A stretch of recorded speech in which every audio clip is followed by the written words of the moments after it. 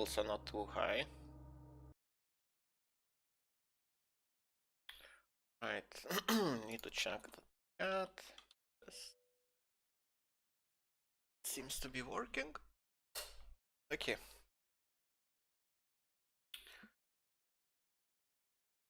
Delete the bad ideas box. Probably.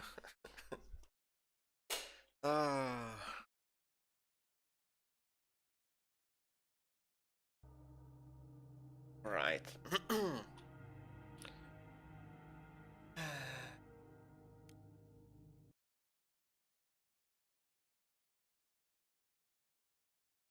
I wish the game didn't mute itself when the window is not in focus.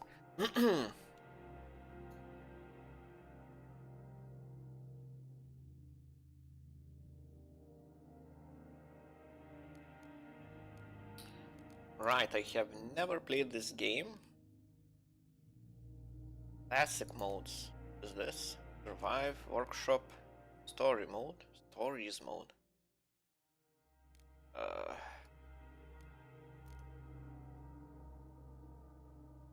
Final cut.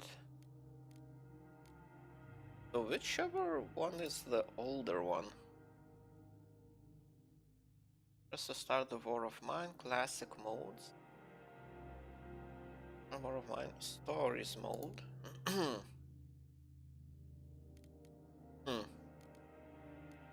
Yeah, I have no idea what's the difference.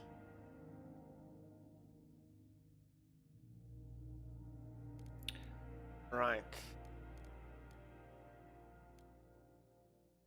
I wanna play the classic mode, I think. Oh yeah, I need to change the thing on Twitch.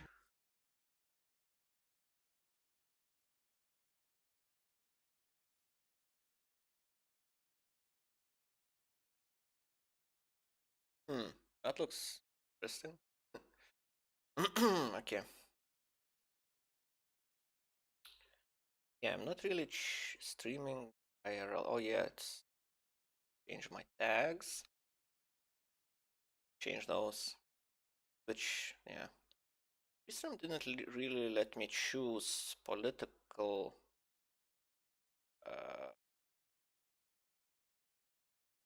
Don't even remember how do I do. Right. Game development. Nope. Is politics. Tags. English, Russian.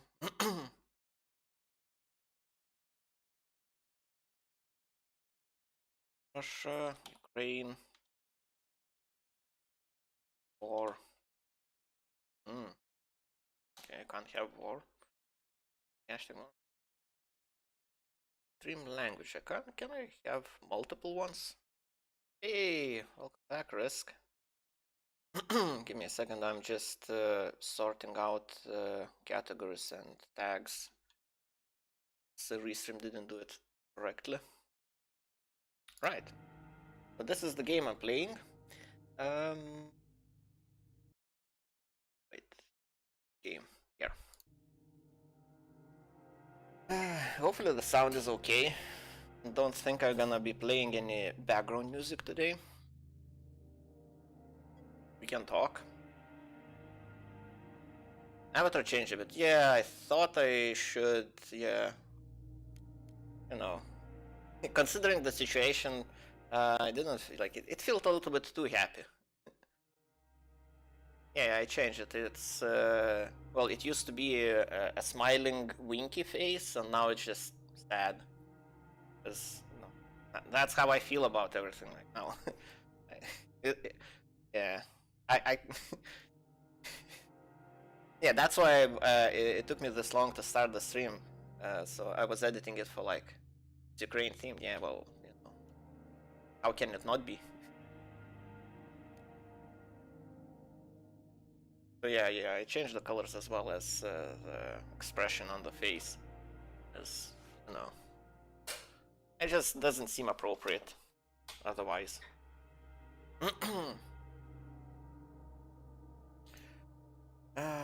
Right.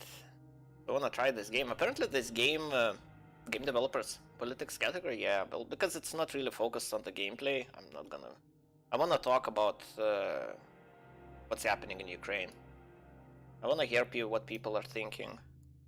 Maybe people have questions.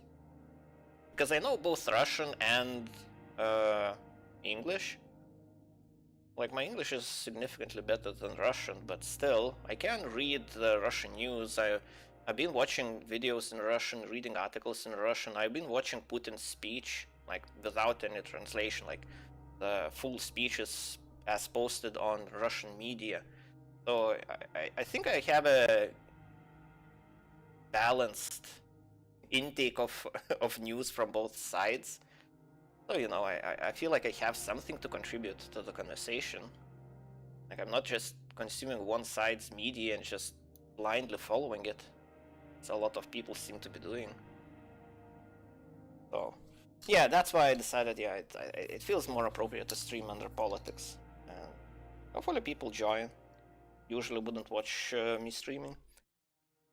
And I don't really want to be like, I've seen other streamers, they're just watching live cams from Ukraine, and yeah, I don't want to do that.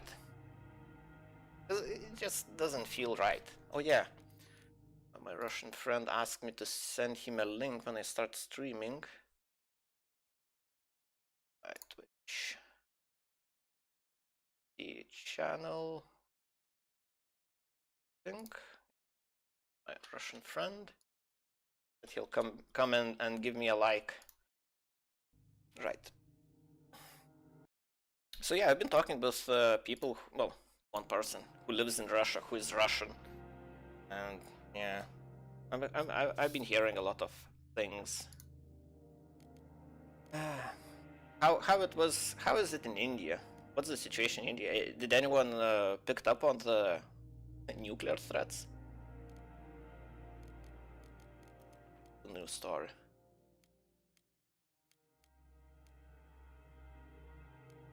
Where's the tutorial? I never played this game. People all mods for best experience. Yeah, well, I don't have any mods. I just installed it. Like, watching news is just sad. Is the audio okay? I have no idea.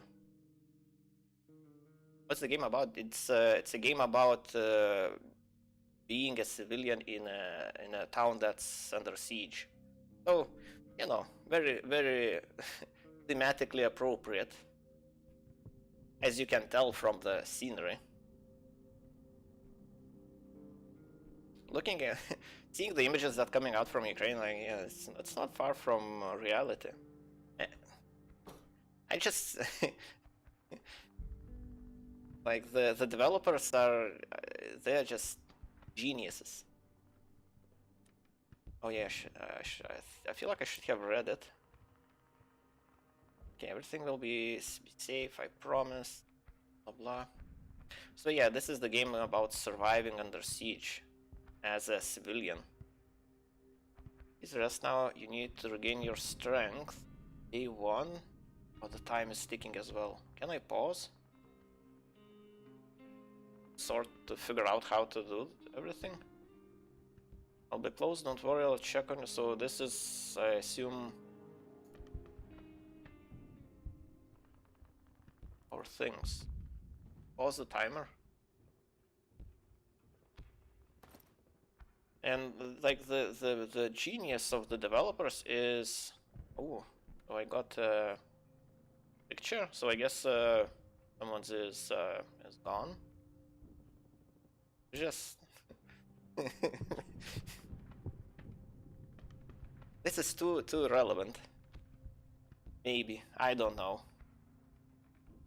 Well, as someone who's not in Ukraine, I have no way of knowing. Hang in there, right? What can I do? Ah, so I can sit on a chair. That's nice. So I assume I can sit on this pile of garbage as well. And that's an interesting layout. You just... Okay. Searched 3 materials. I guess wood, right? Lockpick. Single use, but it opens locks quickly and quietly. Oh, I guess so. It's important to be stealthy. Well, maybe it makes sense. So how is it in India? Risk, tell me. Tell me something, ask me something. I wanna talk. An essential component for all kids. All kinds of stuff. Plus you can shop it to fuel stoves and heaters. Oh, okay, so for heating. So I guess nothing changed in India. Yeah. Oh, I guess. Well, this is where no child should have to go through all of this. Or yeah, well, this is true. Oh yeah, what is this? Clean water. Some relatively clean water. You'll need to prepare for a good meal or make alcohol. Okay. And the big guys had a meeting yesterday. President,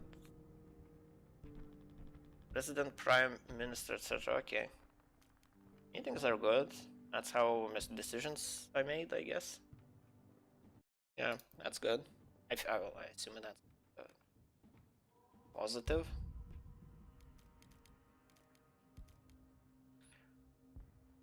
Electric parts.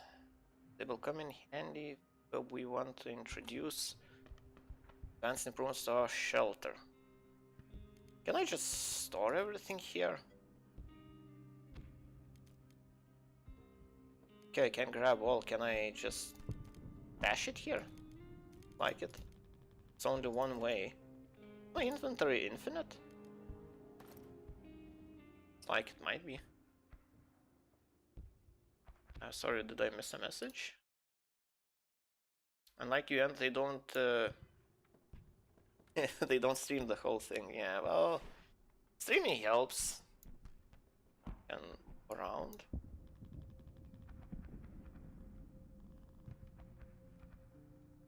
Okay, so it looks like I can explore a couple of houses. Oh, so this is locked. And there's a pile of garbage behind the locked door, like, worth going through that? Interesting. This.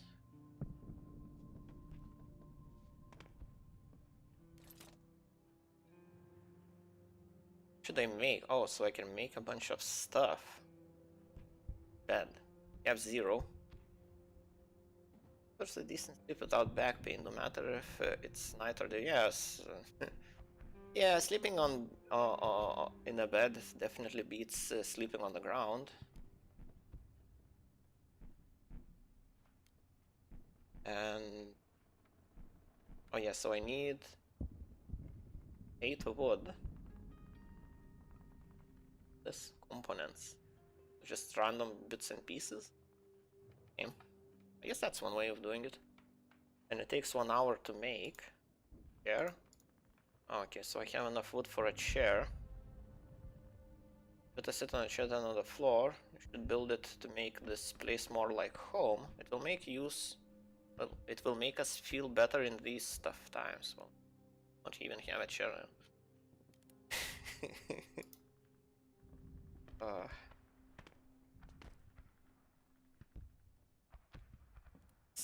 Yeah, rummage through more rubble, I guess.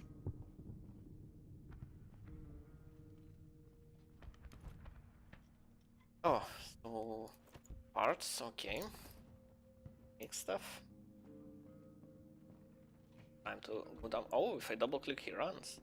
Where's my stamina? I imagine not infinite if I can run. Oh, so you have multiple hungry, severely ill. Okay, that's not good. Sad. Understandable. So he's digging with his hands through rubble. Okay. Don't have anything, you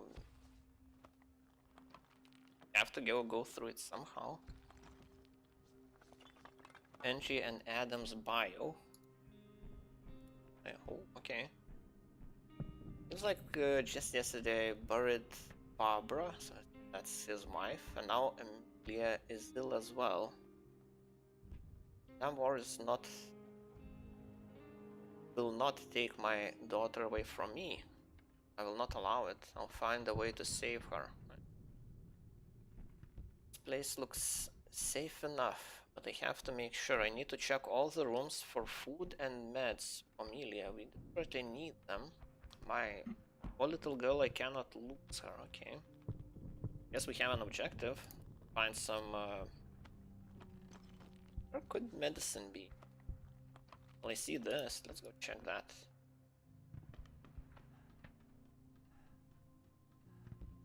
Maybe they're just... yeah, it's marked. That will make it here.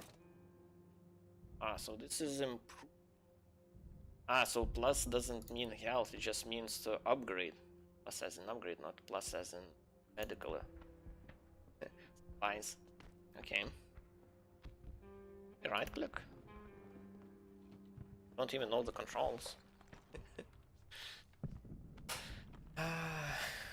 Yeah. Seeing you and stream, like, I'm not sure if it's... UN Security Council India decided to what was it, abstain from voting? It was India and a couple other countries. China.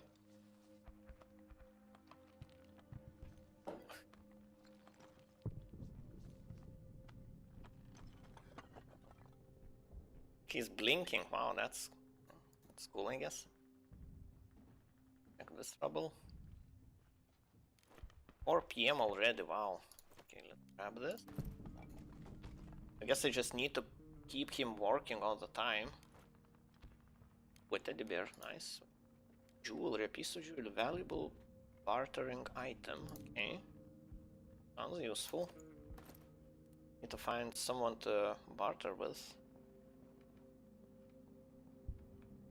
Maybe I will be so happy, huh? I think medicine would make her happier. Okay, let's go. Boy. I need to break into the neighboring house. Oh, it doesn't look like there is anyone. Yeah, there are no tooltips or anything. Not what I found. Push. Doggy. Doggy.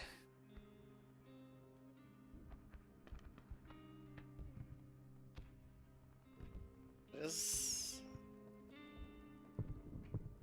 for observation or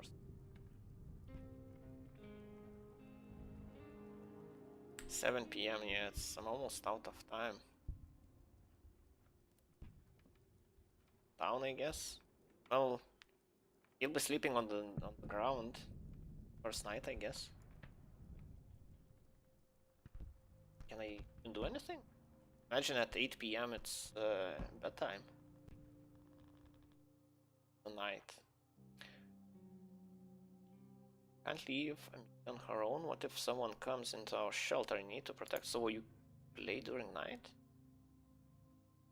So a guard. Ah. 5 seconds equals 30 minutes. That's, yeah, that's fast pace. Oh, I can't sleep? So when do I sleep if not during nighttime? Brother's house. Our shelter, okay. Can't get there due to fighting. Oh, so this zone is locked because currently the fighting is going on. Damn, the videos I've saw on in Ukraine, like how they deal with people who are breaking curfew, like, yeah, you definitely don't want to go anywhere close to where the fighting is. Because if they think you're up to something, yeah, they won't be diplomatic. Scavenge or guard, yeah, just stay guarding. 2. I wish you could pause time. make it so much easier to orientate yourself. I saw one video where a tank, tank crushing a car. It wasn't a tank. Well, well, maybe you saw a different video. I saw armored. It seemed like a armored infantry support vehicle. It wasn't a tank. It had like yeah, but it was from what I've seen in the video I saw. Old man, but he survived. So yeah, we saw the same thing here. It was a miracle, yeah, that he survived. I'm sure for for one of those survivors there are like tens that didn't survive. Because even Ukrainians were warning in the videos I saw that people just shouldn't go out, don't try driving, just hide your cars, because military people don't really look. They have like their objectives, missions to accomplish, and they don't care if they hit anything. They just go as fast as they can. 1 in 1,000 chance. So yeah, imagine like how many of those didn't survive. Something like that. Because I don't think that was the only instance of car with people being run over. The night was calm, apart from the echo and the distant shots. Let us hope it won't get worse. Okay, let's see if does this pause time? Well, it does. Some thoughts. Fortunately, my shelter is a place where I can get some light from war. I have a chair. I could also use an armchair. Okay. I have a bed and I sleep in decent conditions. If I get sick or wounded, I'll have a place to rest. I have radio and I like listening to it. I really miss books. A good book could help me forget the horrors of war. Staying here offers me slight respite in these hard times, but I feel lonely. I lack coffee. Okay, so I guess coffee is a valuable thing. Yeah. I can definitely see that being true. My shelter was in breaching the wall, so I am not safe here at night. So where's the breach? I guess this is the breach. Oh, he's calling radio, okay. Bandages are medicine, okay. One can give us some guidance. Like it?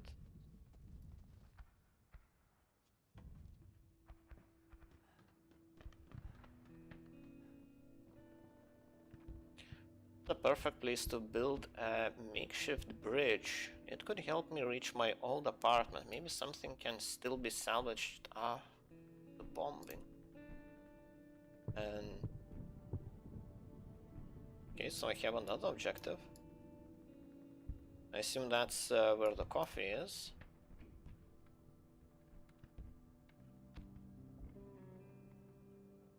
Okay, let's go. I actually have to go through. I have to lockpick this. Oh. Can't I just kick the door out? Like, who has armored doors in their house? Like, you might have an armored door going outside your apartment, but between rooms. Oh, I guess this is outside of the apartment, actually. This is the stairway, and this is apartment. Why is this locked as well?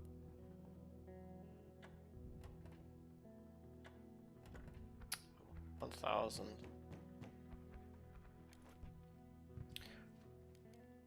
Basic items, some food, water. Ooh, and books. The book is uplifting. The more we have, the better.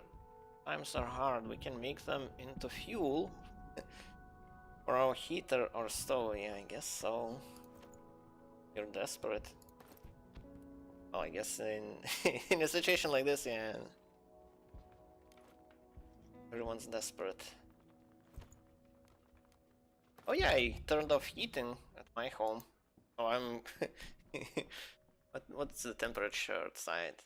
Yeah, it's 4 degrees Celsius, and during night it's -2. And yeah, I just. my way of solidarity, I guess.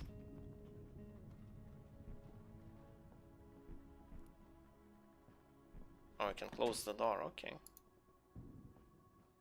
Sounds.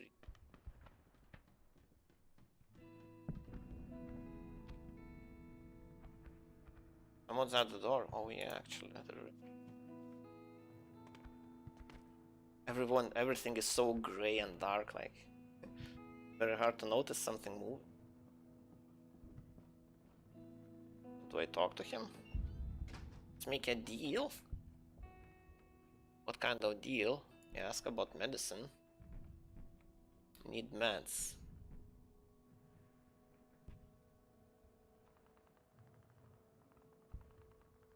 Oh, you're the guy from the radio. Oh, so someone heard me. Yeah, man. Those are hard to come by, my friend. Well, yeah. That doesn't help me. Right, I do what I can, but I can't promise anything. I nearly got shot on my way here, like... And he didn't take anything? Did I give him anything? I don't have food. He was asking for food, wasn't he? Saw something here downstairs. At least yesterday I was able to... It looks like just washing machine, okay? Since you're streaming a game, you could have removed the chat box and maximized. Why? I like this setup. I think it's... I could have. But then I wouldn't have space for Ukrainian colors. Oh.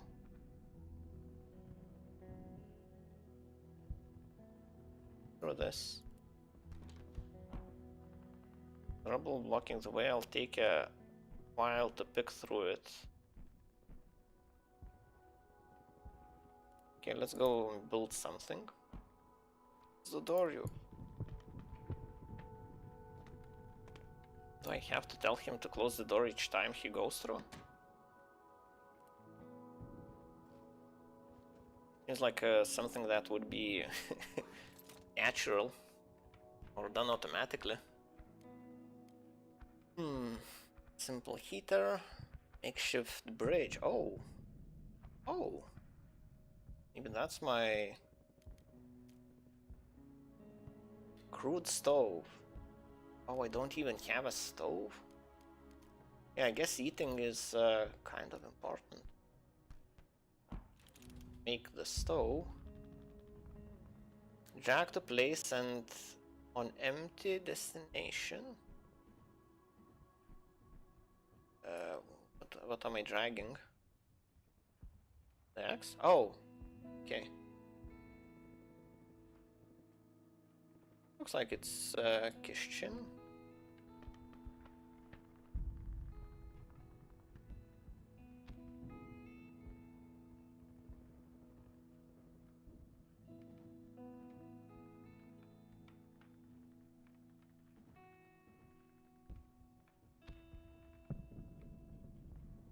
Well, it's kind of important.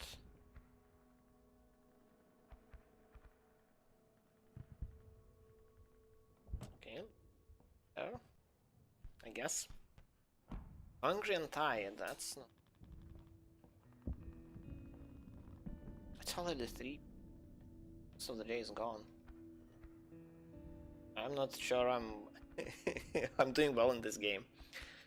So you rank 11th place in the politics section with Russia tag involved. Yeah, well, I want Russian people to come here as well.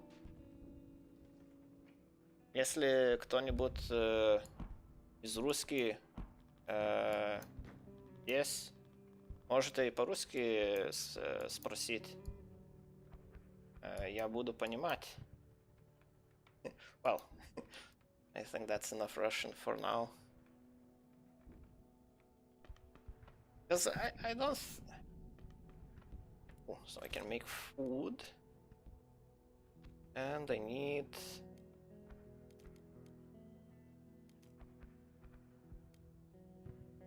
Box. I use a box? Oh, let's use this. Yes, exactly. I don't even remember what I said. Oh, the Russian thing. Yeah. Well, you know. Let's see, can I make some food? Oh, I need 2 pieces. Do I need to consume 2 pieces of wood to cook? Okay. That's a very primitive stove, I imagine. Well, from the looks of it. I was making... I was making firewood by burning fire. That's good, I guess. What's the difference? Cooked food, a simple cooked meal, more nutritious and tastier than raw food. It gets even better and more filling with vegetables. Yeah, vegetables. Yeah, water, vegetables. How many? So I guess I can make a double portion. Okay, let's do that. I would make a basement when I make my house. I'm safe from nuclear explosions. Yes, that will something to eat. Well, I did. Also, I can comfort, and depending on what items I have, I can do different things. Found some food. Yeah, I did. I can upgrade the stove as well.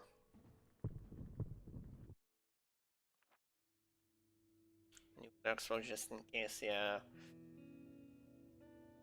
And go. Okay.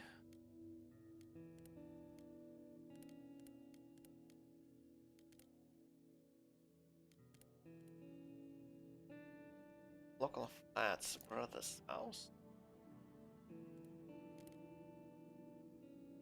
The last time I visited him there, I don't remember, nor do I care. If I ever see him again, I will be too soon. Ever see him again?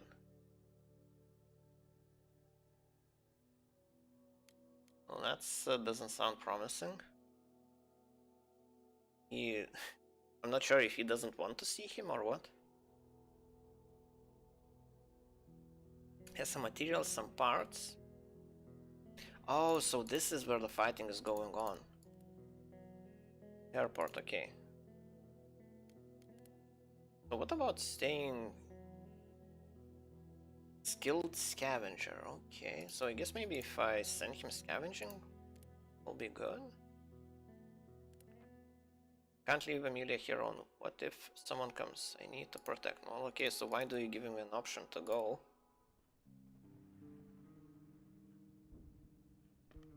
Ah. Night was calm, like previous night was calm as well. Distant shouts. Let's hope it won't get worse, yeah.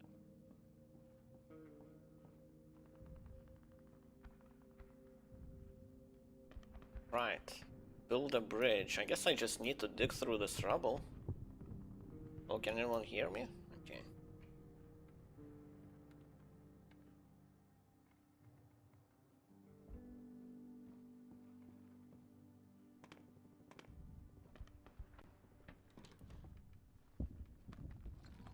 Right. I've heard that, well, official news stated that, well, it's about the Germany decided to commit to spending 100 billion euros on their military. I'm not really sure what to make of it. Doesn't sound good. Was that the door again? Adam, we need to talk, so he knows me by name. Are you? Come. Hear me out. Told you already. This is the brother. May Yeah, they may be planning on something. Oh, she's our ticket out of here. The corridor I told you about, we're in luck. Rather, they prioritize parents with children. She's not your ticket, she's my daughter, and no way she'd survive that in her current state. I'd have to carry her and make frequent stops. They'd kill us before we get anywhere. Okay, that's always a pessimist. I'm sure she'll make it, and she's our only chance on this hell. Willing to risk her life for that. I just want to get out of here. Desperate times, desperate measures. You have to be safe. If you're too scared, I can take her myself. Yeah, you'll touch her, I'll kill you. Don't want to see her again. So who was he? We have an entry. Ah, so my fool of a brother can get himself killed if he wants, but I won't risk Amelia's life. So I guess I'll be fighting him next night. Her through the middle of the war zone, we'll find her. Okay. Let's go keep digging. So he's hungry, slightly sick, very tired. Well, if he hasn't slept for 3 days, that makes sense. I don't really know the mechanics of the game, so I just want to talk about the war, Russia and Ukraine. I mean, damn, the Russians are like the only people that are more scared. Well, Ukrainians. Well, not talking about Ukrainians, but outside Ukraine, people who are more scared than Eastern Europeans is Russians themselves, because they have no idea what's going on. Like, it is forbidden to talk about politics. It is forbidden to use not official Russian news sources. So they have, yeah, very little knowledge, especially if you don't use internet or Western internet even, and just sit at home and watch television and listen to whatever is being told you on TV. Like, yeah, they have no idea what's going on. For them, well, the message from the Russian government is that they are fighting Nazis in Ukraine. So, yeah.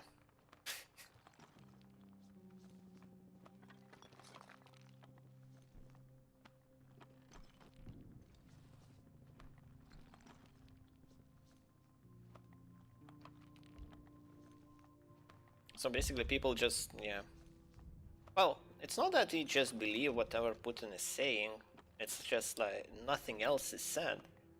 They get the same message repeated. Hey mom, what's that giant thing falling from the sky? Don't look at it. Well, if you can see it before it explodes, then yeah, it's too late. Something must be blocking it from the outside. So I dig through all of this rubble for nothing? I actually need to build a bridge.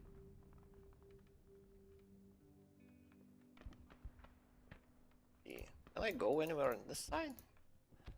Run. Slightly sick. Haven't he? Thought he ate something.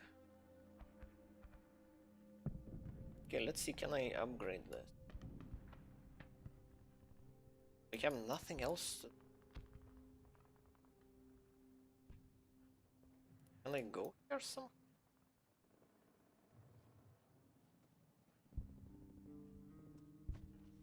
Yes, I can't. Can I? Seems to be going somewhere. Oh. Everything okay with Amelia? Okay, let's check.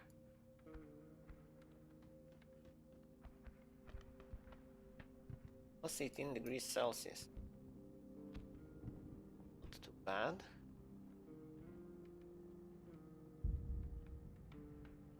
So I guess since I don't have enough materials, I just need to wait for something to happen. I just don't know how to...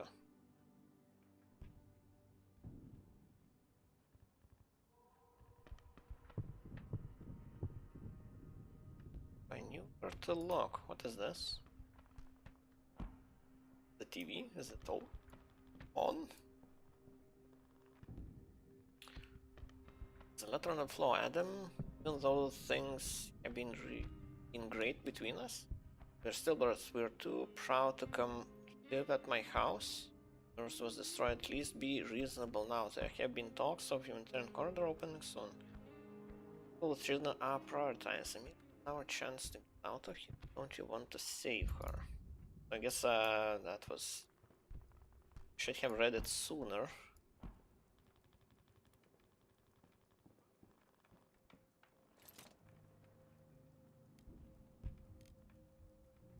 What else can I have nowhere near enough materials. Build a bridge, consumables. Filter. Single-use filter to purify rainwater or distill alcohol. Make it out of parts. Sure.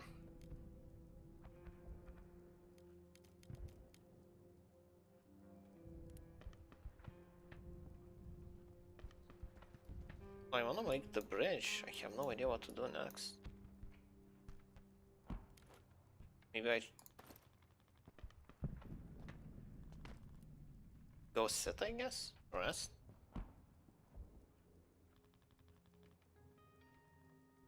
Does it help? I can't sleep. Why you can't sleep? Sleep in bed, sleep. Oh, so I just have to guard, okay. Hopefully something happens, because this doesn't feel good. Is watching over Amelia without rest have taken their toll? Adam passed out from exhaustion when he got conscious. He realized that the bed was empty. Amelia was nowhere to be found, so brother came and did his thing. Oh, what's going on? I don't...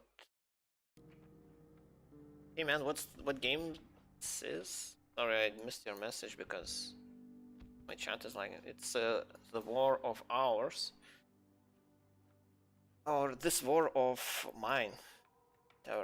I renamed the stream in this war of Putin's because the developers of the game are giving away all the money they are getting from the sales now to help Ukrainian. Well, to help Ukrainians. So, no sign of struggle. She knew the person who took her. We all know what happened. Make a weapon or something.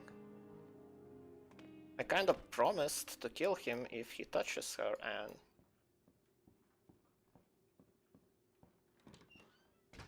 and in midst of all this amaranth, I still having ASMR streams. My viewers are same.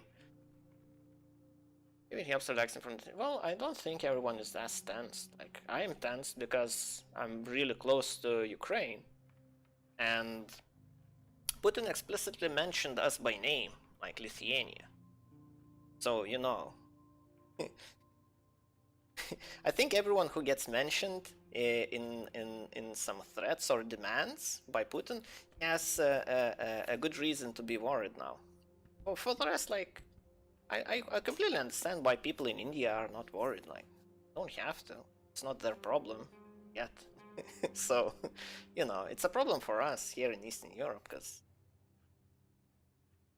it feels like it's a preview to what's gonna happen here, like what's going on in Ukraine. Even, and probably here it's gonna be it's not gonna be as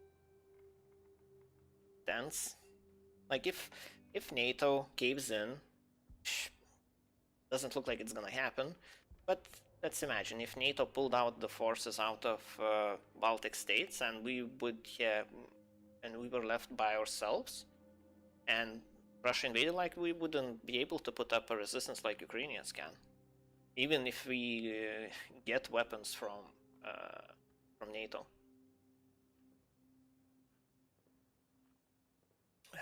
Footprints of a grown man. My brother really did this. I need to pay him, isn't it? Well, I imagine he will be claiming ignorance.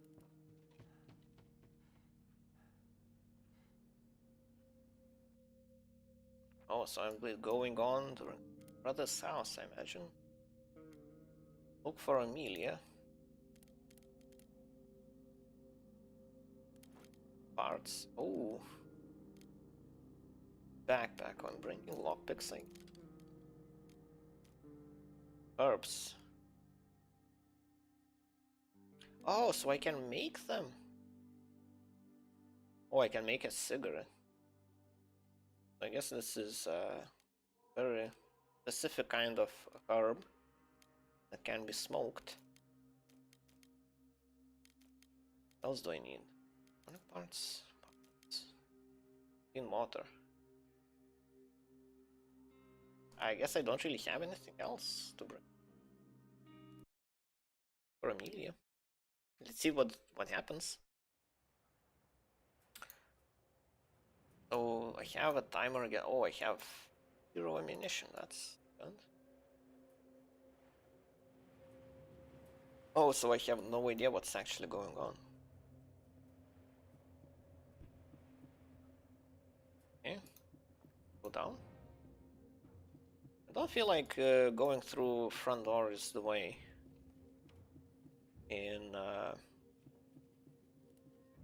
this. Lock this. Oh, so I can hear him walking. Okay. Look, this is where my brother stores his gun. He probably has the key. Depressed, determined. Okay. Will he hear me if I do that?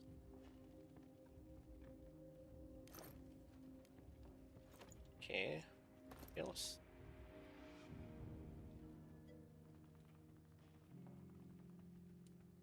What is the category of the game called?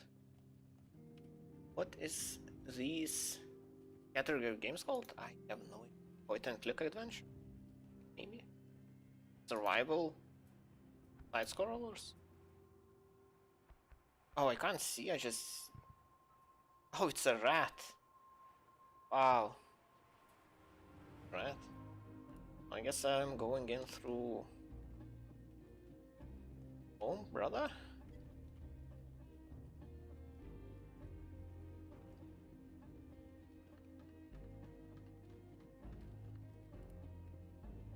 Fine.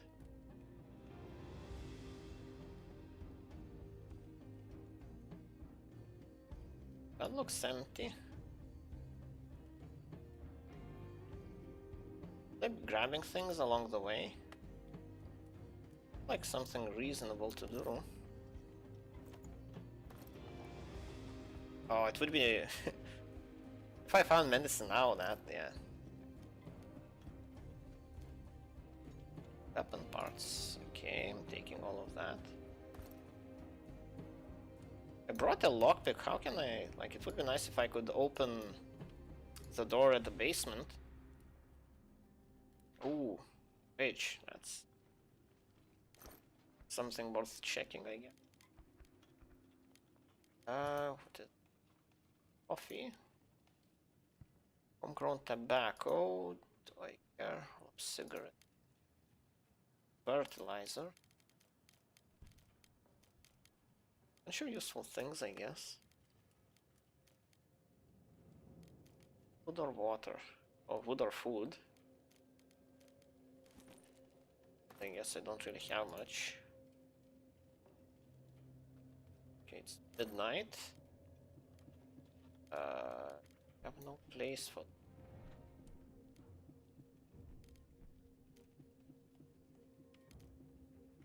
okay, I can leave one of these. Take a look what's here. Oh, so I can... Okay. Don't really want... Okay, let's check. Maybe there's something... Probably fertilizer. More parts. Cool. Seems. Indie is not a category of games. Indie just means that it was created by a small developer, like, or, well, independent developer, that's what it stands for. Ah, so we just searched and found nothing? Night was calm. Okay, but I was looking for... Very hungry. What makes... I guess. Yeah, this isn't looking good. Okay. What do you mean, okay?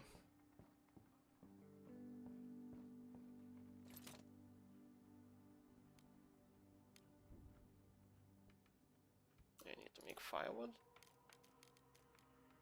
Make... Oh, I should have made 2 of them right off the bat. I thought it's a category of low graphic story games. No, indie just means that the independent developer made it. AKA not a AAA, like not a major game development company. Ooh, so more efficient stove allows us to prepare cooked food more efficiently, saving fuel. That would be nice. So I need a little bit more parts. Oh, I need a lot more components. Okay. I'm gonna use a box if I can help it. No graphic story games, yeah.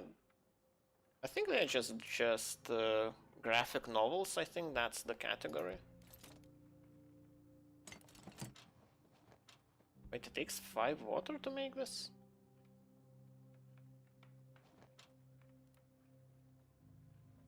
Ah, so I'm eating. Okay. I'm just hungry now. I wouldn't mind another helping. Right. Very tired. Slightly sick. Oh, there are some things I can click on.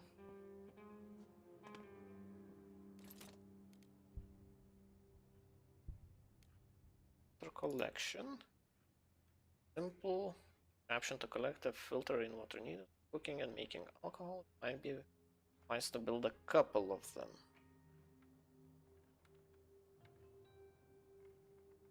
Shelter, so we don't get ill. Prepare fuel for its wood. Books or various components. Moonshine still. With fish, some water can and sugar we can make a full foul tasting but strong booze. But then barter it for things we need. Just don't expect too much. Seem like a necessity. It would be great to listen to current news and weather forecast. We could be better prepared to deal with hardships. Knew about them well in advance. When there's nothing on news, you can listen to music and brighten up the mood. I guess I should have made it right off. Well, I don't think I had enough electronic components. The components though, the normal ones.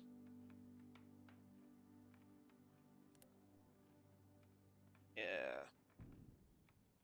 Maybe I should just sleep. Where else can I go? Yeah, I feel like I should sleep because I can't think of anything else to do. And I'm very tired, so... Recovering, slightly sick, okay. Doesn't... No blanket? Actually sleeping? Can't tell. Or he's just laying down. Might be just laying down. The excuse would be for a new queer. Okay, We annihilated a city of 50,000 in a sea of nuclear fire in a peacekeeping operation. Saw this on Reddit. No, it will be in self-defense. That's what Russia is saying. Putin is saying that they are attacking Ukraine in self-defense. Yeah.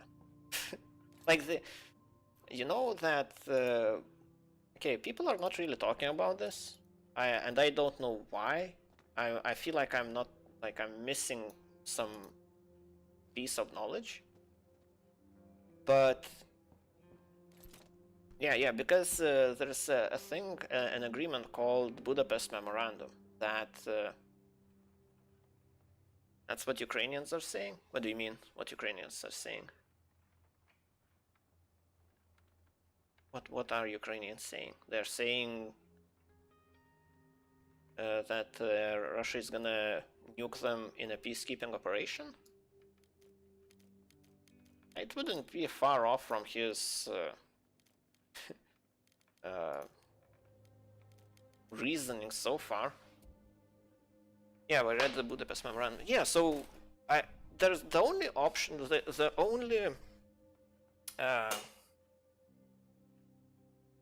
only conditional thing. Now they're saying we are only self-defensing. You mean the Ukrainians are saying that? Well, it's obvious if they are being invaded. Like, there is no doubt that what they're doing is in self-defense, pretty much. But Putin is saying that they are attacking in self-defense, and I imagine it's because in Budapest Memorandum there is an exception that they can disregard it in case of self-defense. And that's why Putin chose that wording, that he is doing this in self-defense. So he can say that, yeah, Budapest Memorandum doesn't really... He found a loop, yeah, well... yeah. He tells his own people that it is to get rid of Nazis or fight Nazism in Ukraine, and he tells everyone else that it's in self-defense. The world is not that dumb. Yeah, collectively, individual people are not dumb, but when you put them in a huge blob, a huge mass, and yeah, you would be surprised how stupider people get.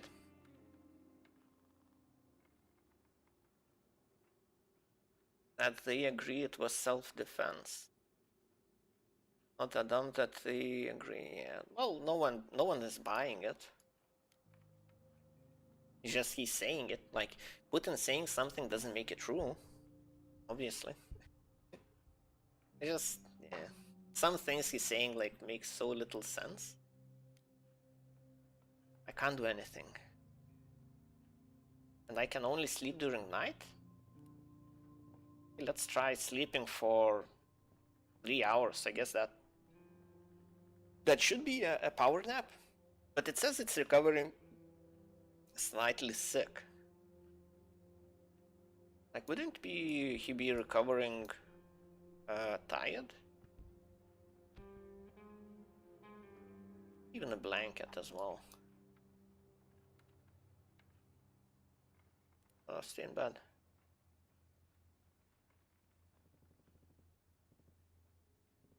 Or depressed. I need to build a bridge to get to the other side.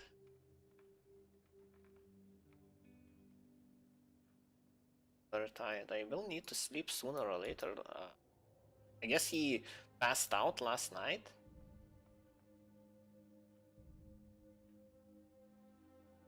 Yeah, it doesn't look like he's recovering at all.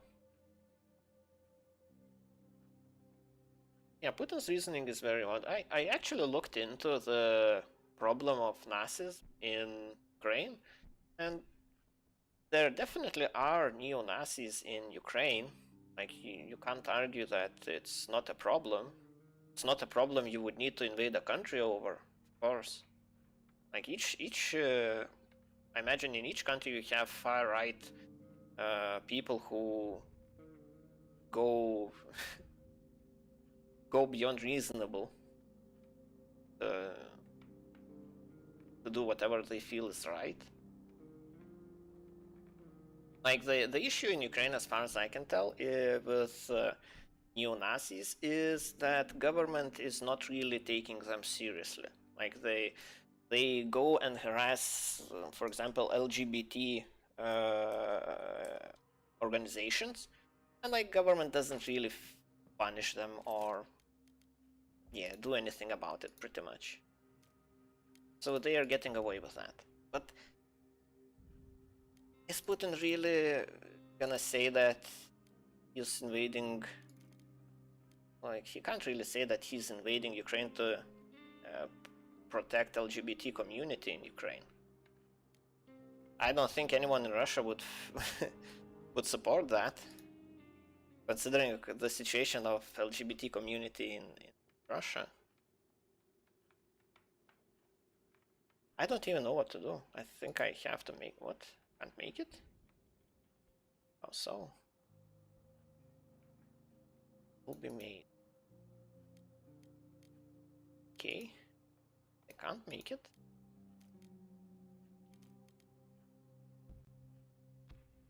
Metal workshop allows us to make tools such as shovels for clearing rubble, crowbars for breaking doors, and knives for self-defense. We could use more advanced tools or even repair firearms. Guess that's worth making. I have my... I feel like putting it close to a window is a bad idea.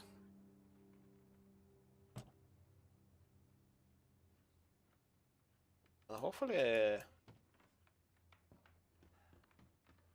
there aren't any Russian snipers looking at the windows.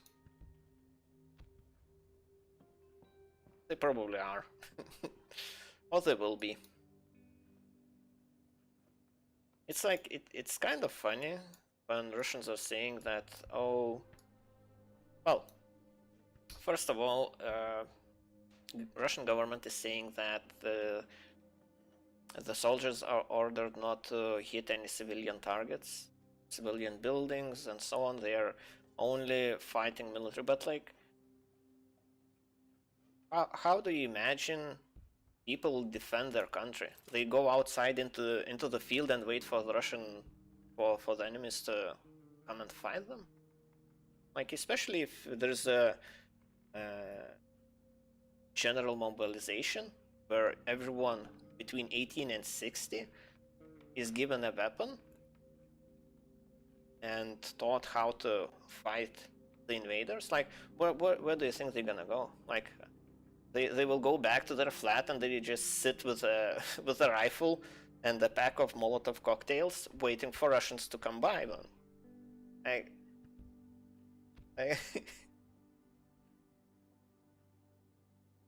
can make a shovel. Add more components. Knife would be good. So expensive. I can't make anything else now.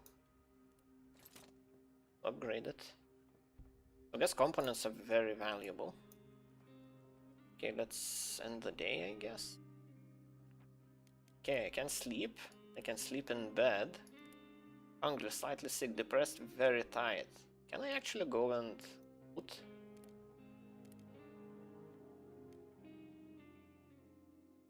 There might still be some clues leading to Amelia. I'm sorry, I think I'll have to... Wait, what was my option? Night was calm part. Adam's film measures, we just have to keep eye on him. What? Did I pick an option to sleep? I guess I did. I made a taste taser last year with a broken camera. Was very powerful compared to normal tasers. Oof. Well, how do you know how powerful normal tasers are? Sounds a bit ominous. So I just slept through the night. I have nothing to show for it. Can't do anything. Guess I can make some food.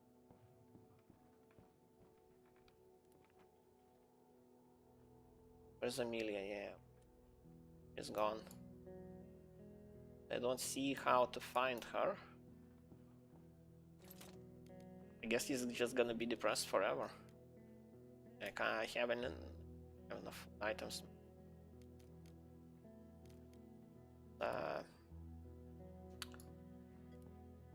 Okay, let's do a radio thing. The current was so large that it melted the knife and shorted the terminals. Wait, I need to tune it myself? Next few days it should be normal. I actually had radios like that when I was a kid. I played around with radios like this. It'll be warm and pleasant, a bit windy. I wonder, like, it should have this classical music playing. Okay.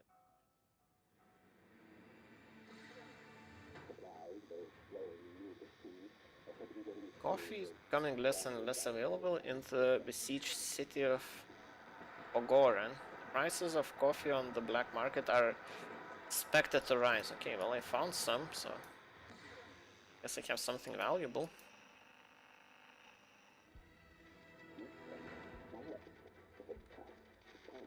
Under the pressure of international communities, the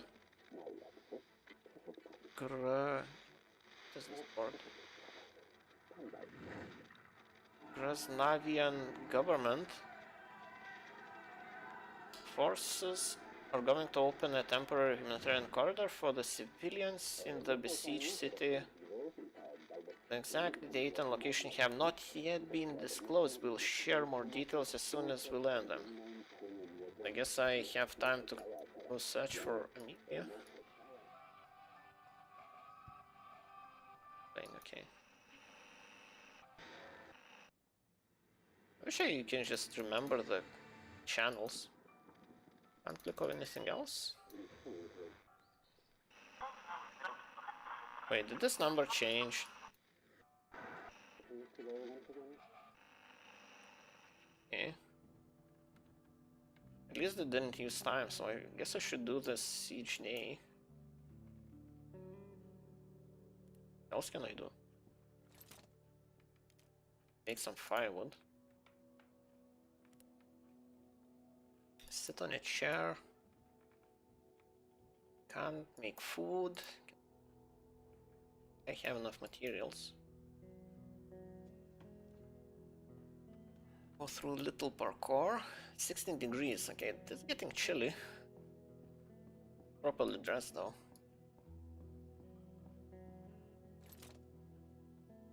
I can't make anything. Okay. They just go to bed at 9 AM. Like, I can't do anything until the night starts. Look for Amelia. Oh, I can't. Can't scavenge. Airport. Let's go to airport. What should I bring? Maybe jewelry? Trade with someone? Okay, let's go look for Amelia. I guess instead of scavenging, I'm looking for Amelia. Oh yeah, the Russian forces destroyed the biggest, largest airplane in the world. The Antonov, whatever it's called.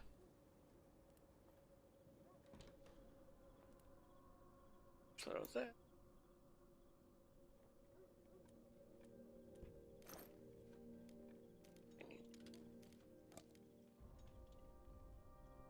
Let's take all for now.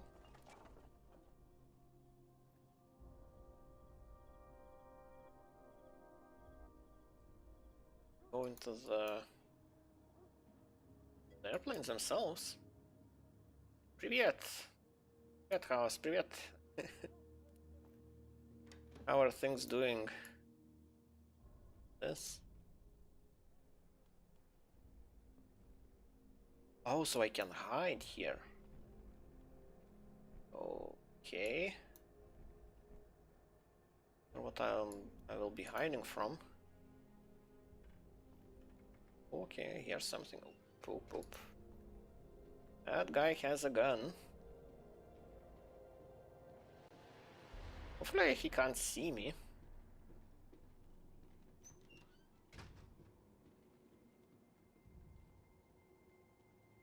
Okay, well, that was close.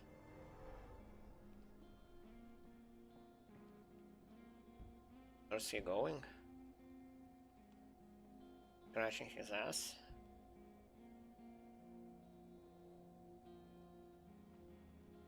I can hide there. Were in the high command, this war would long be over. Master strategist there. Left. Knows all the answers. Well, I guess it just shows that there are two of them, so...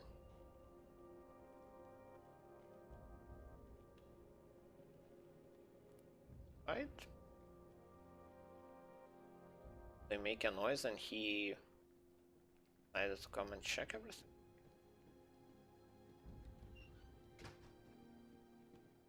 So I guess while he was upstairs I could have gone out.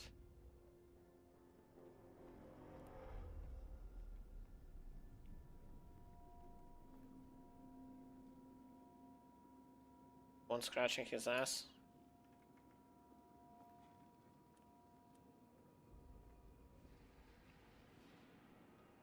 Have enough time. Guys.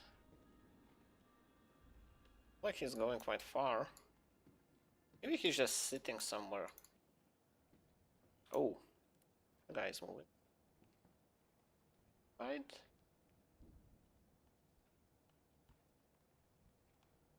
Air guard duty. Well, be a soldier then. What they do, for the most part. Any news about the peace talks? Haven't checked. Yeah,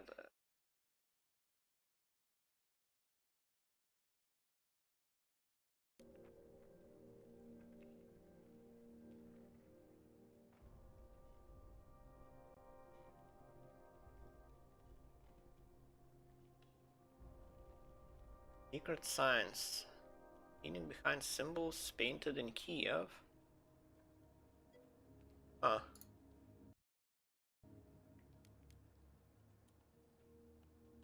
Don't worry, Chaos knows English. He understands English. Don't have to write in Russian.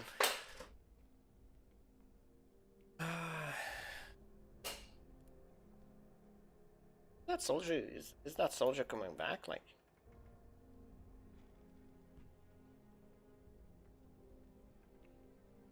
I guess if I get caught, like there is back. I wonder if he will hear me opening the door. So probably will.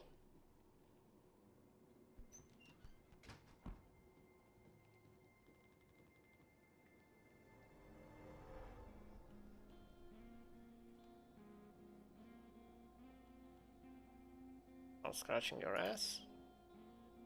I will open the door in the meantime. I won't go through this rubble though. Sergeants are everywhere. The city's crawling with them.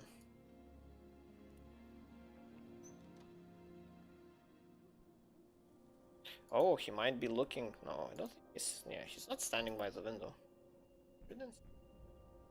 Hopefully. I am confident.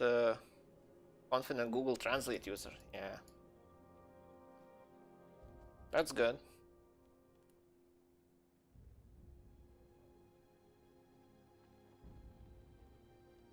I wonder where the soldier is going to. What's his destination on the other side?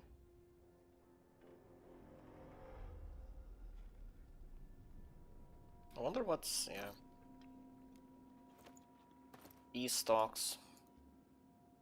Like Zelensky said that he doesn't really trust the talks. Wait, I can't go anywhere near? So this is it? The end of this area?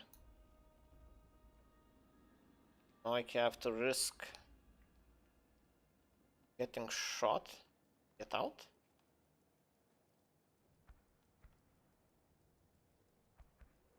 Oh, it's 4 a.m. What's happened? What happens if I...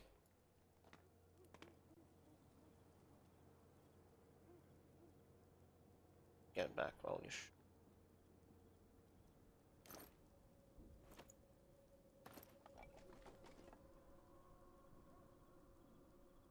Just make a run for it?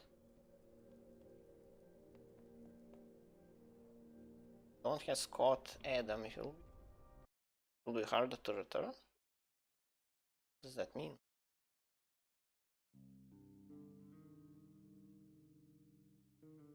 This thing? Oh, seems like he made it.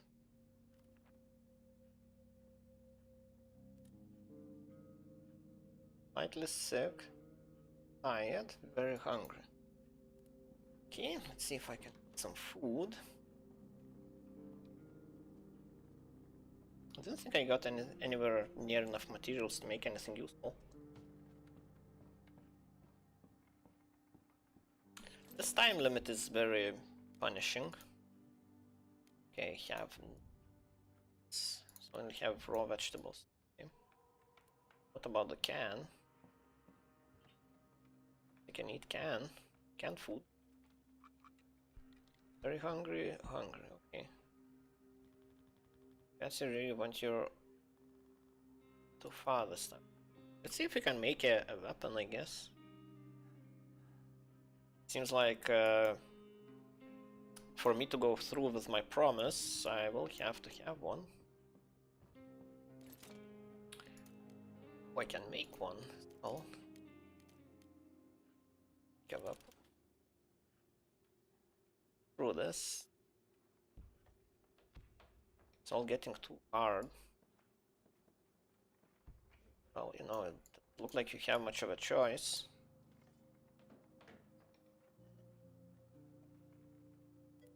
Okay.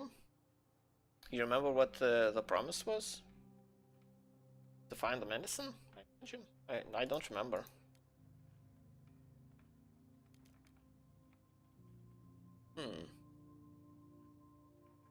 Okay, I can't make a shovel, I can make a lockpick. That's it. Okay, well, I have one left, I think. I have one left. Usually skip the narration in the games. I usually skip the narration in the games. Yeah, I usually do as well. Usually I play games for just to pass time, I guess. Not because of the storyline, but I guess this is an exception. Yeah, didn't I listen to the radio? You have a typo on your stream every time. Yeah, I know. That's on purpose.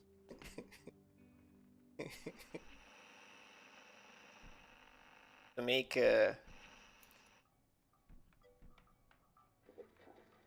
just for it's like a little Easter egg for people who are paying attention. It's not actually my name. Despite the desperate counterattacks by the rebels trying to lift the siege of the capital, city remains cut off. Oh, it's the capital city as well. Very thematic. The spokesman for this for the military said that shelling, winter, and lack of supplies should force the defenders to surrender. Oh yeah, so starve people out. Hopefully that doesn't come to that.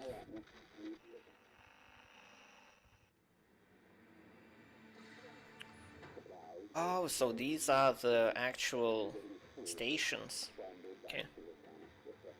Hey, thank you for the follow. I'm not sure. Well, I usually stream development content, not games, but I can't really think straight now while everything is going on in Ukraine. Also, I can't imagine starting a day without a cup of coffee. has become an almost unavailable commodity. The prices skyrocketed and speculators are the ones who profit. Well, at least hopefully I can get some medicine for it then. I know. Okay. This is birds chirping. Actually, it's warm and pleasant. A little bit windy. Everything again. Doesn't show me anything.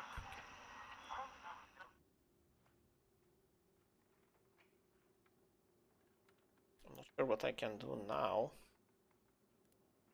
End the day.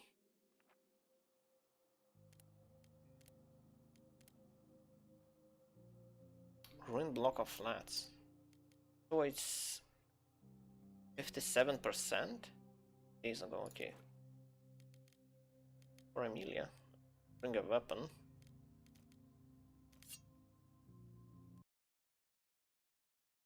I follow your work from time to time. Yeah, well, as a developer, I don't think there's much to look at in my work. Like you're like, as a developer, I don't think it's, at least for me personally, it's not that interesting. I don't find watching other developers program all that interesting work. Wait, he has electricity at his place? Damn. Nothing worth taking, okay. So I exited this way last time. That side.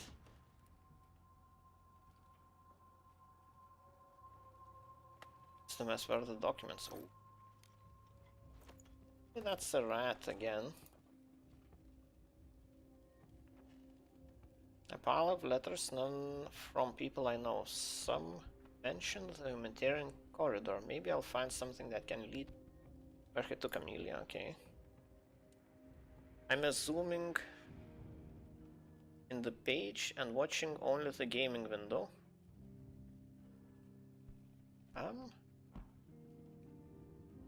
Sure I get what you're... I catch this rat.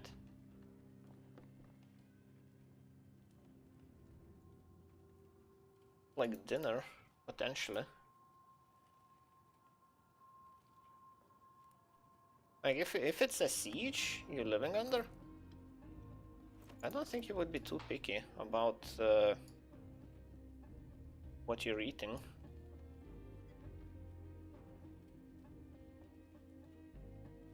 Rat again. Assuming, not assuming.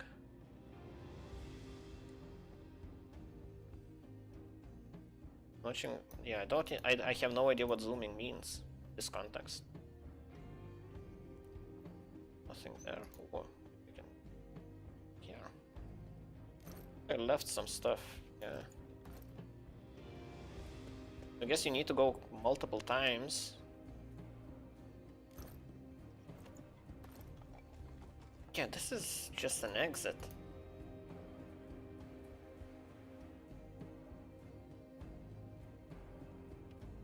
This is, yeah, I guess both sides lead out back home. I mean, I'm watching the game in full screen. And not in the chat box. Oh, okay. That's what zooming is? Oh, you're zoomed in. Okay. Okay, that makes sense. Good thing I have a saw blade. Don't really have a saw blade. Do I need to make a saw blade and come back here again? Hopefully I have enough to make one. Who knows? Maybe. Guess time to go back.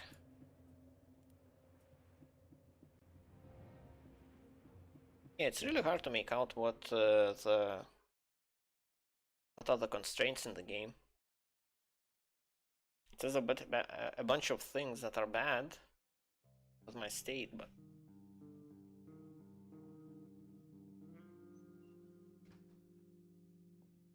okay, let's make a saw blade. What? We've been raided. Things they stole. Ooh. brought some interesting things. Adam Clare isn't well. He could do with something. Well, you should be just taking any pills. Well, not that. Maybe you need some, but you need to know what you're taking and for. Just any pills. I need a saw blade. So I guess if someone broke into my house and stole stuff, they will be coming back again and again, so... I don't see a saw blade. Well, I guess a crowbar is something I need. Maybe, well, hopefully that's gonna be enough. Break to the next building.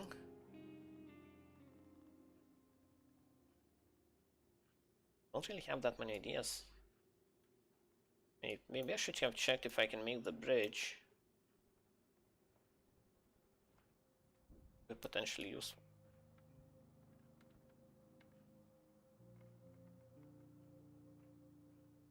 Yeah. Run.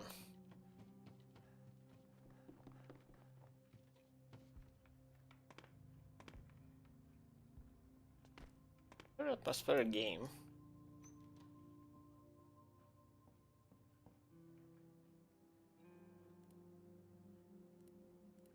Okay, so...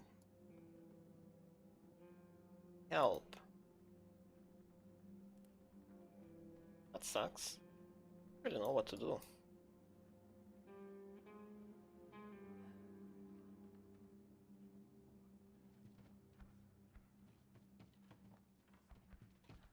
Wait.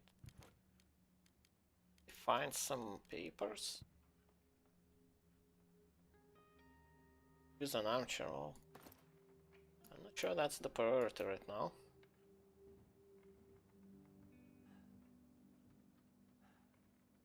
Sick and hungry and tired. And depressed. Right, what does this mean? Like, these are all bad things, but...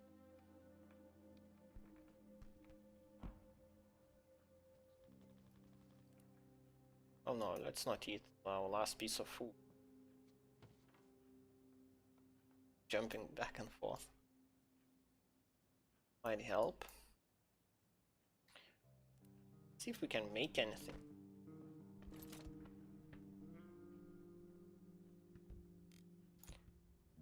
Consume.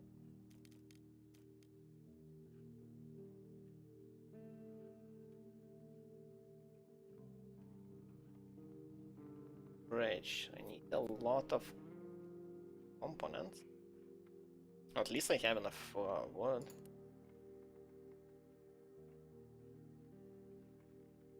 I'm missing something very important. I search everywhere around.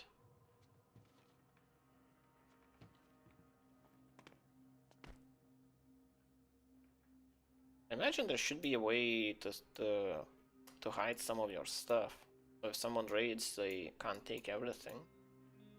Oh, well, I guess you need to keep your food in the fridge, but if there's no electricity, like, what's the point? Maybe we would keep it somewhere in the basement where it's at least cold? I think. Who knows?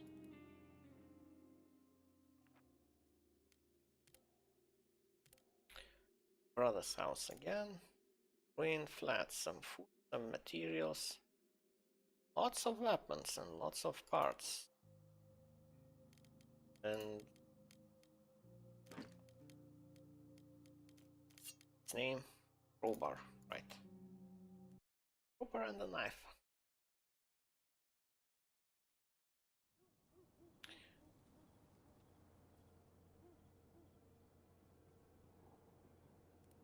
Pile of trash that I will go through, I guess. Wow, the streetlights are still on. They're very optimistic. Because I don't think anyone's paying for their electricity at this point. So it's kind of odd that the people still have it. Maybe they would just be supplying electricity just to help people inside?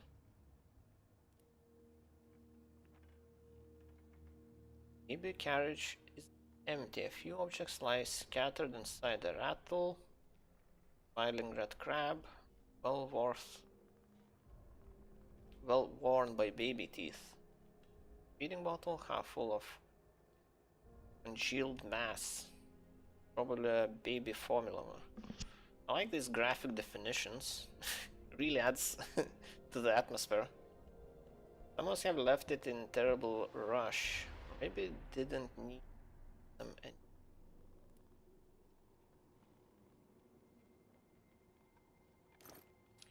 Should look around first. Okay, don't see anything.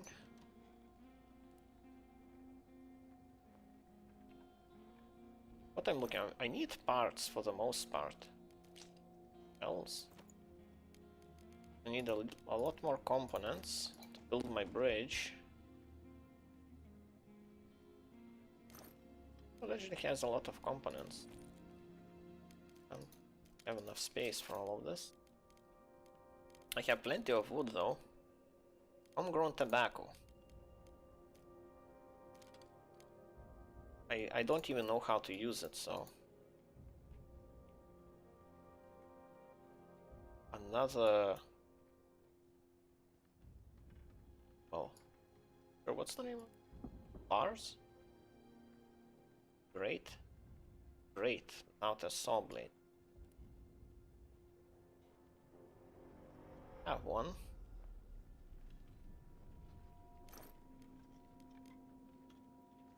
Ooh, a lot of components.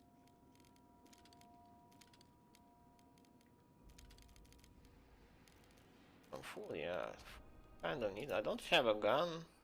Shell casings, empty shell casings. We could make fire ammo out of them. It's worth keeping then. Do you need components? Gunpowder as well. So I assume that's the other component that's needed. Fertilizer. Okay, don't know what to do with fertilizer.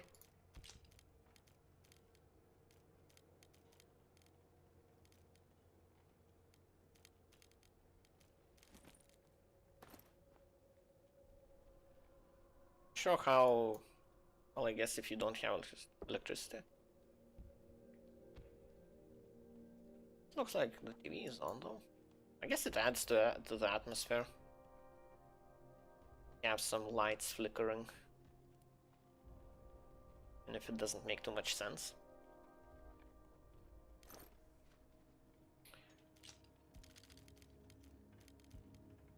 Weapons, so I have ammunition.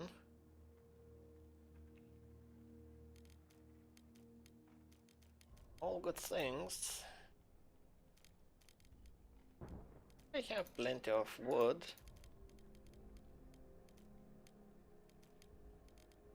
What this? 12? No. 16 pieces of components. We can make parts with components. Having 4 components is better. In any case, I can come back later here.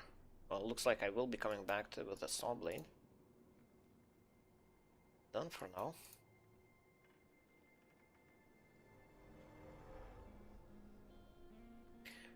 Good thing I have a saw blade. Let's... Okay. The pathfinding is not the best. He thinks that he can go through here just because it's a faster route or something.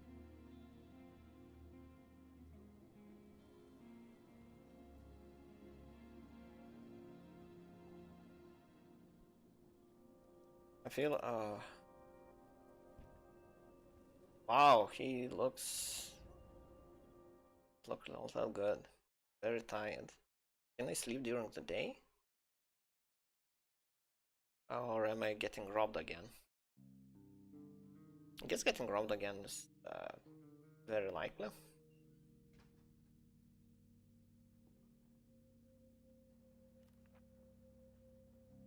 Looks as if maybe we are pushing him too hard. I've been searching for supplies and brought. Okay, well, I was the one who was on control, so. 13 degrees. Okay, it's getting cold. I'm very hungry. We'll make some food. Is sick. Right. Very hungry and exhausted. Oh. Now I'm regretting putting the stove so high up.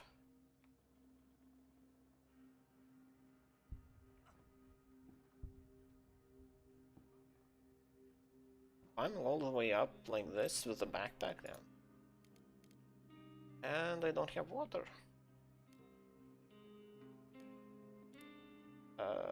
Guess I'm canned food then.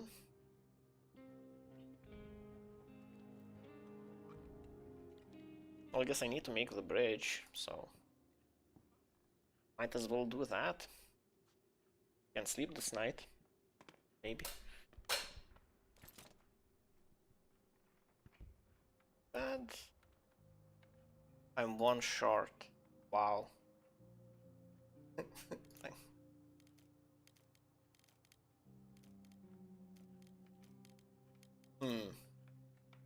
Not sure what to do about that. Can't you just save some screws? Like, can I disassemble something? Maybe?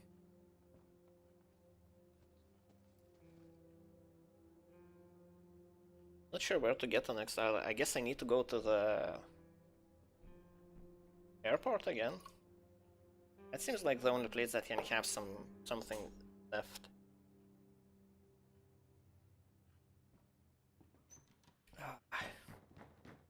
Someone's at the door. Talk.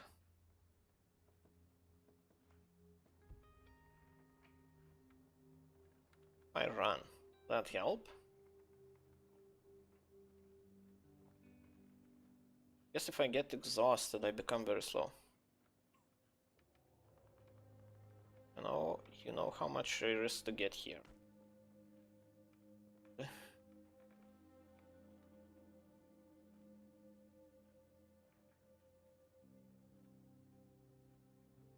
Can you see how exhausted my character is? Here, look what I brought. Medicine. Medications. Tell me what you wish to trade.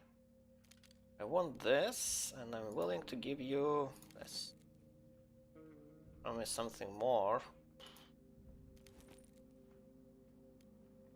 Give you a lockpick. Oh, actually, I need components. Has none. This. Herbal meds. Oh, so this is what it... Okay, so this is the product. I can give you pills.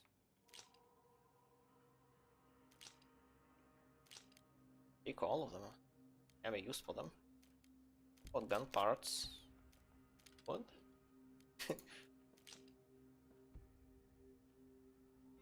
Won't do, try harder, like.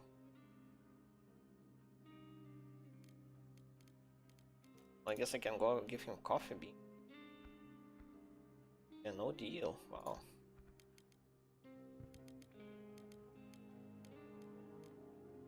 So I can give you coffee, this. Ooh, demons. I mean... diamonds. Book? Want?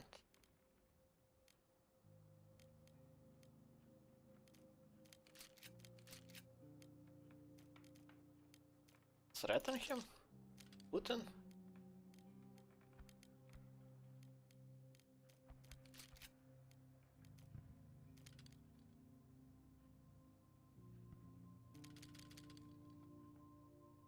Very generous of you. Okay, so electrical components are... Okay. If I take back books... What else can I take back? Right. Diamonds are...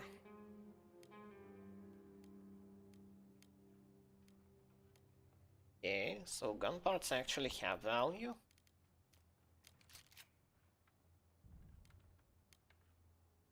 Casings as well.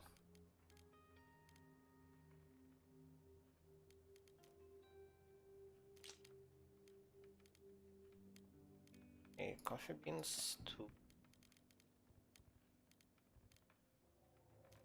It still feels like a ripoff. Like I'm giving so much stuff for medicines. Can't find them. Yeah, let's get...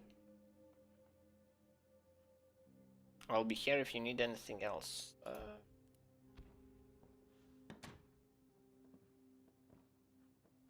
Anything else? Wait, components, right? Yeah, he didn't have any. Maybe that changed. I guess this is where this is what happened to the book. So now it's just firewood.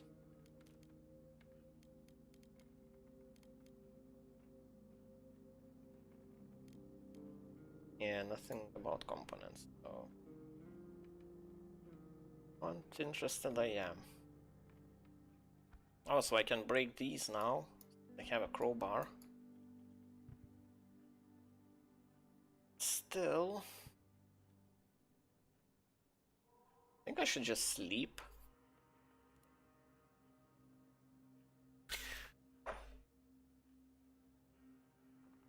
Oh yeah, the radio. Should check for news.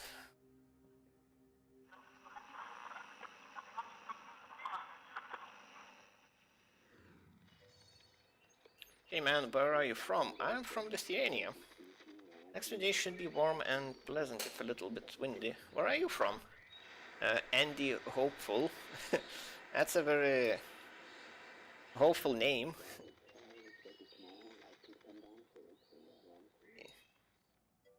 Wish I could say I feel the same. I'm from Ukraine, Kiev. Are you actually from Kiev? Damn. It must be just browsing politics, yeah. It's just insane what's happening. Like, the developers of this game said that they will contribute everything they have, like anything they get from the sales of the game. Yeah, we have internet weird, weird for me to yeah, know about that. Yeah, so that's why I decided, like, for the past 4 days I was just glued to the screens, like, watching everything I can, basically. So yeah. So when I heard this, I decided might as well stream it, because I can't really do anything else. Like, everything I can think of is about, like, what's going on, how everything will end in Ukraine. Like, you can't... I don't really believe any, like... I would like to believe the news in the Western media. I would guess it's very entertaining. Very entertaining, yeah. Sure. It's not about entertainment here. For us in Lithuania, I see it as just like a preview of what's gonna happen in Baltic states. Where are you staying? Just my house. Where else could I? Well, yeah, we have no idea. Like, imagine when the city is under siege. Like, some people say that they are staying with friends who live close to the metro. So when the sirens go off, it's they can go hide there faster. What's at the door? Wait. Okay, let's try sleeping, I guess. Exhausted. I guess this night I'm not going anywhere. Yeah, so I'm not sure. What can you tell? Like, what's the situation in Ukraine? In Kiev? Yeah, well, we have sirens 5-6 times a day, and nothing happens. We don't get scared even anymore. Yeah, that's the issue, because sirens don't mean that the shells are incoming. Just I imagine it goes off when shells are outgoing, They don't know where they are going. They just warn just in case they are going towards a town. Like it's it's the same. It's pretty much the same thing, but with as with Putin. Like a boy who cried wolf too many times. Like no one was paying attention at what he was rambling about until war started. And turns out he was serious this time. So you know the sirens. If you're going off 5-6 times a day and nothing happens, yeah, well, one time when it happens, yeah, it's gonna be a surprise. Sadly, I guess that's just how it is for now in Kiev. Oblon, we are fine and well. Okay. Well, I imagine, yeah, the siege, the real siege of Kiev hasn't started yet, as far as I can tell. Just watching, what, getting, yeah, just consuming the news here. It seems like everyone's waiting for the outcome of the negotiations. Kharkiv is fucked though. Might be so. Well, yeah, there's been a lot of fighting, and it seems like it's been like the control of the city is changing hands multiple times. Here, where I am, just here, distant banks, though. Some gunfights. Yeah, some gunfights, like small arms, doesn't mean all that much because I've seen videos of people being gunned down in streets pretty much. I assume because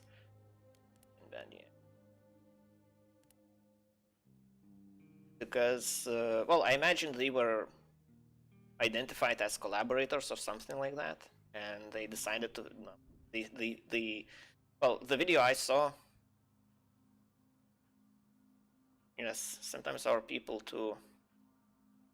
Yeah, so you know, breaking mandatory curfew. Yeah, so yeah, exactly. If you're curfew is no joke. Like I, well, I guess a lot of people are ignorant of it, don't really understand that. Yeah, at wartime, especially when you have a significant Russian-speaking population who are actually, well, I'm not sure how significant it still is, but there are Russian-speaking people who might be like you don't know if they're pro-Russian or pro-Ukrainian. Like, won't get into his mind and see what he's thinking.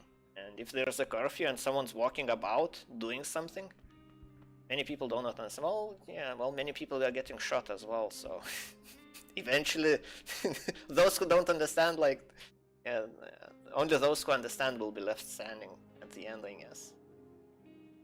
Well, you know, on the other side, it will like the optics of all of that in the end will be terrible for Russia. It's new for us. 5 days ago, I would never think I can be in this situation just doing my homework. Yeah, yeah, I understand. Like that's why I'm glued. That's why I'm monitoring the news very closely because like who knows? Like if Putin gets his way with Ukraine, like who saves them? He started threatening Sweden, Sweden, whatever, Finland next. So he gets Ukraine. China gets so China says so if we take over a country, it's fine. So suddenly they have a coalition for the new world order or something like that. They start picking up all the countries that are not associated with West. Take Taiwan. Take sure Kazakhstan.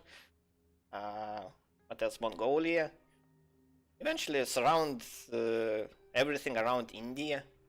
Well, eventually India will join them, then maybe go to South America. Well, basically there are lots of countries they can take in that case that are not part of NATO, and eventually if they get all of them under one umbrella of New World Order, like yeah, then the Baltic states are next, I imagine.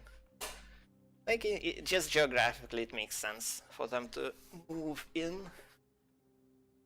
So I'm really hoping that Ukraine holds out, or even NATO comes in, interferes eventually. I guess if the situation gets dire enough, I think people in the West will just start begging their government to intervene, and like politicians like will have no choice, even though it will mean like pretty much a World War III. Like, if people will be asking for it, yeah, NATO will come and do its thing. But yeah, if you have some questions to regular 23-year-old citizen Kim, I can answer. No stupid questions. I found a lot of people outside having no idea even. No idea about what? What do you mean? People haven't heard about about the war in Ukraine? It's hard to believe at this point. How can you not hear about it? I think people just... because Ukraine has been in the news about what people are like, what life is like for us. Yeah, well, no one has... no one in the West can know, pretty much, unless they've been in a city that was under siege at some point. Like, nothing like that happened in Western Europe, in democratic countries in general, I would say. Last siege, like, it was when, well, I won't say that it's the last that happened. I'm pretty sure that some cities have been sacked before, but the only thing that was similar was when USA invaded Iraq and took Kabul, I think. Like, that's the closest thing I can think of. I hear talking about like we are Iraq, not knowing if we have internet, if we are desert or some kind of tundra. Well, yeah, well, Lithuania is close enough, so you know, like we know our like immediate geography pretty well. That's how it usually is. Like, I have no idea what state is like in USA. Like, I have no idea about USA geography. If you tell me such and such state is very mountainous, like, how do I know? Like, like, I have no idea. For sure, I don't judge. Yeah, so, you know, it is understandable. Now they have no idea what's like. Some people thought that Lithuania is like next to, what was it? Georgia? Bordering Georgia? Someone from UK I spoke recently, and he thought that Lithuania is like next to Georgia, and you know, people are just ignorant. Like, you can't know the whole world. Like, you care about stuff that's in like, your vicinity. Like, there's enough stuff in your vicinity to be worried about, to care about, like, what's happening on the other side of the world. Well, I guess now when Putin is threatening nuclear weapons, I think people will start paying attention. It's like that's not a casual threat you make. Being ignorant is okay if you will, like, you have no choice not to be ignorant. Otherwise, you would be just sitting and just studying everything the whole time. Like, in the age of information age, like in the age we're living in, like, there's such an abundance of information. Like, how do you even consume all of it? I can be friendly guy in chat for that. Can be friendly guy. Oh yeah.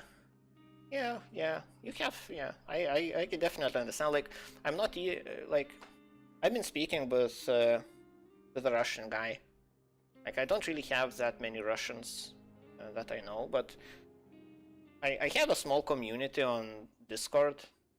Well, significant community enough. I have quite a lot of people from all over the place. Like, my Discord chat, like, my streaming thing is just like a small side thing that I started doing recently, but usually, well, what I actually have is like a bot on Discord that people use, and it is quite popular, so there are a lot of people there.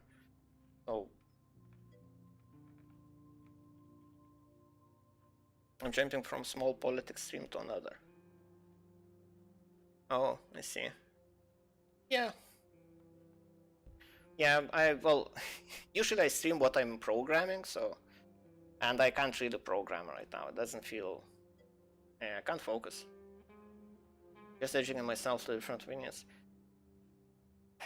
Well, you know, outside, you're the only one who actually knows what's going on. Like, how, imagine how little you're knowing about what's going on. We know even less. And what we are getting is just whatever is being told to us. And my general idea that I have no idea what's going on, how it actually is. I just know that media is portraying, like, well, one thing that I know is that Ukrainians are not talking about their casualties, so there's no way of knowing if they're doing well or good or bad. I know what I know. I'm interested in idea, even if you're ignorant or know nothing. Yeah. Talked to my colleagues today, and many of them think the Russian economy is about to collapse. Well, it sounds, yeah, it looks obvious. Even like association, even if they're wrong. Yeah, well, I can. Okay, I have. I spent 4 days looking at this, and yeah, I feel like I have a solid understanding that as good of understanding as I could form from all the media that's being like from whatever is being showed, because like you can't trust anything. Like someone shows someone getting shot or a bomb exploded somewhere. Like who knows who shot that bomb? Who was it meant for, and so on. Like everyone, like one side is blaming the other side is blaming the other. Like yeah, the only people who know what actually happened there were the people who were involved, and like I wasn't involved, so I'm interested. And you can ask me anything, even in sensitive stuff. Like I, I don't really have any curiosity about. I just hope it ends. Because it's like it just seems senseless. Like the justification Putin gave for what he is doing, like it's just nonsense. Like, you know what I did? I turned off heating at my place. I'm sitting, I'm sitting without heating. So this is my little way of helping. So we would need less gas and whatever we're buying from Russia. It's like I can't really think. I don't really have much to give. Like I'm unemployed, pretty much. I can barely support myself. I don't really have money to send. I played the game. It's cool. Yeah, the game is cool. Yeah, I like it so far. It's very atmospheric. Maybe a little bit too much. So it's hard. Yeah, it doesn't look like an easy game. I'm playing it for the first time. I'm not playing it. Well, the point was to have something to do while I'm on stream, because I see some streamers watching the webcams and so on, like, what do they expect to see? Like, they want to see an explosion live? They want to see a tank rolling over people live? Like, what's the point? Let's say the situation is so heated up already that you don't need heating it, heating your home. Like keeping everyone alive. Yeah, well, I'm not trying. I'm just going through the storyline, just mindlessly trying to figure out this game. I'm not really going for a good score. I don't even know the mechanics. So, you know, I'm here to talk with people, hear what they want to say, voice my opinion. But yeah, like, the Putin's explanation that he is... Oh, so actually I have a question for you. I was researching the actual, well, trying to find out more information about the neo-Nazi problem in Ukraine, or Nazism in general. And what do you think? Is it actually a big issue in Ukraine? Is it a major issue? Because from what I've gathered, the main problem is that radical far right. I think the streams are useful for people actually living in Ukraine. So if something happens, they get live feedback. So nowhere to hide, maybe. I think if something happens in Ukraine, everyone just starts messaging everyone. Not a lot of Nazi super balloons. Yeah, that's what I thought. That's what it looked like. Like there's that song about Bandera being father and Ukraine being the mother. Like that is a very catchy song. Like I really liked it when I heard it the first time. I don't know anyone that's radical, not even close, not even distant. Yeah, that's what the impression I got. Like just because they made a catchy song and some edgy teenagers liked it, like you always will find someone mentally challenged enough to actually believe that stuff. But like that's true for any country. Like not like they are running everything. Like any self-respecting Nazi, I imagine, will go and harass LGBT community if they do something. Like, I feel like that's that's the worst they are doing. That's the well, at least here in Lithuania. Like we don't really have a um, well, some say there are significant numbers of them in the military, but like military people are military. Like they don't. So they are bound not just by civil law; they have the military law. So if they mess up, they get punished very severely. If they go and start harassing people or do something, like if they get caught doing anything illegal, like they just get punished so much that it's not non issue. It's a small vocal minority that is convenient to point out as justification. Like there's barely anything to point out as well. Like if the best example you can show is that 600 people during Maidan were of this radical Nazi associated group, like 600 out of how many thousand? Like you can't say that Nazis overthrew the government if like a couple of hundred of them showed, like everyone showed up. Like Nazis showed up, all the criminals showed up, like everyone showed up. And the majority were normal people who wanted to change the government. Like, like just doesn't. It's baffling how Putin manages to control the narrative so much. Yes, no civilians are radical. Everyone is skeptical or not interested in politics. Yeah, exactly. Like, yeah, and I guess that's the big part why Putin got away with it. Like people are not paying attention. That's it. Like if Putin is saying that there is a huge Nazi problem in Ukraine, and then all the talk shows that are filtered or organized by the government keep saying the same thing.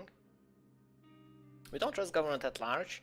We'll live our lives at large. Yeah, well, I imagine that's true for most of the people.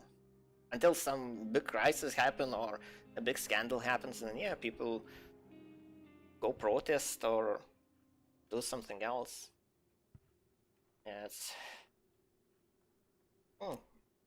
One other thing I'm not really sure about, but that's just my understanding, is how it became the Luhansk and Donetsk, those regions, how they came about. Like, because my understanding is that a bunch of Russians moved into Ukraine because there were a lot more job opportunities there in those regions. Not like USA, everyone's saying just don't care. Not like USA, everyone saying just don't care. Not really sure what you mean by that. I don't think USA people are any different. Yeah, about Donetsk, I don't have much to say. Sorry, I'm catching up. Yeah, from what I understand, like since in Russia, so basically, the very telling example was that people who migrated from Ukraine, from those regions, were giving this as an example what people had to deal with is that before Donetsk and Luhansk were independent, when they were part of Ukraine, salaries for the miners or like any like laborers working in like, well, I guess mines or, well, there's a bunch of industries there. So basically, a normal worker would be earning like 1,000 euros, and when it become independent, the salaries went down to 200 euros. I would like to be in any other country right now. I don't think anyone, yeah, I can sympathize. I don't think anyone would want to be in Ukraine now. Even before? I don't know. Yeah, that's a different question, I guess. I would like to be in, like to be not in Ukraine.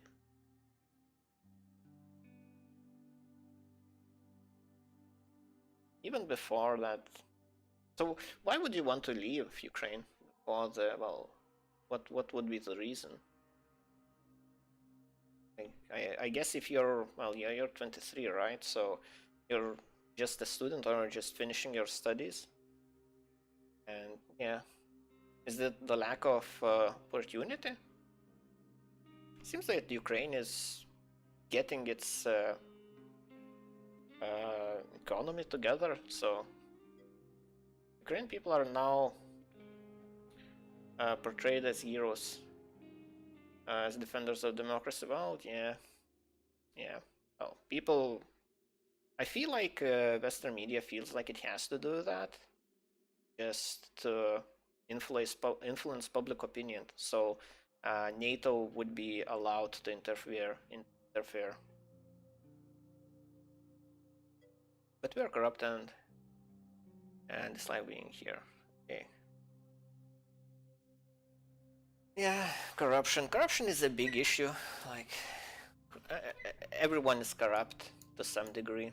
All governments are corrupt. No different here in Lithuania. Like democracy is not perfect. Like by no means. Like an ambivalent dictator would be probably the best. Go look for Amelia, the airport again. Oh yeah, I need to remember to ask about Antonov. That was destroyed. Well, it was pretty much confirmed, but that sucks. Like 1 out of 1 in the world.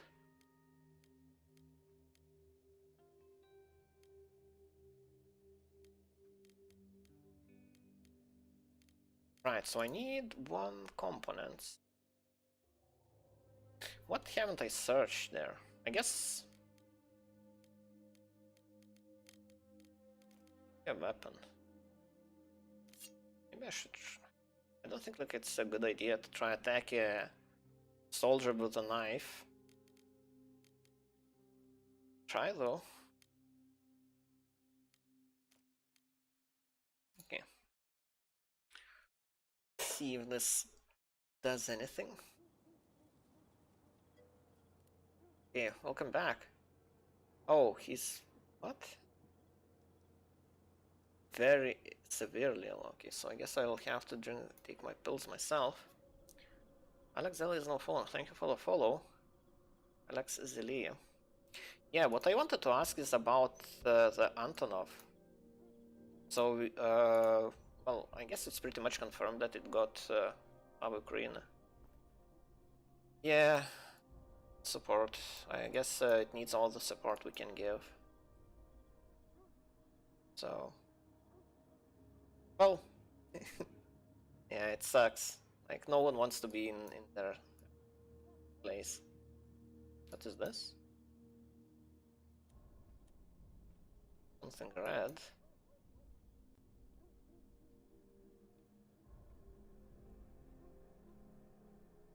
I feel like if I open the door.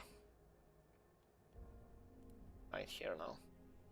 Maybe I should close the door. Makes sense. Azov battalion joined the army, the Russians are shitting their pants.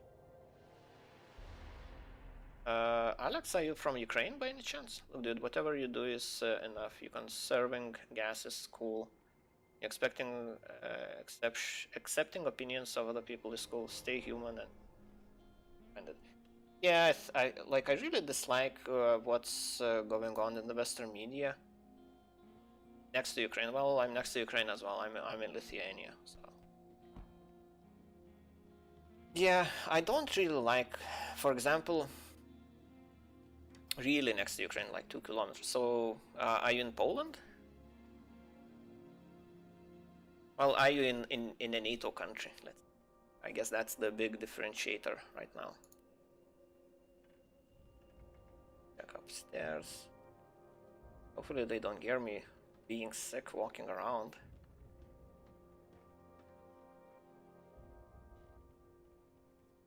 Well, I guess I have to risk and look through the rubble here, even though I know that someone is inside.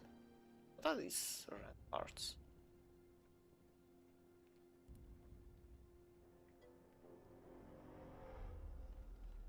Putin is crazy. Well, that seems obvious.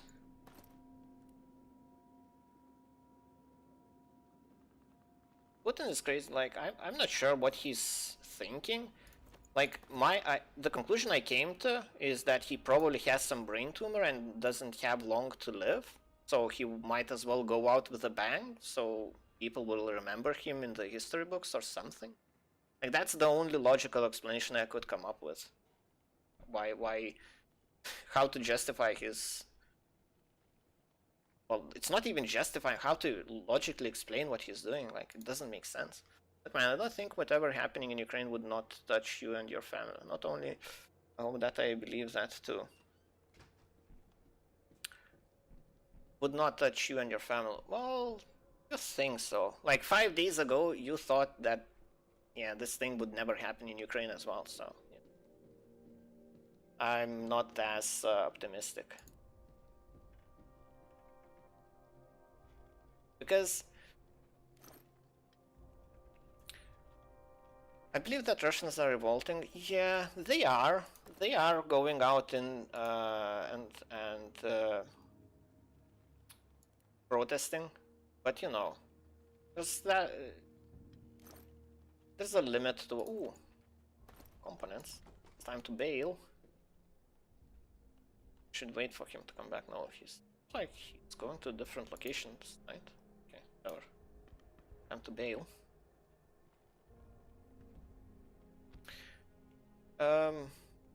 Wait, what was I saying? Revolting, yeah, but from the looks of it, people who come out to protest are getting just arrested. And I believe Putin is ready for this. Sounds like hate? What do you mean? What sounds like hate?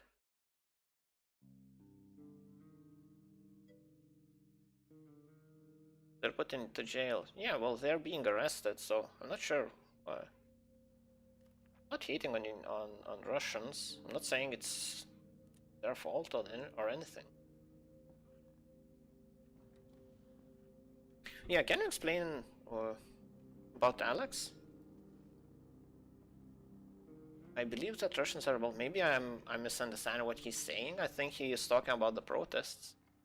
And well, there was revolts too when Alexei Navalny was poisoned and in prison. There was revolts too, not enough. Yes, I hate Putin. Oh, so hate speech against Putin? Well, I'm not sure how aside. I'm not sure you want to be defending Putin now. Seems like a bad idea.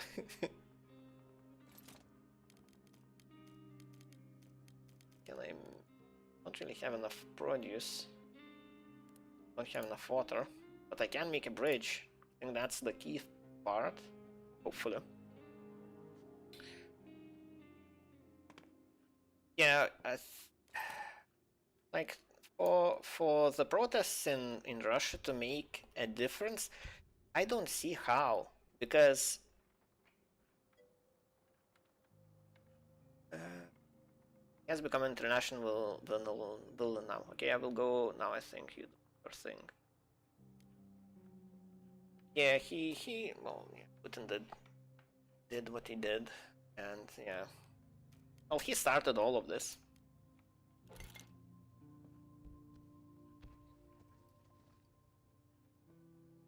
I forgot what I was saying. Me too, but Russian people are not to blame. Yeah, Russian people are obviously not their fault. But the Russian people will bear the brunt. They will be the ones to pay the price for all of this. Not gonna be Putin. Be safe by even this. His journalists don't respect him. Well, yeah, I doubt anyone. Like, I wonder what will happen if he were to give an order to shoot the missiles, like to retaliate with his nuclear arsenal. I doubt anyone would be willing to follow through with an order like that. Like even if NATO forces were to go into Ukraine to interfere, like it's hard to believe that. Like maybe you can lie and convince, you know, every day, like an average like Russian citizen who doesn't use internet, like who just consumes the news from TV and who doesn't have time to or yeah, who basically is busy living his life trying to make ends meet. Like especially with the current sanctions, like Russia is under sanctions already. Like it's not like they. My body tingles. That's not good. Like everyday people, I imagine they are busy living their lives trying to figure out how to make ends meet, and they don't really have time to go and like analyze every argument that's being put up in on TV. Like how would they know? But the guys who are in charge, I don't think they are that naive or that easily manipulated. They are in the know. Well, what's actually going on and what the reasons are. So yeah, they definitely. I feel like they wouldn't follow through. Well, I hope. But yeah, Russian people are not to blame, but yeah, they will definitely get blamed. Well, reasonable people won't, but the majority. It depends, I guess. Ukraine will blame Russians. Like Russians will be like, I don't think even second-grade citizens in Ukraine. Like you will be. I feel like for a significant amount of time, if you show a Russian passport in Ukraine, it's gonna be especially if this continues for a significant amount of time. Because yeah, now it looks bad when kindergarten gets hit, children's hospital gets hit, and like normal, like what would you say, apartment complexes get hit. Like that looks bad, but if that continues, like yeah. There's so much blame that one Putin can take. Like it will be distributed to all the Russians eventually. Like it's not fair, but that's what's gonna happen. I can't really see any other way. It is sad.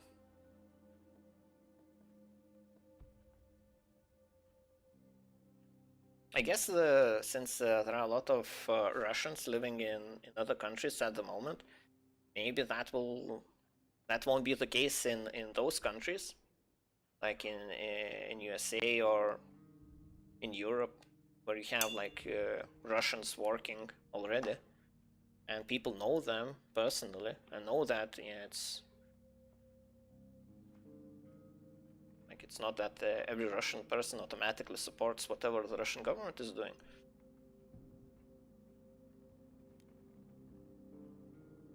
But yeah, Ukraine will, especially since they seem to be quite nationalistic. They're very proud to be Ukrainians, and yeah, and Nazism is not really, well, it is a thing there. It's not like a problem worth invading a country over. Like they're not really, as Putin says, like controlling the government. Doesn't seem to be the case. But those guys, like how they were harassing LGBT community, they will be harassing Russian community now, after the war.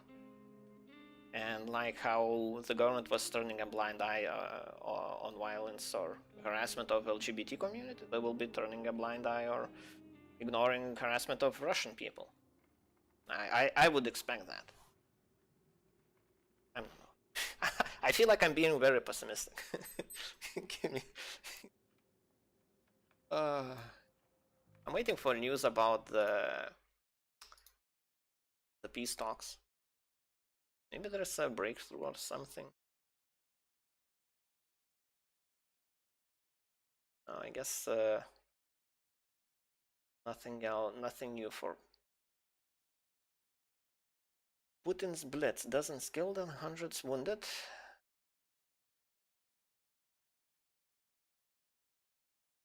Putin begins carpet bombing civilians installed invasion. Oof. Not true. Warning. Contain switches some may find disturbing. Like I've seen. Ooh, that is definitely a carpet bombing. Okay, I'll try to show this on stream.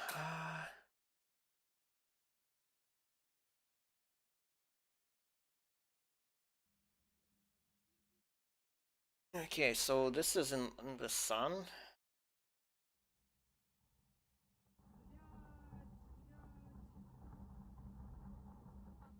I'm not sure. Can you claim that there's a... Well, I guess it's hard to tell. But I don't think like military targets would be in the middle of the city.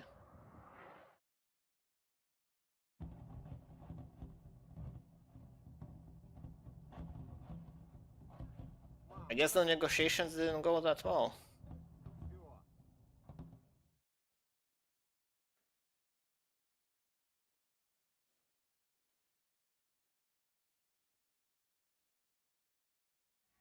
That's very lucky.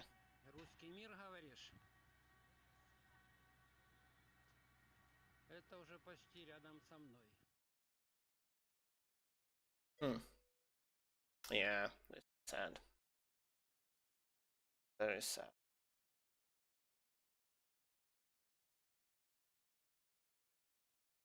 Can you do?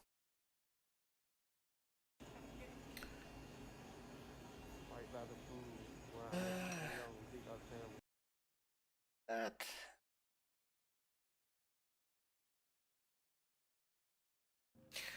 Yeah, let's play the game like that. Just. Yeah, I guess the Zelensky was right. That the negotiations probably won't get anything or won't lead to anything. Because if Ukrainians are managing to inflict significant casualties and none of the major objectives like Kiev or Kharkov are taken, like they don't really have any need to surrender to Putin's demands. Like if Putin is like he can't just pull out right now, because if he had significant losses, like it would just look bad. He went in to liberate Ukraine from Nazis and like got a bloody nose and turned around and ran. Like just can't do that. And I guess this is the next level of escalation, like just carpet bomb the cities. Because everyone is armed inside those cities. Like, or the general mobilization, like everyone who's between 18 and 60 has a weapon and has Molotov cocktails. And they're sitting at their apartments and waiting for Russians to come in. Like...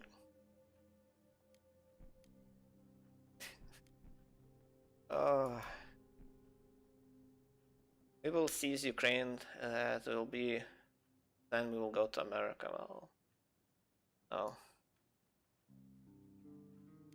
We'll see what happens. I'm not afraid of Russians going to America. I'm not American myself. I'm Lithuanian. I'm afraid of Russia coming to Baltic states, to Lithuania. That's the... that's what people here are afraid of. Russia love. Feels like you're a troll. Somehow. Like, if you're coming here and threatening, like, for no reason, like, I would understand if I'm, like, militantly pro-Ukrainian and just repeating whatever Ukrainian government is saying or the Western media is saying, like me. Then you can come here and declare how you love Russia and so on. Maybe that would result in something. Like, I'm just sad. I'm watching from the sidelines and just appalled at what's happening.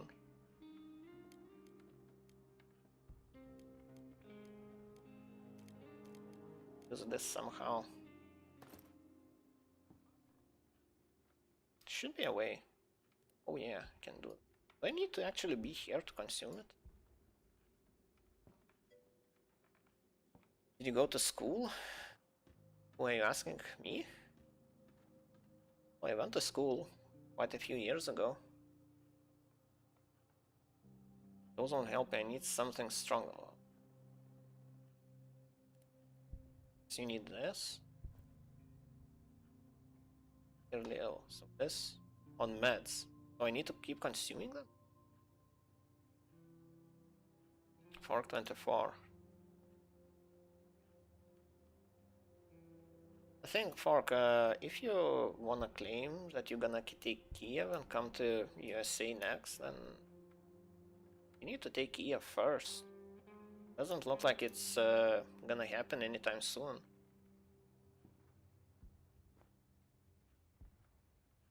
No point anyway.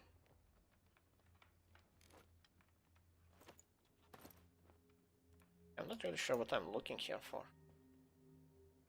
What I'm looking for here. Hopefully there are some meds.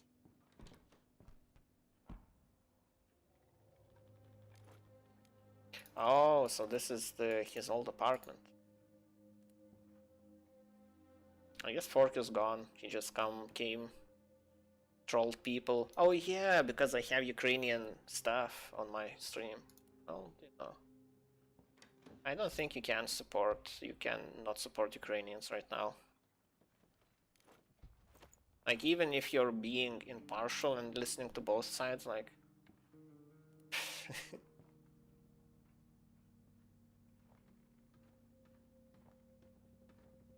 yeah, it's worth going inside there. Just see piles of rubble to dig through with my hands. Might as well make a shovel.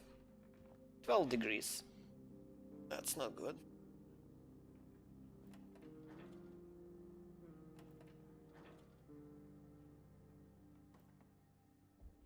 I don't think that's how you open doors. Or break into them. Oh, I've never done it, so who knows?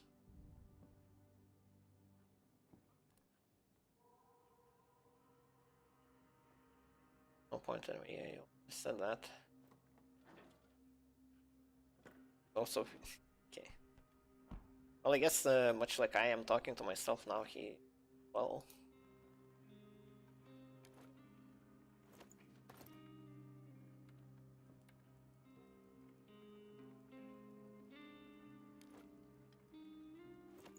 Was that crayons?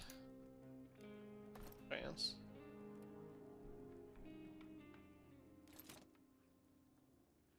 Raw food. Oh, I can make it? Oh, from fertilizer. That's nice.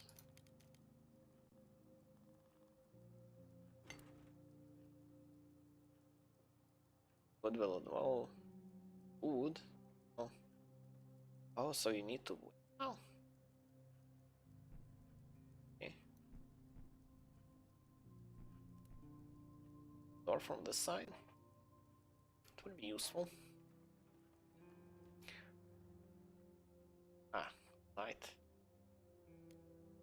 Patient, tired, depressed, on meds, very hungry. Let's sleep in bed, I guess.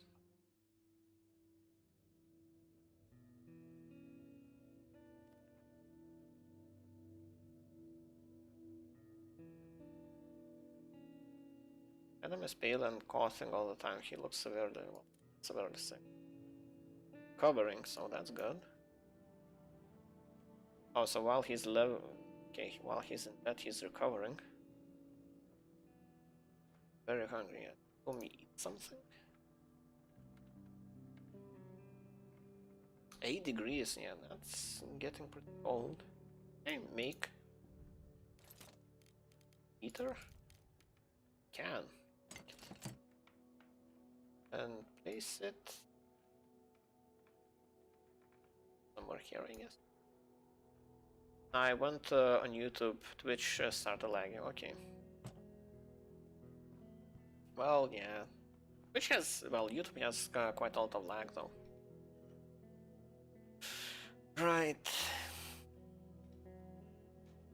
Carpet bombing. I'm sure Russians will say that Ukrainians are carpet bombing themselves.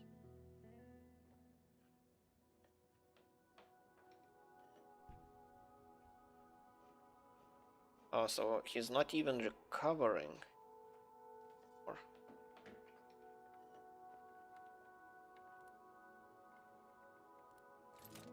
Make some firewood?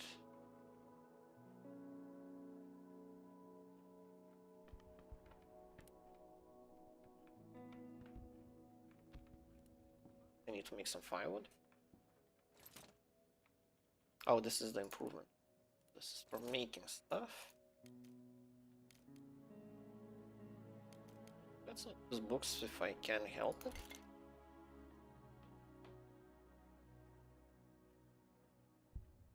Yeah, you're depressed. Very hungry.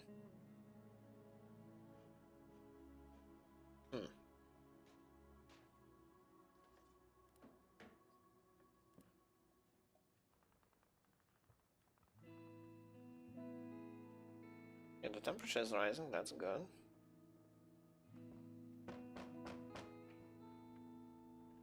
Something for you, open the door, okay.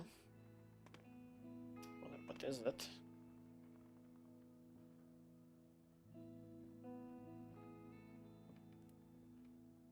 At least people are still polite. I guess it's true that there's no excuse for bad manners. We have to help each other, especially in times like this. I had some trees in the garden, but it's getting older every day. So I decided to cut them for fire before anyone else would, and share some of it with you. Maybe next time you will help me out, okay? Okay. Well, I take it. Hopefully, well, let it be going. Hopefully it is true that you need to collaborate. That it pays off to collaborate.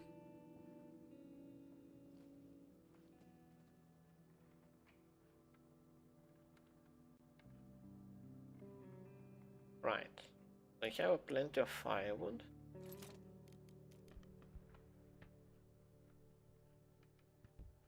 Okay, I need more components.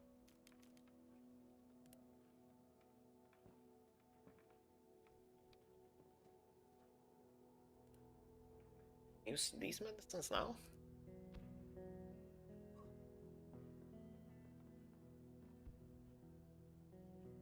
Something stronger.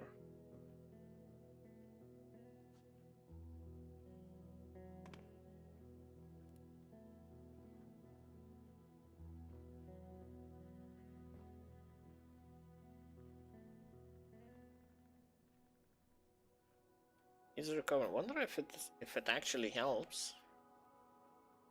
Can I just skip the day and it will apply an effect or something? Oh yeah, very hungry.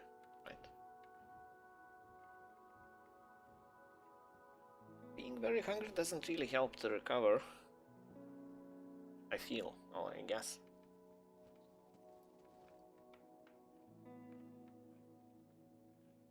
Right.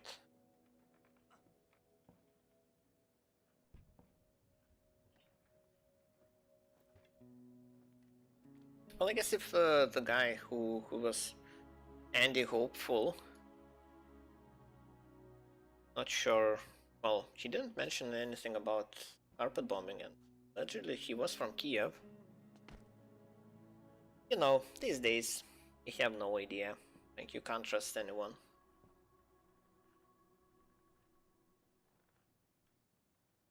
I guess I'm being quite skeptical.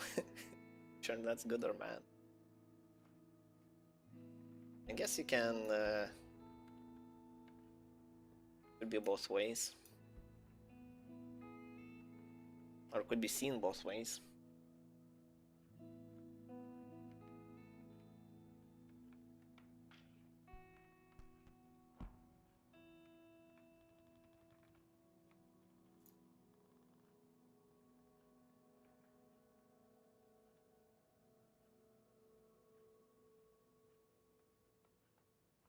Very.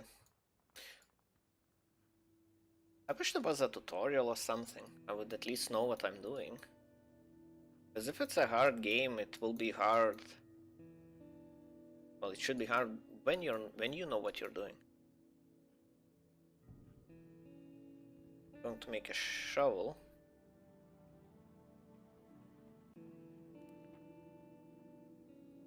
In day 4, I already all day 12, and I haven't progressed any further.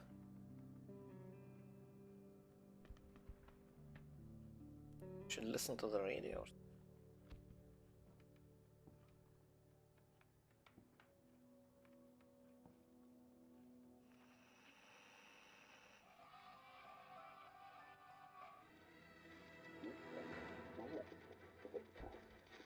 Despite desperate contact by the rebels trying to lift the siege, it remains cut off. Spoken for the military said that shelling, winter, and lack of supplies should force the defenders to surrender.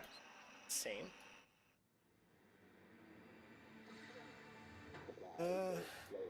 Thanks to some humanitarian aid drops, coffee is once again available in.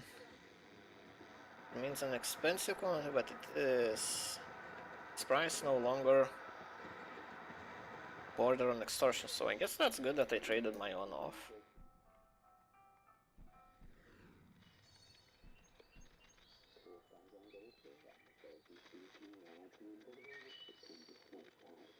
Temperature going to plummet in the upcoming days. It will get extremely cold as if the war wasn't enough. Wow. You're going to plummet in the thing.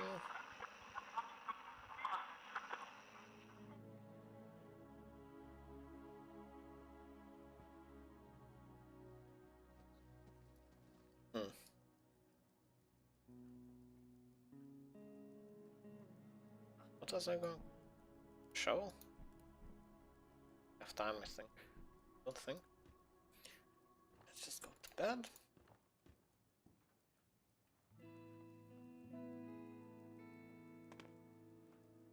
So I got a bottle of pills and I consumed the whole bottle all at once. And I'm still ill. Or was it just one pill?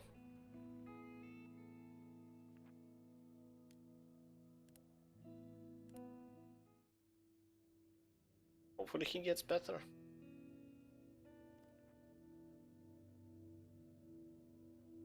Looks severely sick, well. Yeah, it doesn't seem like I'm getting anywhere here. I think I'll have to restart. Maybe different scenario. It doesn't look like it's any easier.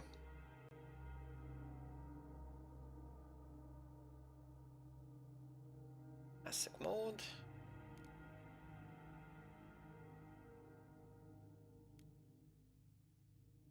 Workshop center. Setup mods. Manage workshop. Create your own scenario. That. My story.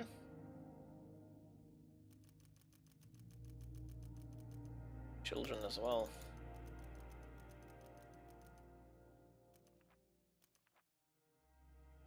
Bible. Project is a community-based initiative that will allow bring this war to mind.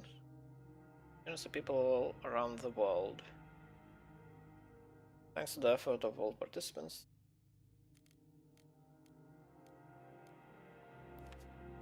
No credits.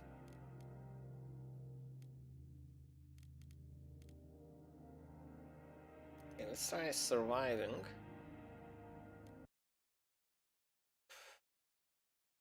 Otherwise this will something. Oh, so you play as a single character?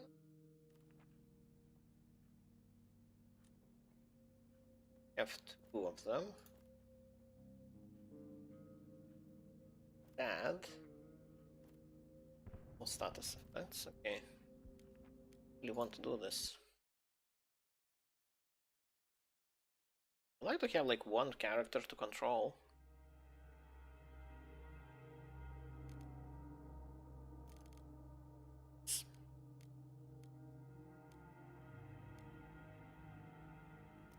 Stories mode.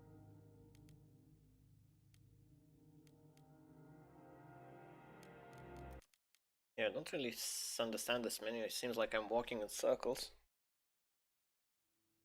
Yeah, that's... Oh, so... Okay, so this brings me back. I think I can't continue with this one.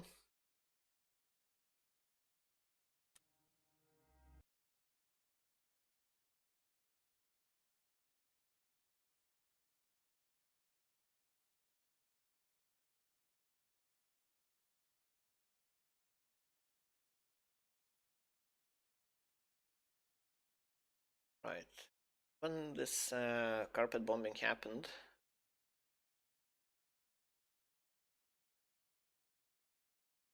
really see a time. Yeah. Optics of this are very bad.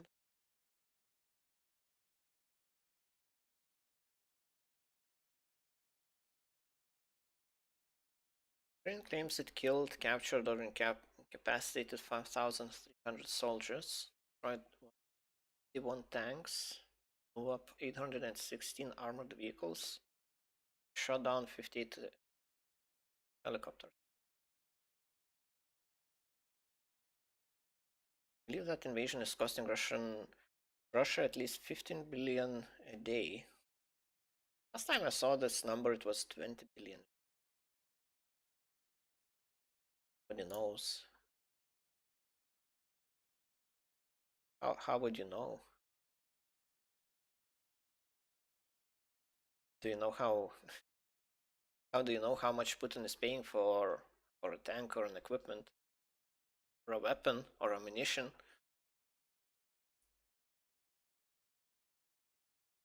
All of that is being made for free.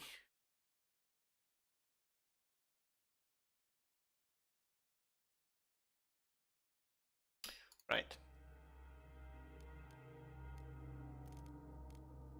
Classic modes. Another try. Let's see. Ah. So there's 3. Final cut content. Anniversary edition mode. Sure, you'll be playing the content. That need to be explained.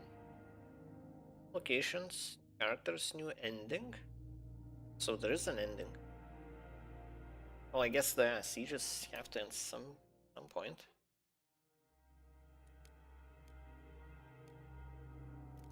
Random. Oh, I will lose current final cut.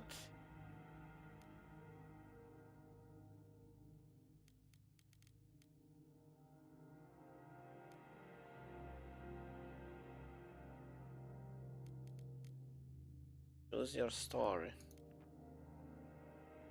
Current progress will be lost. Okay. Guess I try a different mode.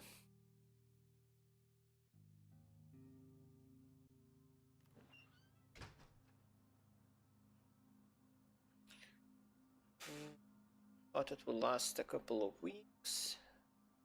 So it is a civil war case. Met Pavel and Bruno before the war. Be a reporter. Why is she getting an exclusive? Pavel was a star of the local football team. Well-built guy, imagine. Now they meet in dramatic different circumstances. For food and shelter. I guess I'm controlling all of them. Slightly sick, so she needs to eat some herbs. Or do we have a bed? See any? Ooh. Time to go digging through stuff. Have a chair. Trouble.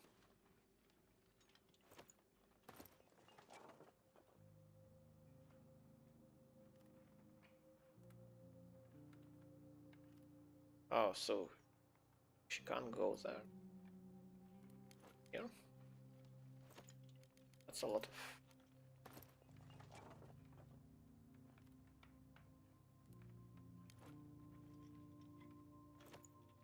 water, that's good. I guess this is just, yeah. You're managing multiple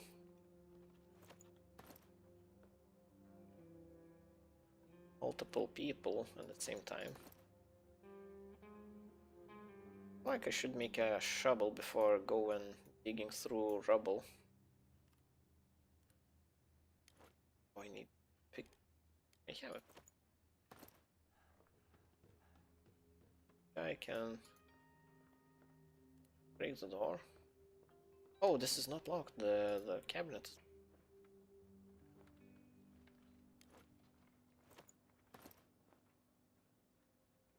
Wait, is this one-time item?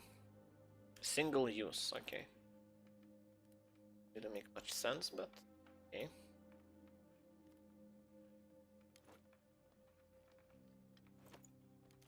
Mushrooms, herbs, a herbal medicine, and roll-up cigarettes. How do you make them though?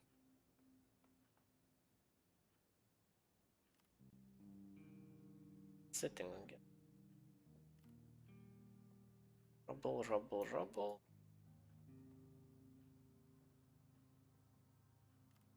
I guess she's the closest one. Right.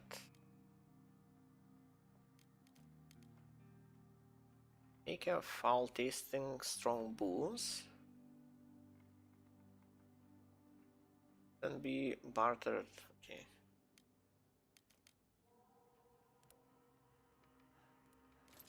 Food is not the immediate problem. Oh, what? No. Send her to sit and this guy can go make stuff. Go sit at the chair. Okay, recovering. Slightly sick, that's a problem. She gets sick more seriously. Because apparently, well, it looks like you can't really cure people that easy. So we need to make sure they too sick. Right. That's it. Wait.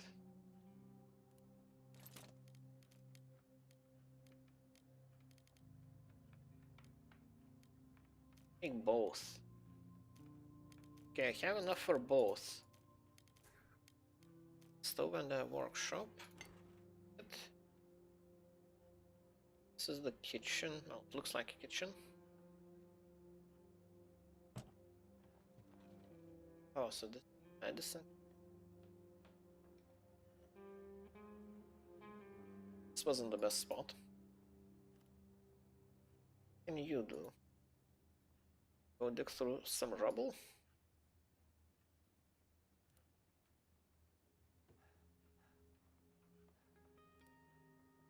Up here? Can? Oh, the rubble. You can't. Making some. She's recovering? She's not recovering, so I guess you need a bed. You're recovering. Can make a shovel. Make a shovel. I just assumed that digging with a shovel will be a lot better than digging cans. Hopefully that's the case. Wait, stop it. Can I make a crowbar instead? I have some locked shelves. Okay, let's see. It's taking a long time. Not sure if it has any other negative effects. Might have.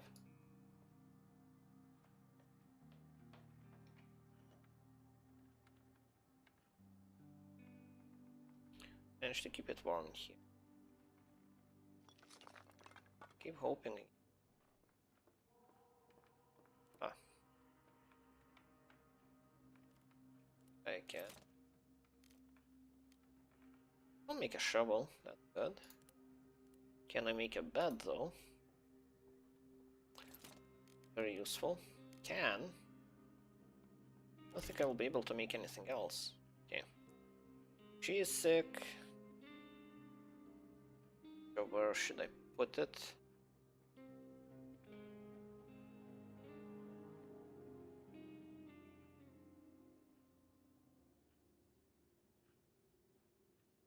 Not that many places from the looks of it. I guess it has to be somewhere low. Okay. Have it here. Hopefully my crowbar doesn't break. That would suck.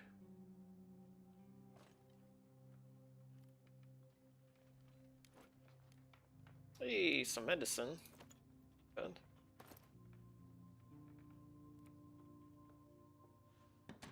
Oh. Wait. No. Materials to make shovel. Guess I can, well, on the way to find out.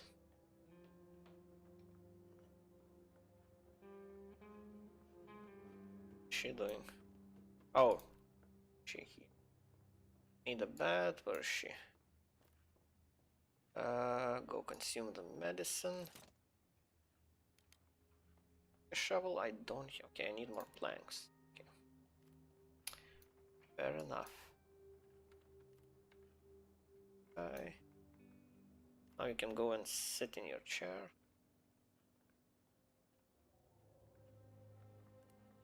Chair. It is.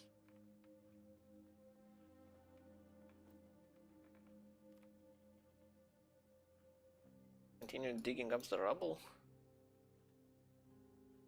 Like there, well, I need more wood. On meds, okay, go to bed then.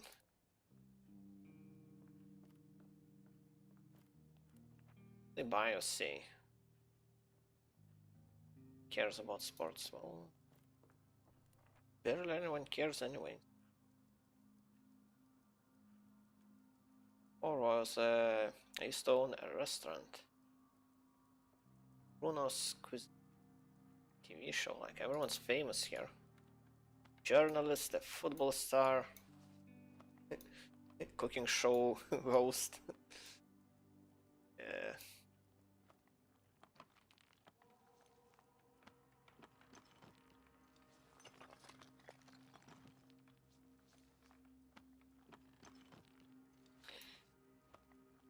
Let's see. Maybe I should delete these comments about Russia. Okay, on meds. Oh, so this is how many slots in their backpack they have? Can I send 2 people to scavenge? Scavenge?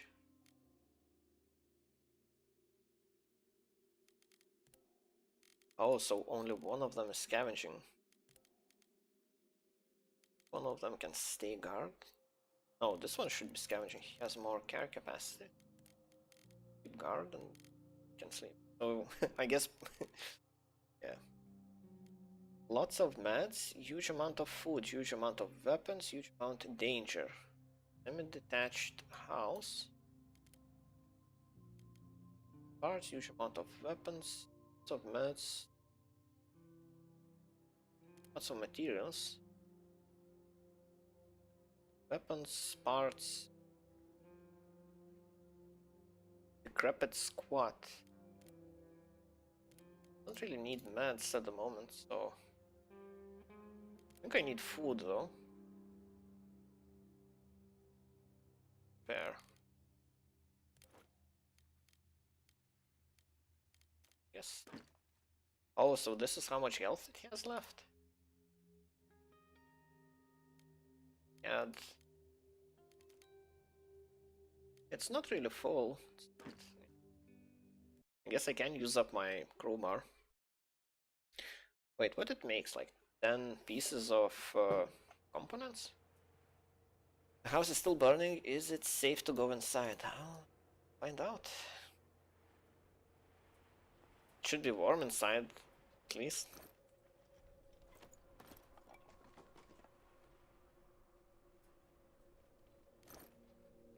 Oh, okay. I need more wood.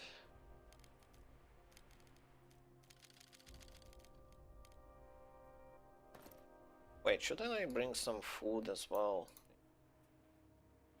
Stuff here? Look for food as well.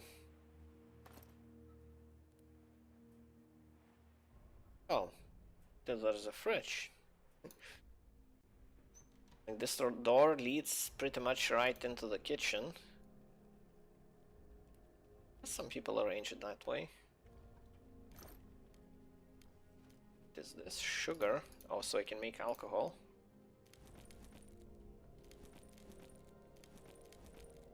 Vegetables and broken toy. Okay. Okay, I think I have enough. Well, I can't really carry anymore. That will have to be enough. Should explore. Well, I have time. Wonder how can you expand your carry capacity?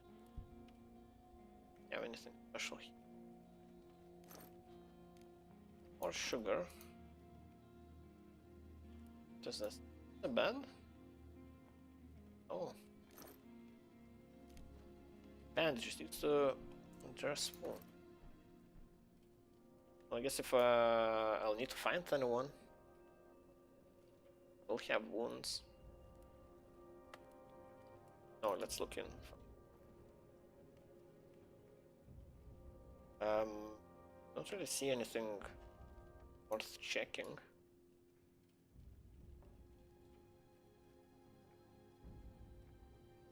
I guess I can break it for the next time, so I wouldn't need to bring a crowbar.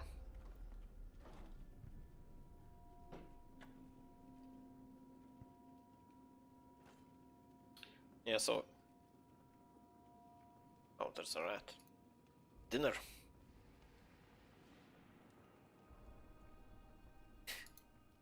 I saw a very funny video on Russian news site. It was explaining how what will be the consequences of the war. Locked. Is it worth digging through it? It is. As well. Fast runner. Well, I guess if he was a football star or even a football player, makes sense.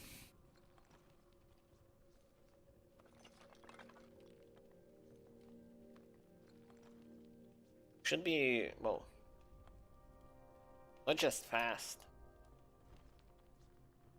I have a lot of stamina as well. This is a pile of rubble and nothing beyond that. Maybe I can cut down this tree. It's like, there are plenty of trees. Well, I guess I need something to cut them down with. That's not something you can do quietly. Or fast. A crowbar. Crowbar as a weapon. Not sure what's better, a knife or a crowbar.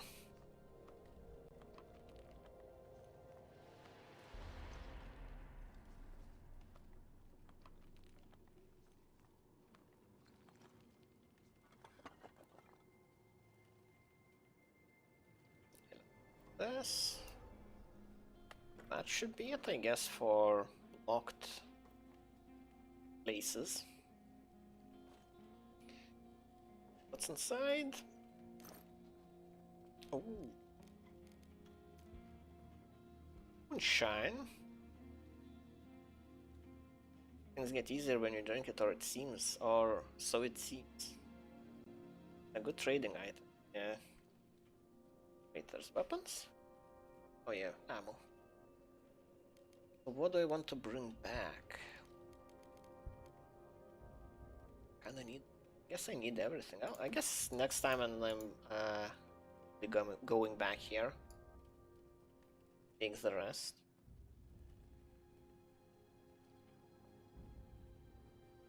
Run out. He's a fast runner. Shouldn't really make much of a difference to him to walk or to run.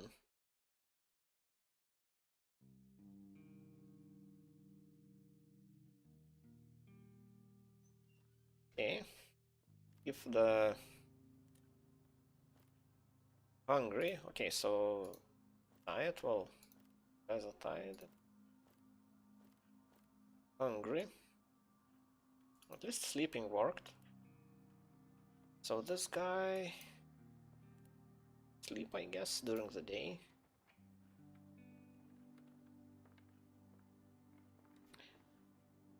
Right. It's time to make what? A shovel? A shovel. You're up to. What's that? Oh, this is a radio. I'm part of yeah, station. Still here. Station. It does look like a recording studio of some sort. Not recording, well, DJ or something. Bunch of audio stuff. Okay, let's shovel.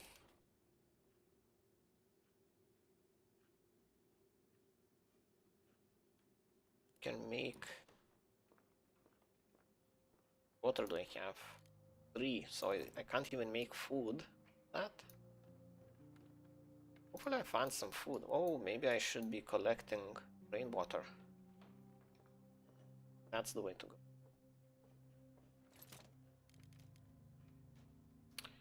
5, 7, and how much for a stove? I need also 5. Well, I guess when I go through the rubble I will find more. Base. Should be placed outside. Not?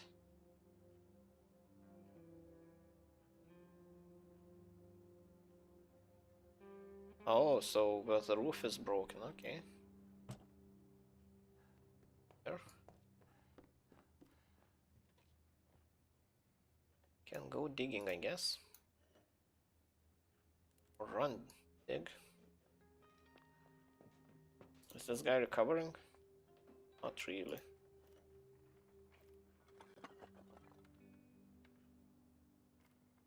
Much easier with a shovel. Should you use a shovel?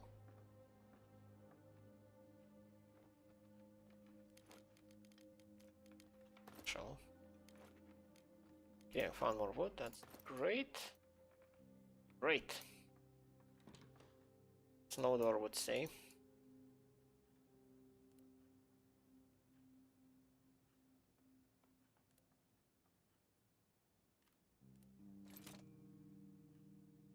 Right. Components we need is a filter. Filter just makes out of components.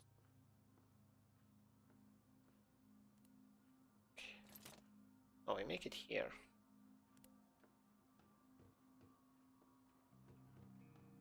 I have to make out which character. Oh yeah. Here. Numbers do anything? Like it.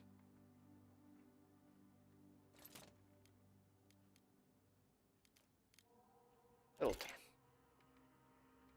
Hopefully that is not one-time use. That would suck.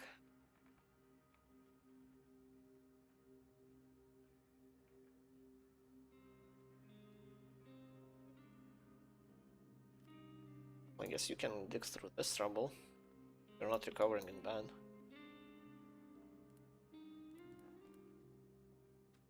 I wish I could tell him to just sleep, but that's not a thing.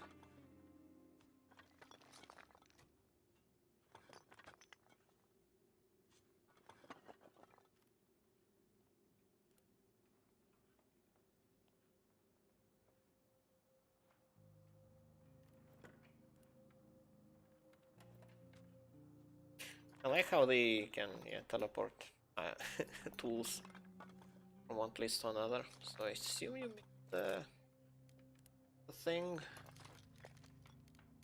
Have the filter. So I need to install it now.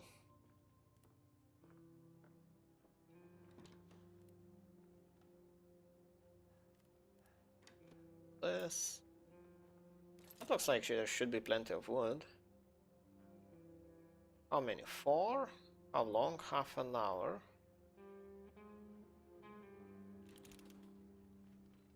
So he actually needs to be watching that water collected? That's what it meant? Looks like it. Oh.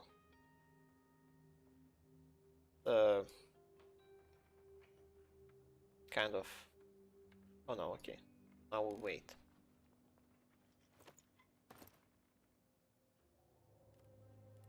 If it actually is a good idea to just grab everything or not.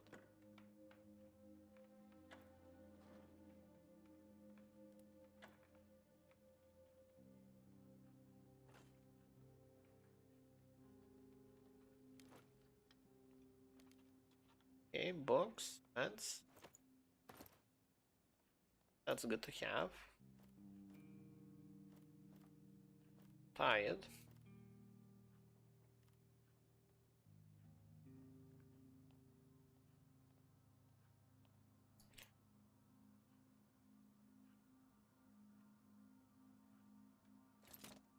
Maybe I should make a weapon. Okay, I can't make another bed. Stove, I can't. Out of components. I guess now I need components.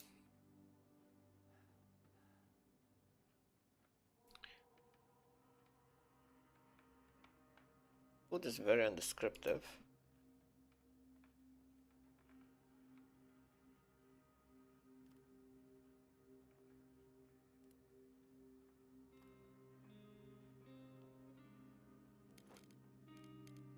Does it say raw food? Handle what would be more nutritious when cooked. Well, hopefully we will have some food tomorrow.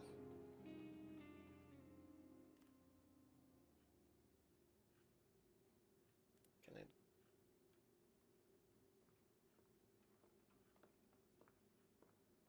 Yeah, why the door is nailed? The shut.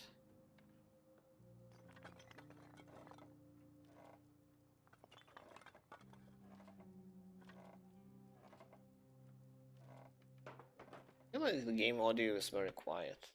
Try to increase it.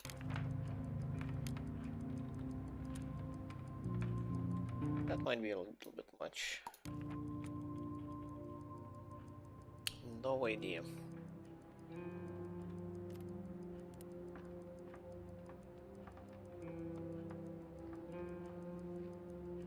Oh, it's almost nighttime again. I'll finish whatever I was doing tomorrow. Okay, so this guy can guard now. She scavenge and you go sleep. Like that's fair. Search some food, huge amounts of materials. Possible trade continues. Caution advised. Actually need parts. Not parts, the components. We can get a crowbar, a shovel. Hopefully that's gonna be enough.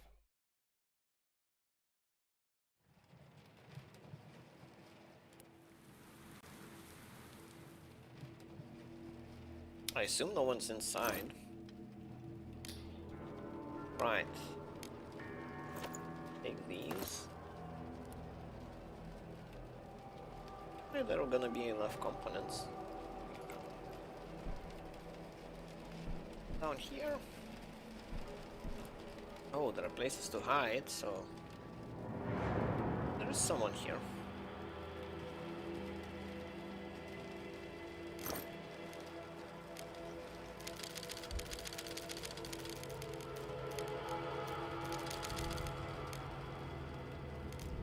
Yeah, I need water, sugar, really.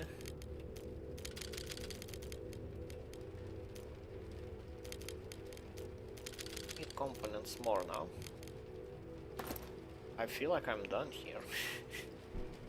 Like, they can carry so little. I wish you could make multiple trips a night. Because it seems like it took, what, an hour to get here?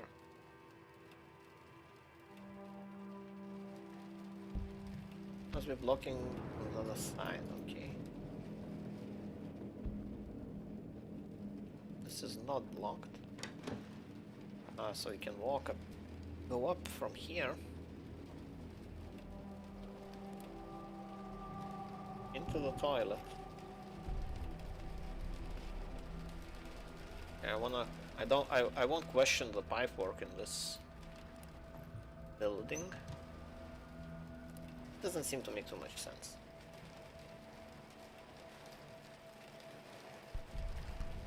Right. I'm not sure it's worth checking, cause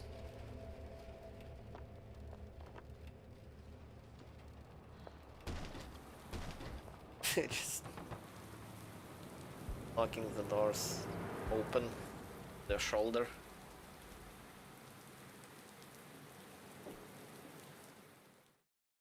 It's back. That's good.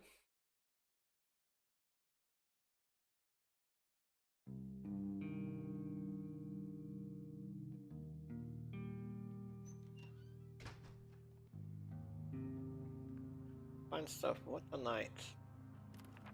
Very short night. Hungry, tired, hungry. It's very tired.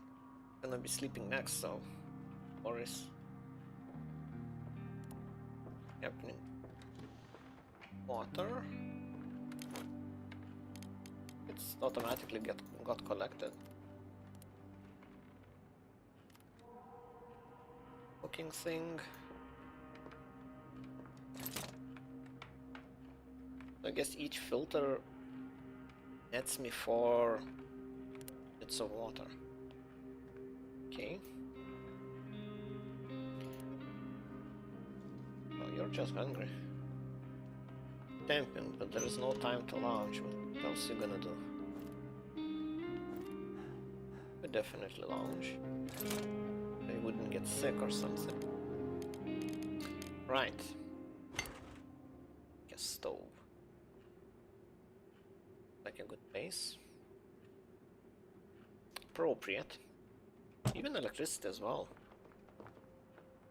Because this looks like it doesn't surprise that people in Kiev have electricity, but in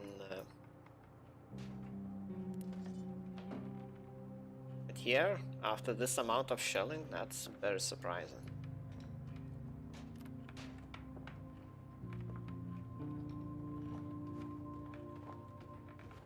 Hey, you're hungry? Can you make?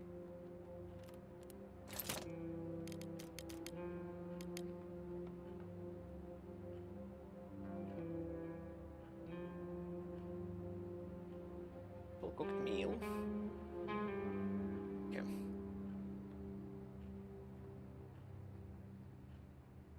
Ah, so this needs 5 water, this needs 6, and it results in 2 portions. Okay, good deal. It doesn't look like I can do anything that looks, so why doesn't this tear them up? Can...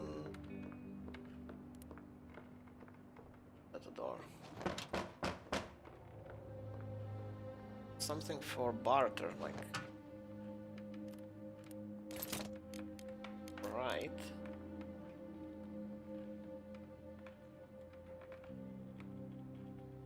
Oh, I can make some more. Oh no, actually I don't have enough water. Should get some more water.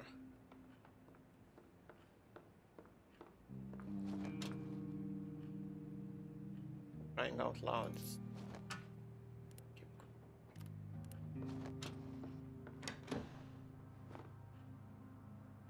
That's what I brought. Let's books, moonshine. Here what I have. Trading. Can I trade water for filters?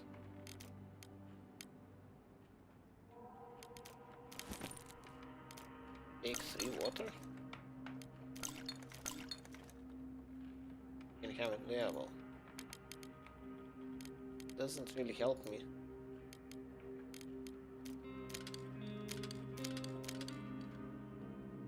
I guess I save time not having to craft it this way.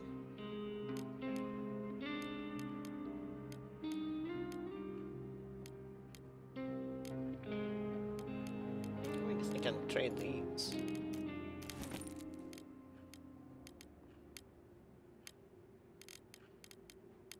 Okay, 2 parts and some herbs. Components. Gives me filter. Yeah, let's just this tobacco. Okay. Have a trade. Bye. Right. So who's getting to eat? I have 2 portions and 3 people.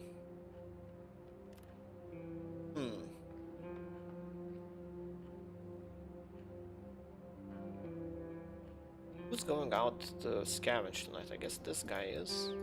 Let's do it. It doesn't sound all that great. Install a filter. But it takes 5 hours? Something like that. I'm able to make another for food. Half an hour plus 5 hours, so 5.5 hours? Half an hour to install it and then 5 hours to actually collect them. Okay. Maybe I should make another one.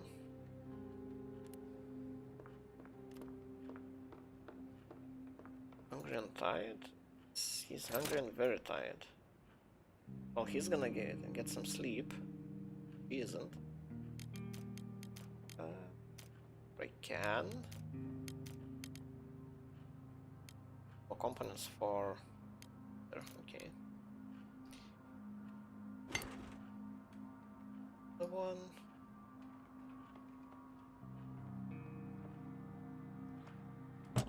Okay.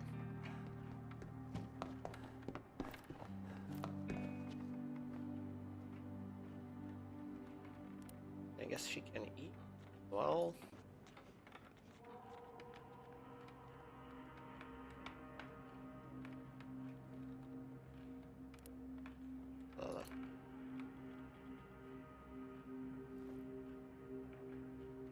I feel like this is the same guy. A little bit rude, just... Oh, maybe I need to name. Disregard? No. Send him off. Something like that.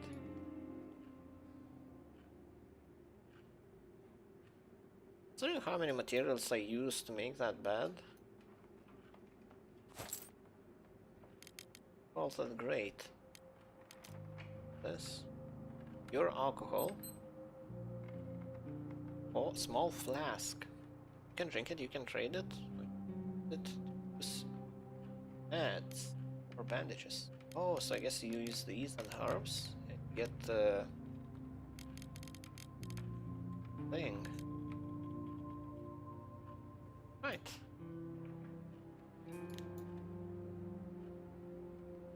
Is anyone still here? I don't have my stats open, so I have no idea if anyone's watching.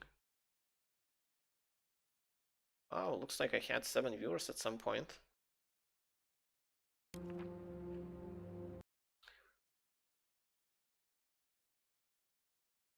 Have it here.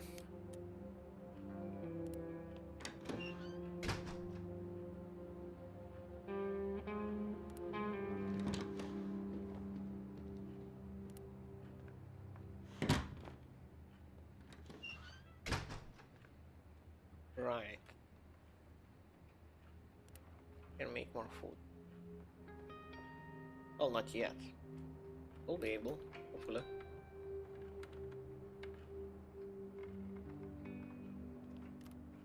We'll make another filter, I guess.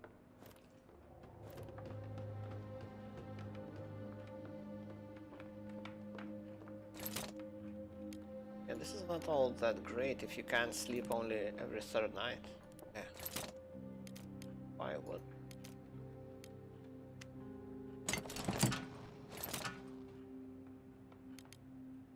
Filter of component.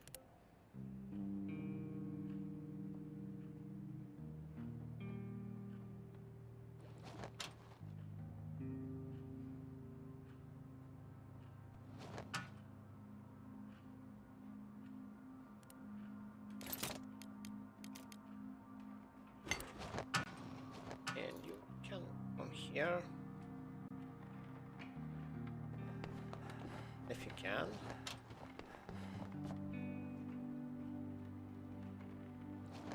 You want him to eat before he goes to bed.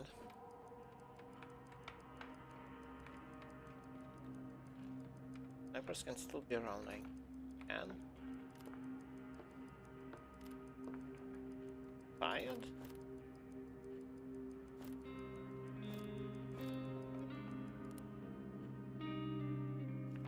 Thought he would be very tired at this point.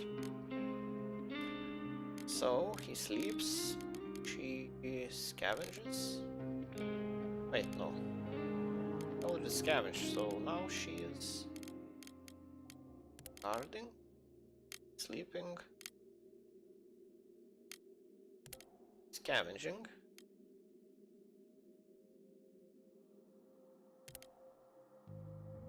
Garage. I think I've been here and I opened everything, so I don't need to bring anything. Would I? Don't remember, actually. I think there are plenty of materials.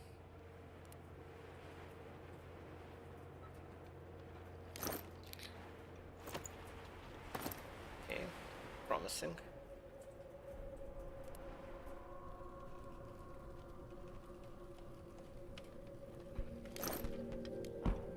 Of sugar as well.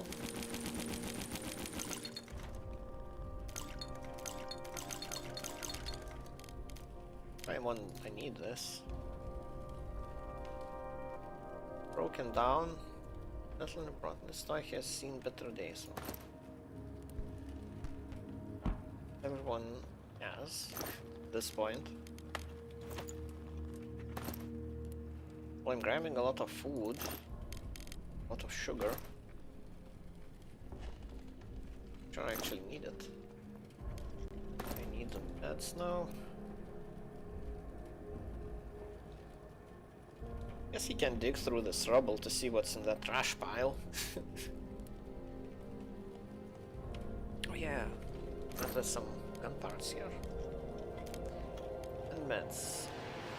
Actually need these parts for components. Components and materials. Well, materials in general, I guess. Yeah, wood is pretty useful. I think I should bring back.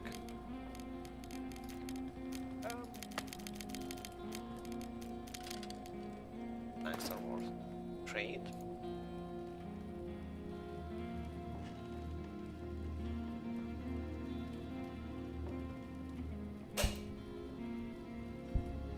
Not sure if this is a good strategy to just coming back to the same places until they are exhausted of all resources.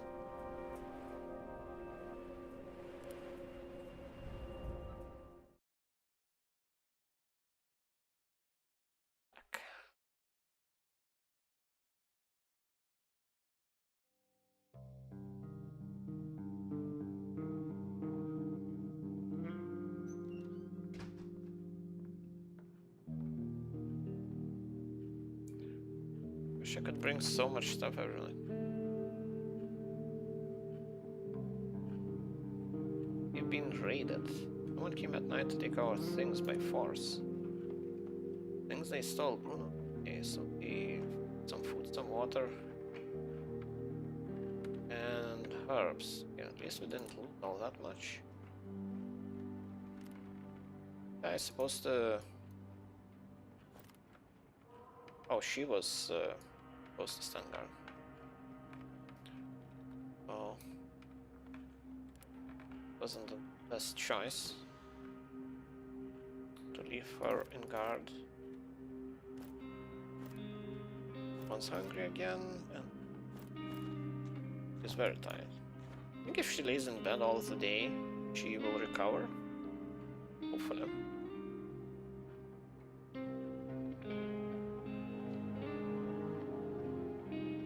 Right, who's next? She's the closest one she can eat. Prepare another.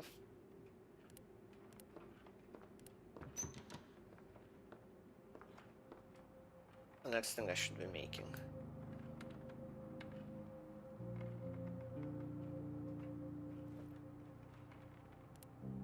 Doesn't really look like a good collection system. Somehow. Right. I think I can try making moonshine. Full of my component. Not enough for a stove. Radio, yeah. A radio.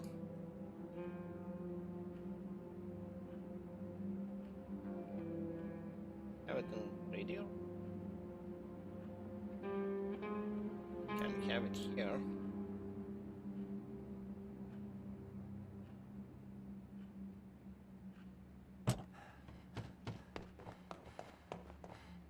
Well, I have to deal with it.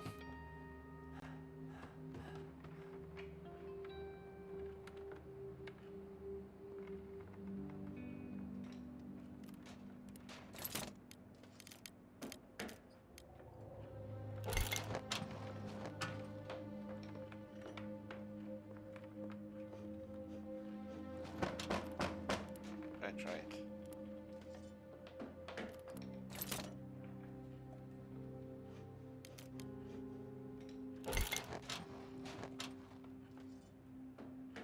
Someone knocking bolt. Was. Thank you for opening the door. You came here just to talk? A shell hit a tenant down the street and people are buried beneath the rubble. Please help me pull them out. Every pair of hands needed. Organize a makeshift hospital for the wounded. By home I have some meds. Some beds and medical supplies. Will you help? Sure.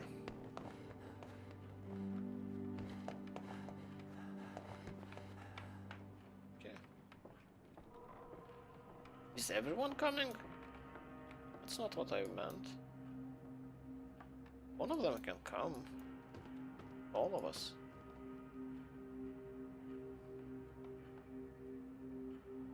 Like, I sympathize with people, but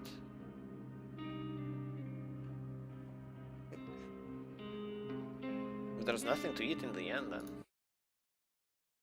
Okay. Wanna check for the latest news.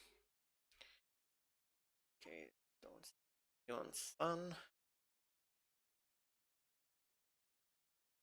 Photos of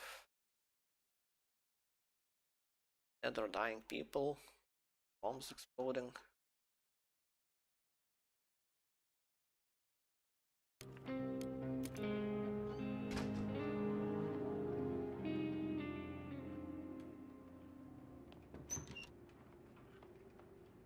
Oh, so he came. Okay. Very tired. Got bad. Content. Hungry and tired. Can go. Huh?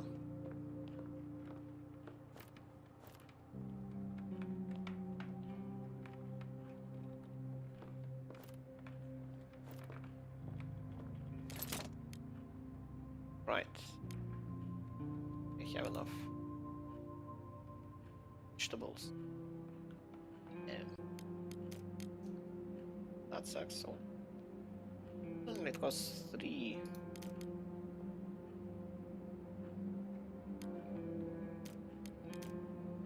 Okay. Makes sense.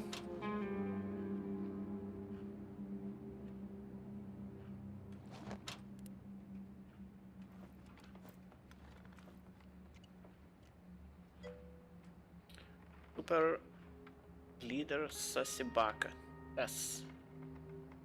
Supreme leader, sorry. Hello. Welcome to the chat. Wanna talk about the Ukraine conflict? Well, judging by the emote, might be Canadian. Don't wanna assume, but can't help it at this point. I'm from Lithuania, so the Ukrainian, what's happening in Ukraine is very close. Well, too close for comfort from where I'm living. This me should be radio.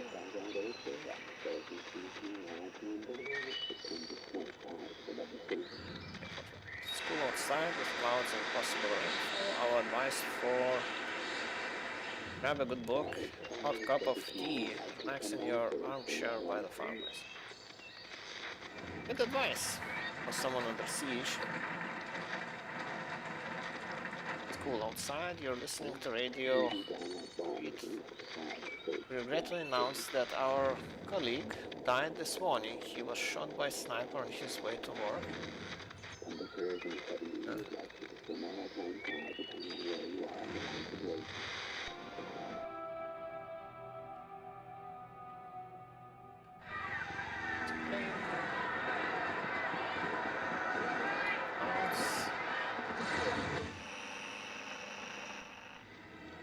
I don't know how to use this thing.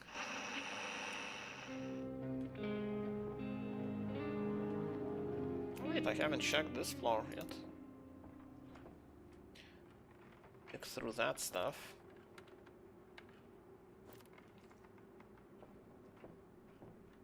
Hopefully there's something useful here. Okay, maybe.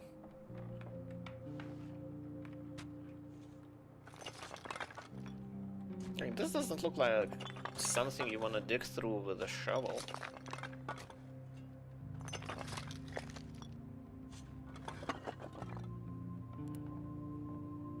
That looks like there will be a lot of books.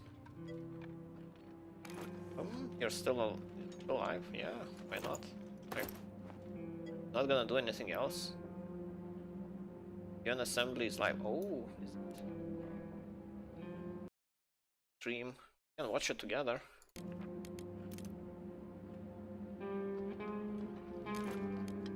Yeah, send me a link. I'll open it up. Achievement. See. 5 UN.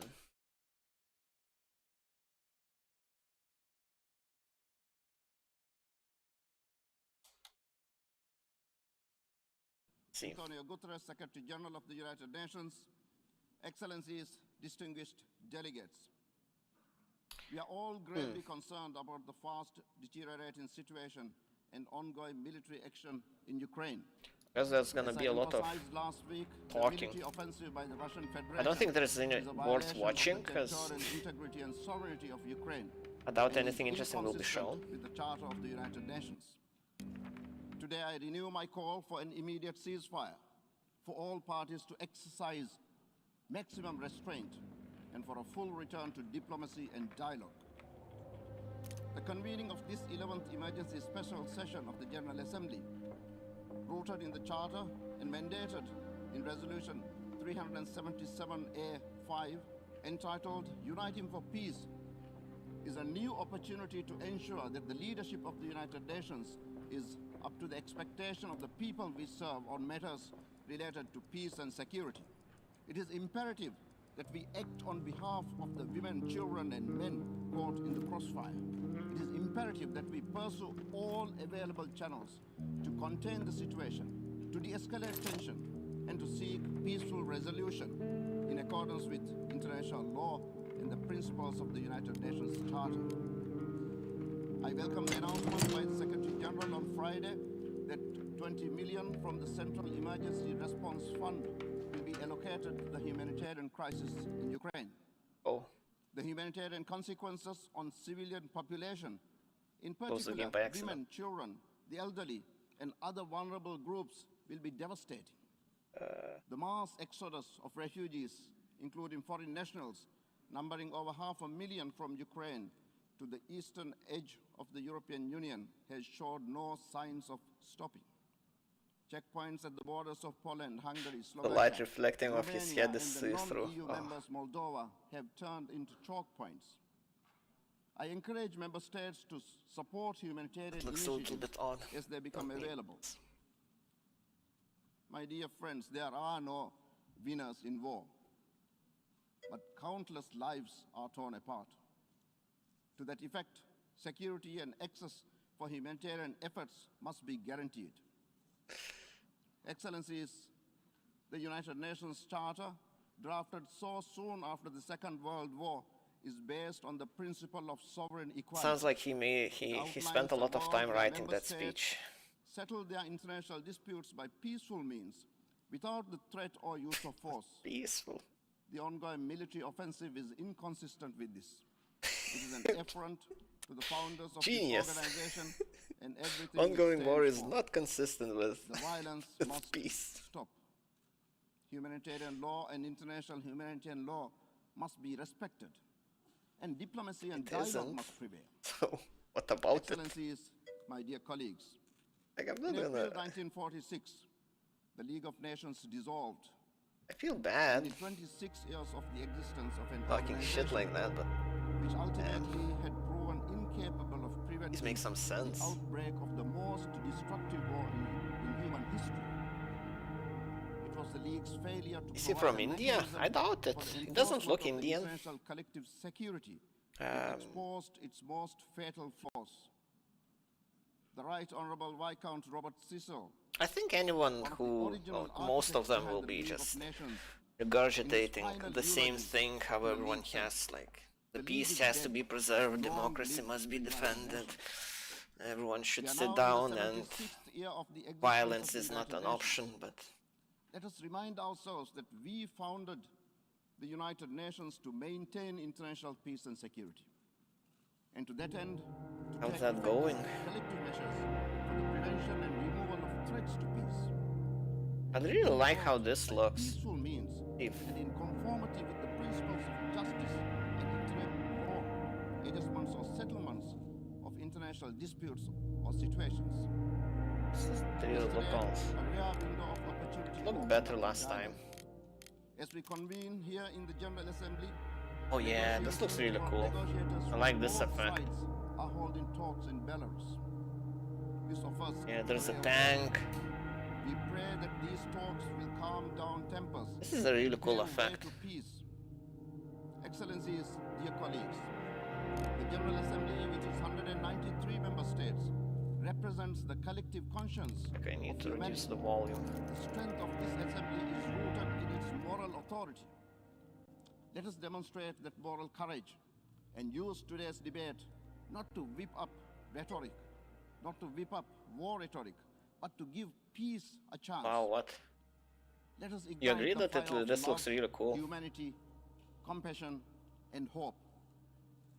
Guns are better off when noted. I made this by accident, but it really looks really good. Thank you.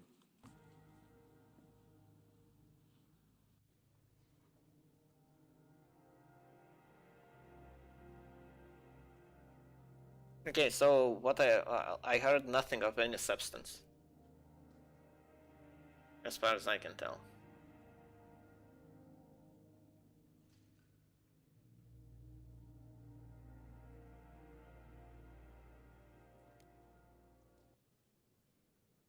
I guess someone else is coming over. I now give the floor to the Secretary General of the United Nations, His Excellency Antonio Guterres.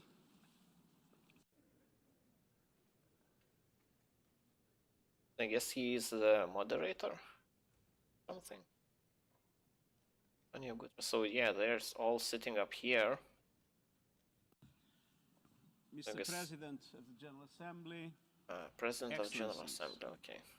the fighting in Ukraine must stop. It's raging across the country from air, land, and sea. Damn, this looks really cool. Now. What do you say? Do you agree? Russian missile and air bombardments have been pounding Ukrainian cities day and night.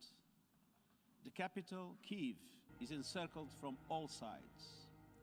In the face of the continuing attacks, Kyiv's 3 million residents are being forced to seek safety in their homes, improvised bomb shelters, and the city's subways. The Ukrainian government has distributed a meaningful number of arms to the population with the stated objective to participate in the defense of the country. Maybe I should According increase to the volume. UNHCR, 500,000 Ukrainians have fled across the country's borders. Although Russian strikes are reportedly largely targeting Ukrainian military facilities, we have credible accounts of residential buildings, critical civilian infrastructure, and other non-military targets sustaining heavy damage. This escalating violence, which is resulting in civilian deaths, including children, is totally unacceptable. Enough is enough. It's inevitable in war. Soldiers need to move back to their barracks, and leaders need to move to peace. Civilians must be protected. International humanitarian and human rights law must be upheld. The sovereignty, independence, and territorial integrity of Ukraine within its internationally recognized borders must be respected in line with General Assembly resolutions. Mr. President, we are facing a tragedy for Ukraine, but also a major regional crisis with potentially disastrous implications for us all. Can I do something? Yesterday, Russian nuclear forces were put on high alert. This is a chilling development. The mere idea of a nuclear conflict is simply inconceivable. Nothing can justify the use of nuclear weapons. Mr. President, we face what could easily become Europe's worst humanitarian and refugee crisis in decades, with the numbers of refugees and internally displaced multiplying by the minute. I am grateful for the compassion, generosity, and solidarity of Ukraine's neighbors who are taking in those seeking safety. It is important that this solidarity is extended without any discrimination based on race, religion, or ethnicity. The neighboring countries will need all our support in the days and weeks to come. The United Nations will continue to assist with these efforts. Mr. President, on Saturday, I spoke with President Zelensky and assured him that the United Nations would not abandon the Ukrainian people and conveyed our determination to enhance humanitarian assistance. Even before the events of the past week, the UN was providing some 3 million people on both sides of the contact line with humanitarian assistance. The United Nations is now working 24/7 to access humanitarian needs and scale up the delivery of life-saving support to many more people desperate for protection and shelter, particularly women and children, elderly people, and those with disabilities. We are fully committed to staying and delivering for everyone affected by this deadly conflict across the country. Some of our personnel are expanding existing programs, and others are preparing new operations to get help to those who need it fast. I want to highlight 3 concrete actions. First, I've allocated $20 million from the Central Emergency Response Fund to support emergency operations along the contact line in the eastern oblasts of Donetsk and Luhansk and in other parts of the country. Wait, what? This will allow us to help more vulnerable people get the basics, shelter, food, water and health care as soon as possible. Second, I have appointed Amin Awad as the UN Crisis Coordinator for Ukraine. Organizing He something will liaise inside with Ukraine? the government and with all relevant actors on the ground, supported by the resident humanitarian coordinator and the UN country team. At the same time, we are bringing together partners in and outside the country and surging personnel into the country. Third, tomorrow we will launch 2 coordinated emergency appeals for Ukraine and the region. One that addresses escalating humanitarian needs inside the country, including rising internal displacement, and another that responds to the needs of people crossing international borders to seek refuge in countries neighboring Ukraine. As we ramp up our efforts, it is essential that the safety and security of UN and associated personnel in Ukraine are protected in accordance with international law, and that humanitarian access to vulnerable people and communities is guaranteed.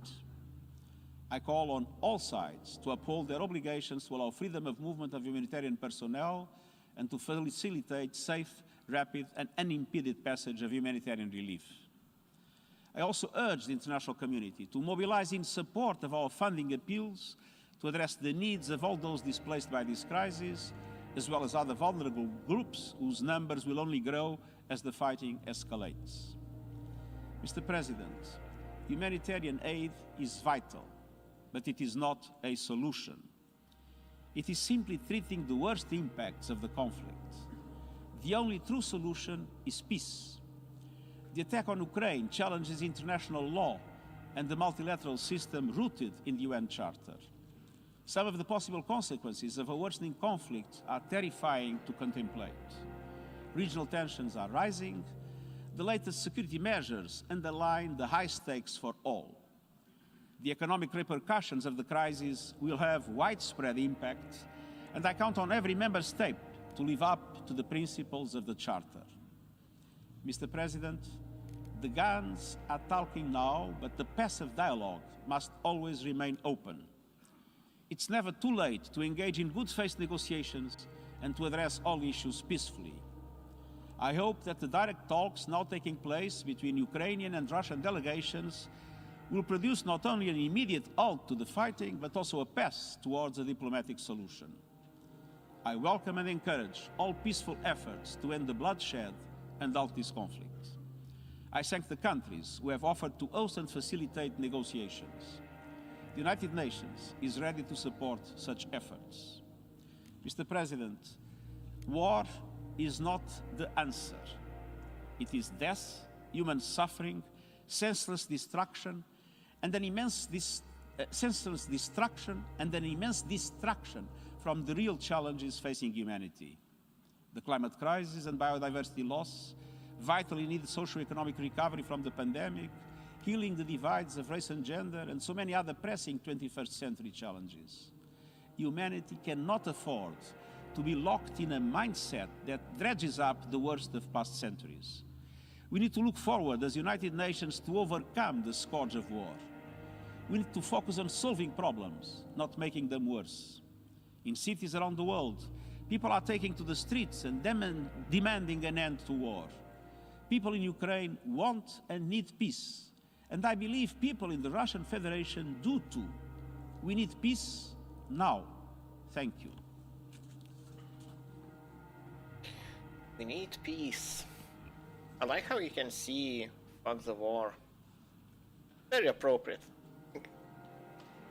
Oh, you know, my mouse is... I thank the Secretary General for his statement. So he could have stood up and said, fuck the war. Well, I guess he said that they are organizing some sort of personnel inside Ukraine. Which I'm not sure what you can infer from that. I now Don't give wanna the floor to the speculate too distinguished much. representative of Ukraine.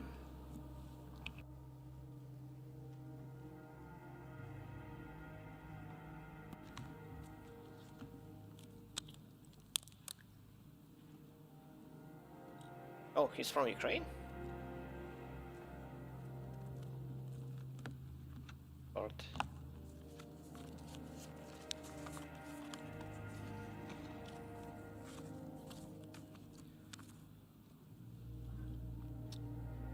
Mr. President, Secretary General, I have to turn around. I think. for the first time since the United Nations was born, there is a full-fledged war in the center of Europe.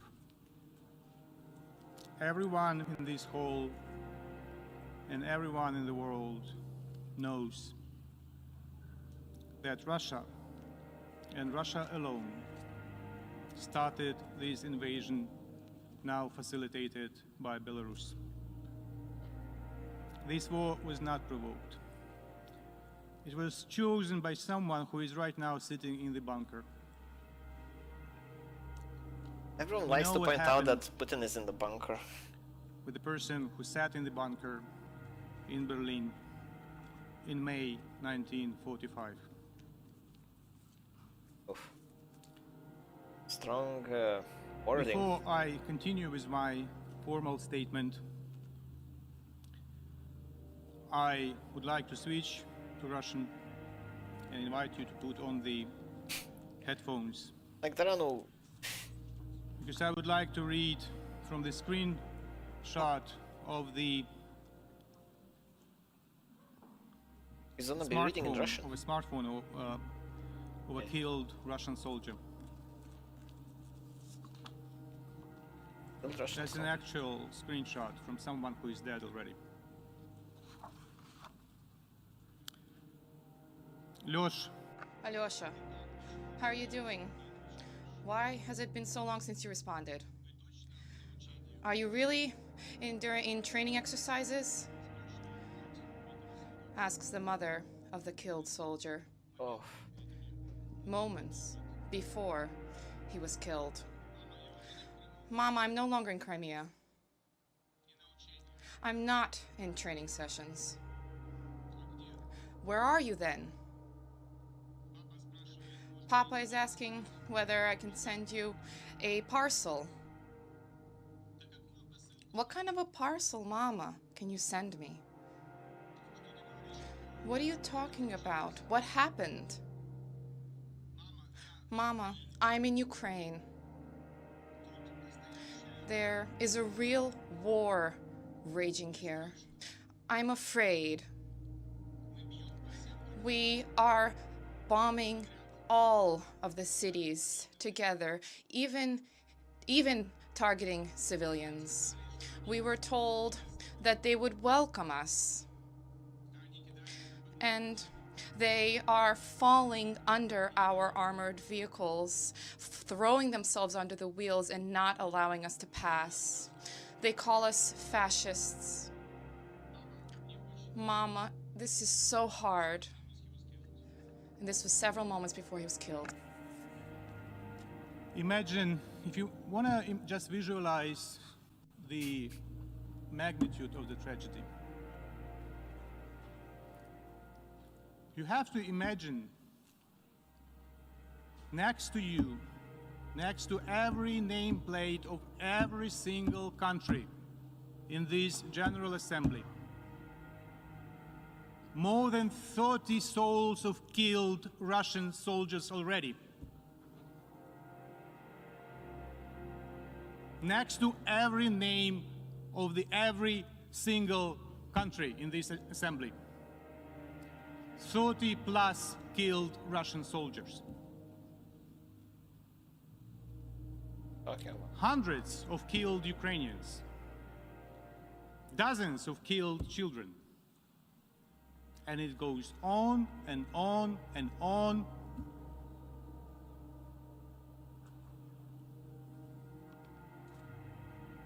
So just imagine those killed people next to you when you will listen to my formal statement.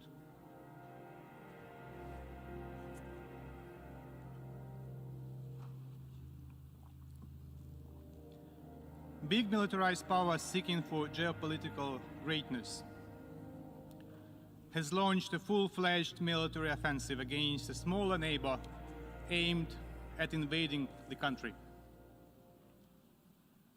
Deadly airstrikes dropped on civilians' heads across the entire country, and the Russian troops crossed Ukraine's borders from the territory of Russia, Belarus, and the occupied parts of Ukraine's Donbas and Crimea.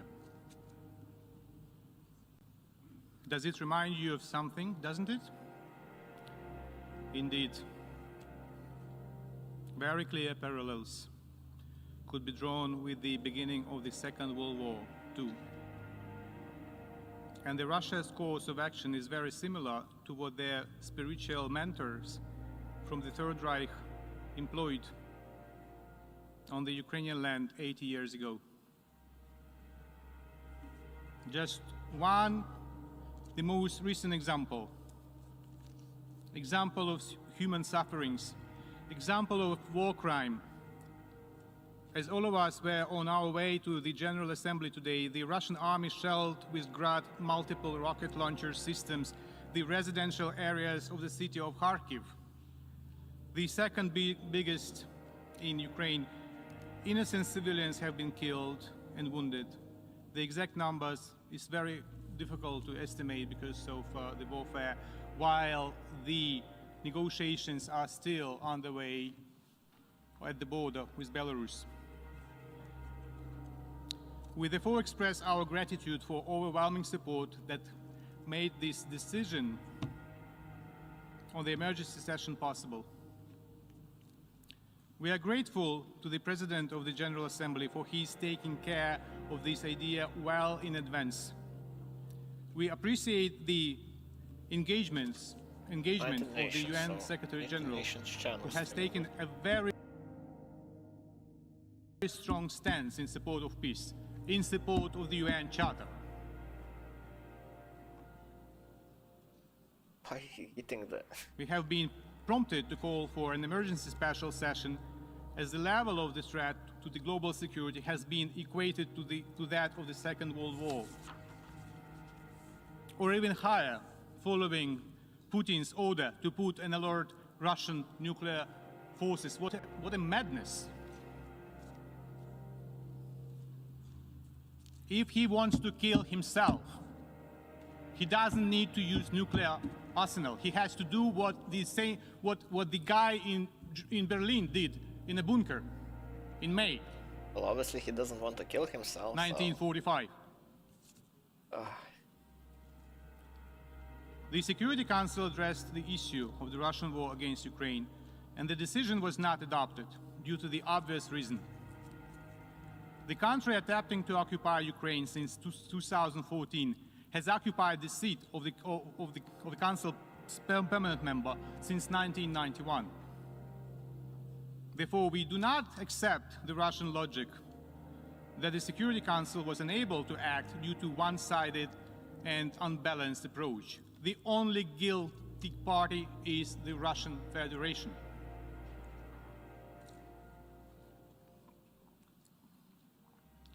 Distinguished delegates, Russia uses all its military potential to attack Ukraine and has begun redeploying reserve units on the border with Ukraine.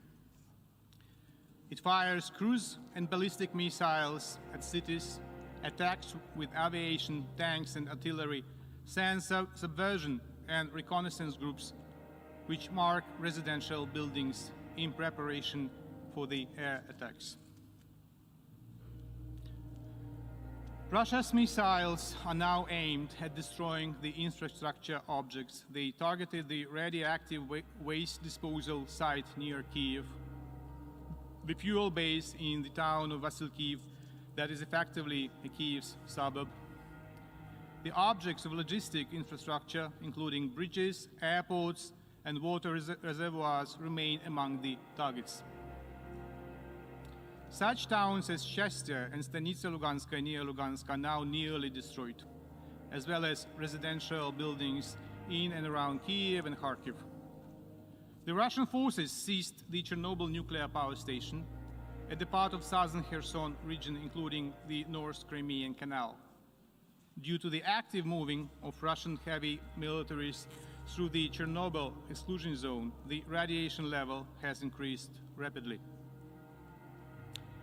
In the Black Sea, Russian warships deliberately attacked two civil vessels under the flags of Panama and Moldova, approaching Ukraine. This constitutes a flagrant violation of the international law of the sea. Incredibly, one of the vessels had the Russian crew. Still, it was attacked by the Russians. Russians keep attacking kindergartens and orphanages, thus committing war crimes and violating the Rome Statute.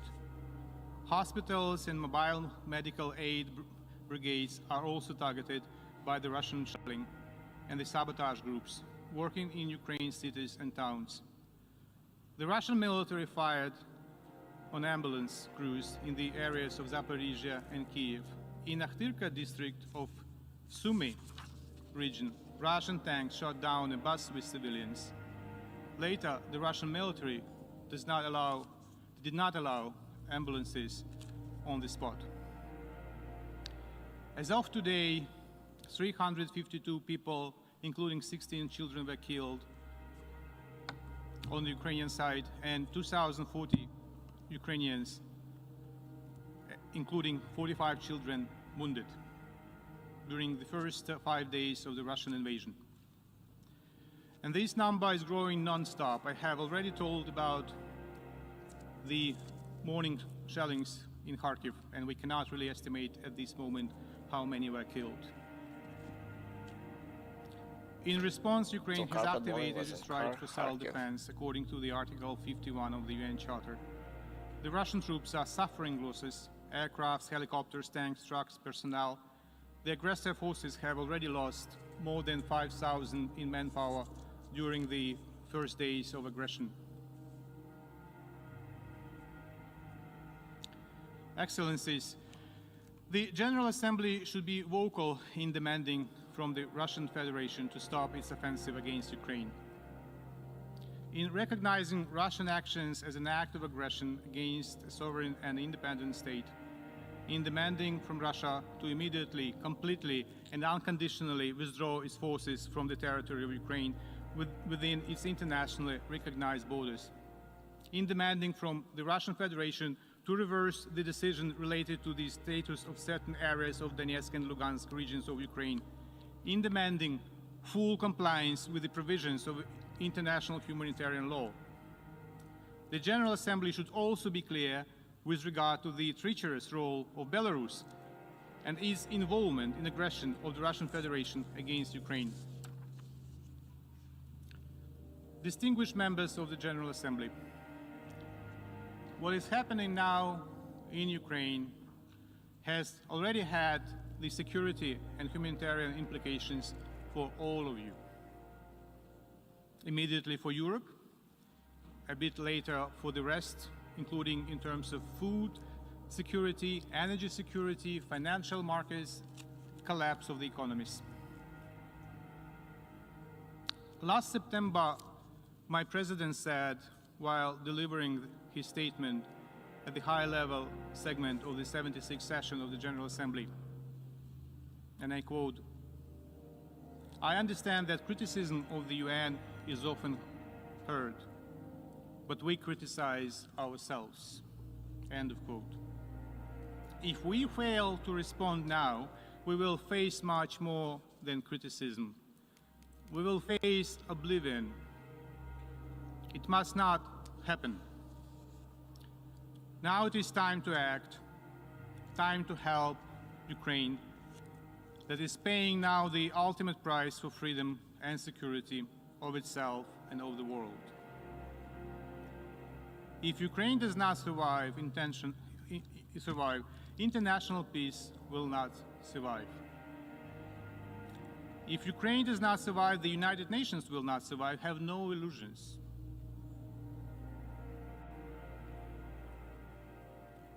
If Ukraine does not survive, we cannot be surprised if democracy fails next.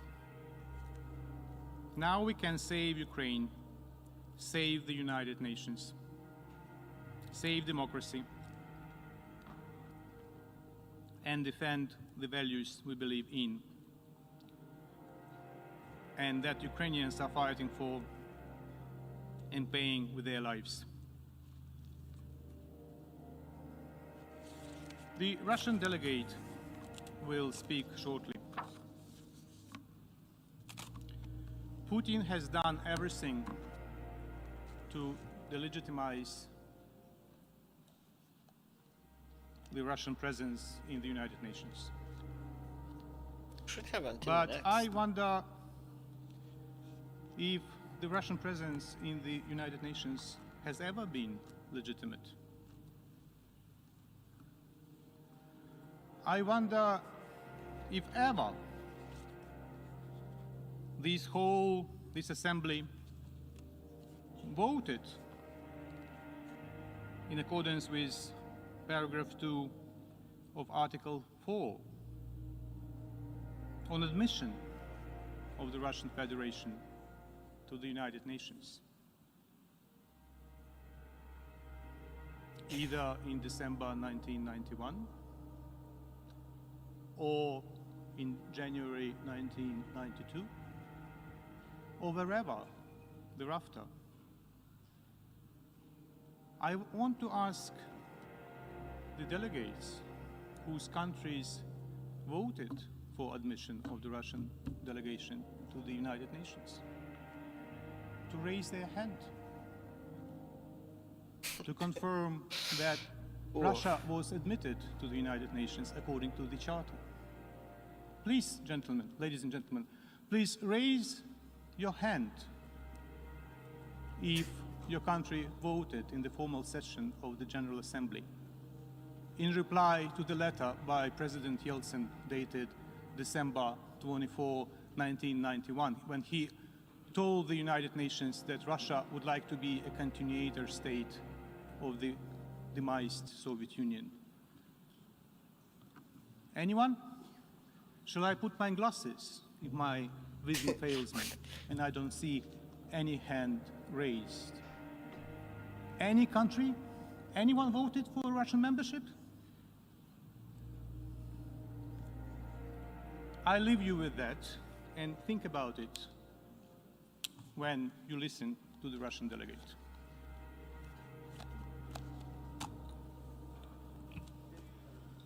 Yeah, that was a strong speech.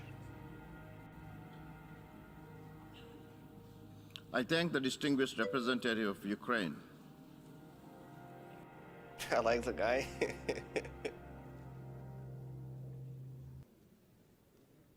Yeah. Well, you know. I wish his English was a little bit better, but yeah. And I think he could have made a better case if he spoke after Russia, not before.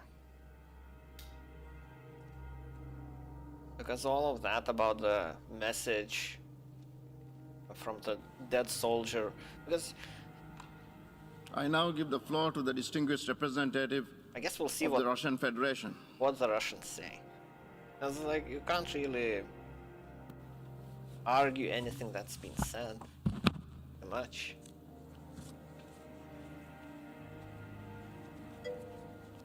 Господин председатель. Mr. President, Yeah. Mr. Secretary General, Starts. distinguished colleagues. In recent days, the Ukrainian issue has made headlines, global headlines, and has now been given pride of place at the UN Security Council and now the General Assembly. At the same time, Russian actions are being distorted and thwarted And there's the number of incredible fakes is staggering with the use with media outlets and social networks Talking proliferating about the memes. these The lies. amount For of this reason memes today, I is wish to astounding. focus on the real reasons for the crisis that has emerged and its possible Yeah, I wish I consequences. I wish could to emphasize watch the it in following. original The root language, for the because I current know crisis Russian lies well in the enough to actions of understand Ukraine what's being itself. For said. many years, it sabotaged and flouted its direct obligations under the Minsk package of measures. Just recently, very recently, there was a hope that in Kiev they would reconsider and that they would indeed comply with what they signed on to back in 2015.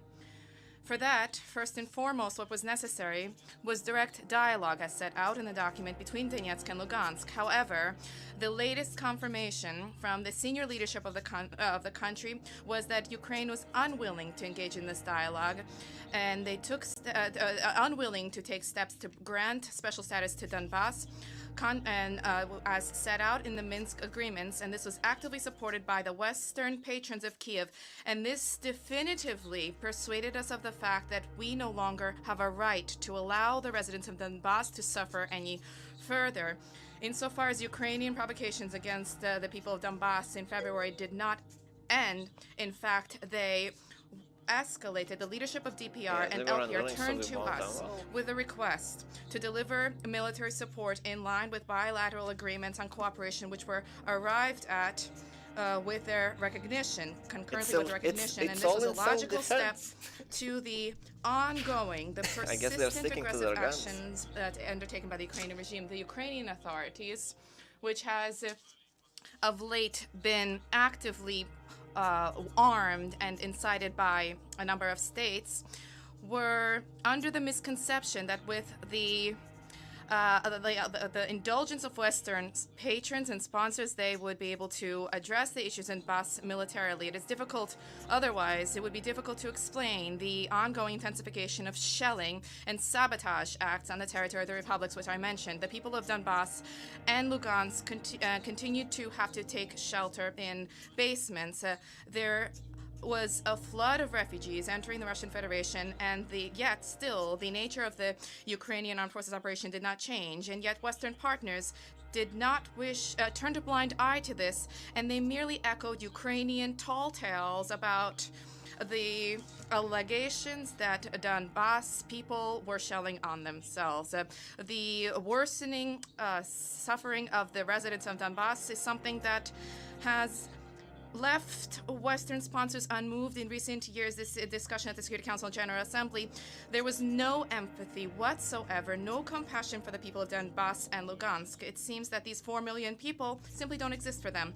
And as a result, the ongoing threats targeting the people of LPR and DPR, given the lack of prospects for addressing the problems in the area under the Minsk operations due to the failure to fulfill them, the Russian president took a decision for a special military operation to be carried out in Donbass. Occupation of Ukraine is not part of these plans. Yeah. The goal of the special operation is to protect the people who for 8 years were subject to torment and genocide by the Kiev regime. To that end, there's a need to demilitarize and denazify Ukraine. We further will strive to hold accountable those who carried out countless brutal crimes against the people, the residents, including residents of the Russian Federation. This decision was taken in line with Article 51 of the United Nations Charter with the sanction of the Federation Council of the Russian Federation. In pursuant of the agreement on friendship and cooperation with DPR and LPR, I wish to recall further that the principle of sovereignty and territorial integrity of states is something which we are being accused of breaching vis-a-vis Ukraine. The Declaration on Principles of International Law on Friendly Relations Between Peoples was adopted in 1970, and it needs to be unstintingly complied with respect to states, I quote, conducting themselves in compliance with the principle of equal rights and self-determination of peoples as described above, and thus possessed of a government representing the whole people, belonging to the territory without distinction as to race, creed, or color. End of quote. Today's government of Ukraine is no such government. Moreover, during the special military operation, Russia has been exercising its right to self-defense from a regime that has been striving to gain access to nuclear weapons. The president of Ukraine explicitly stated this on 18 February during the Munich conference, and this, I would recall, this statement that he delivered was met with applause by the participants of this conference. At the same time, Ukraine is seeking membership in NATO, where there's Article 5 in effect, and has territorial claims to the Russian Federation. Hence, in 1994, by leveraging Article 51 of the UN Charter, not only is Russia protecting itself from the national threat, but Russia is also seeking to uphold the purposes and principles of the United Nations Charter on the soil of Donbass and Ukraine, ensuring that the main goal of the United Nations be upheld, namely to prevent succeeding generations from a scourge of war. Unfortunately, it behooves us to note the very negative role played in all of this by Western colleagues led by the United States. Instead of compelling Kiev to comply with its obligations, instead they are merely inciting Kiev, egging it on, repeating the senseless mantra that their obligations and the Minsk agreements are not being complied with the Russian Federation, which I should like to recall and emphasize, Russian Federation is not a party to it. Moreover, our Western colleagues have shamelessly inundated the country with weapons, have sent to the country instructors, and effectively incited Ukrainians what did they get after giving who are facing a 120,000 strong military contingent prompted them to engage in armed provocation against the Donbass. Thereby, the Western countries have created a bubble that cannot but pop. Russia, Putin just took that piece of paper, wiped his ass with it, and said, "What you gonna do about it?" So. Back in 2008, a Russian president at the NATO Bucharest Council it's hard to see it any other way. That members of NATO should think 3 times before proudly stating that Ukraine and Georgia will join NATO, and this was portrayed as some kind of a great compromise, which was immediately met with action plans undertaken in Ukraine and Georgia to join the alliance. At the same time, in 2014, there was a brutal anti-constitutional coup which took place in Kiev, as a result of which nationalists and radicals seized power, and their policy was to create an anti-Russia in Ukraine and to ensure that it join NATO. And I will revisit that. For us, Ukraine joining NATO is a red line.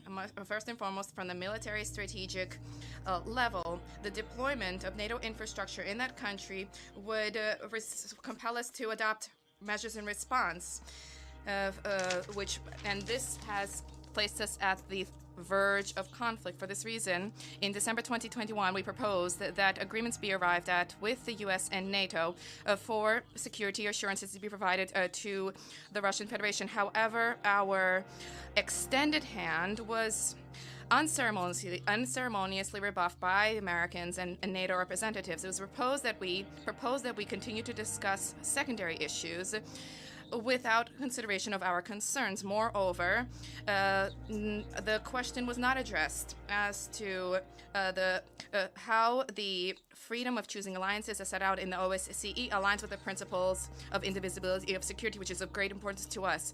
Probably many of you wonder what should be done now and what role can the United Nations play in addressing the Ukrainian crisis. We believe that the UN can and should play its role, help to bring the stakeholders' positions closer together and to eradicate the causes of conflict. The key role here, according to the Charter, should be played by and lies with the Security Council. However, attempts to calmly discuss this issue is something our partners did not deign to undertake. For this reason, the Russian Federation on 25 February voted against the anti-Russian and anti-Ukrainian draft resolution of the Security Council. It is anti-Russian, this document. There's no need to explain why. It suffices to have a cursory glance at the document. Why is it anti-Ukrainian, the document? Because this document, beyond any doubt, is inconsistent with the root interests of the Ukrainian people insofar as it is an attempt to salvage and to cement in Ukraine those authorities who brought the country to the brink of tragedy, and this tragedy has been ongoing for 8 years now. The main reason for our negative vote was not what was in the draft, but what was not included in the draft.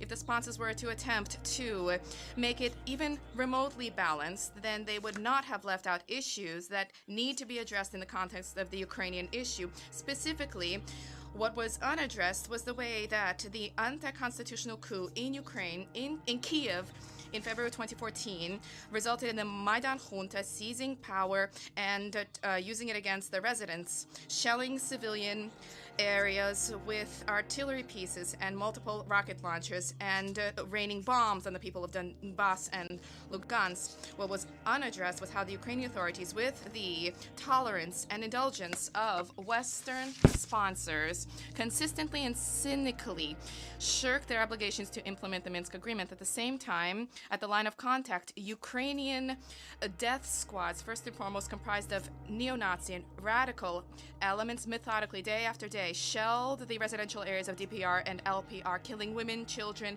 the elderly. This is ongoing today. How can we fail to mention the fact that the Ukrainian nationalists have been perpetrating crimes for all these 8 years? The protesters against Maidan and Odessa were burned alive.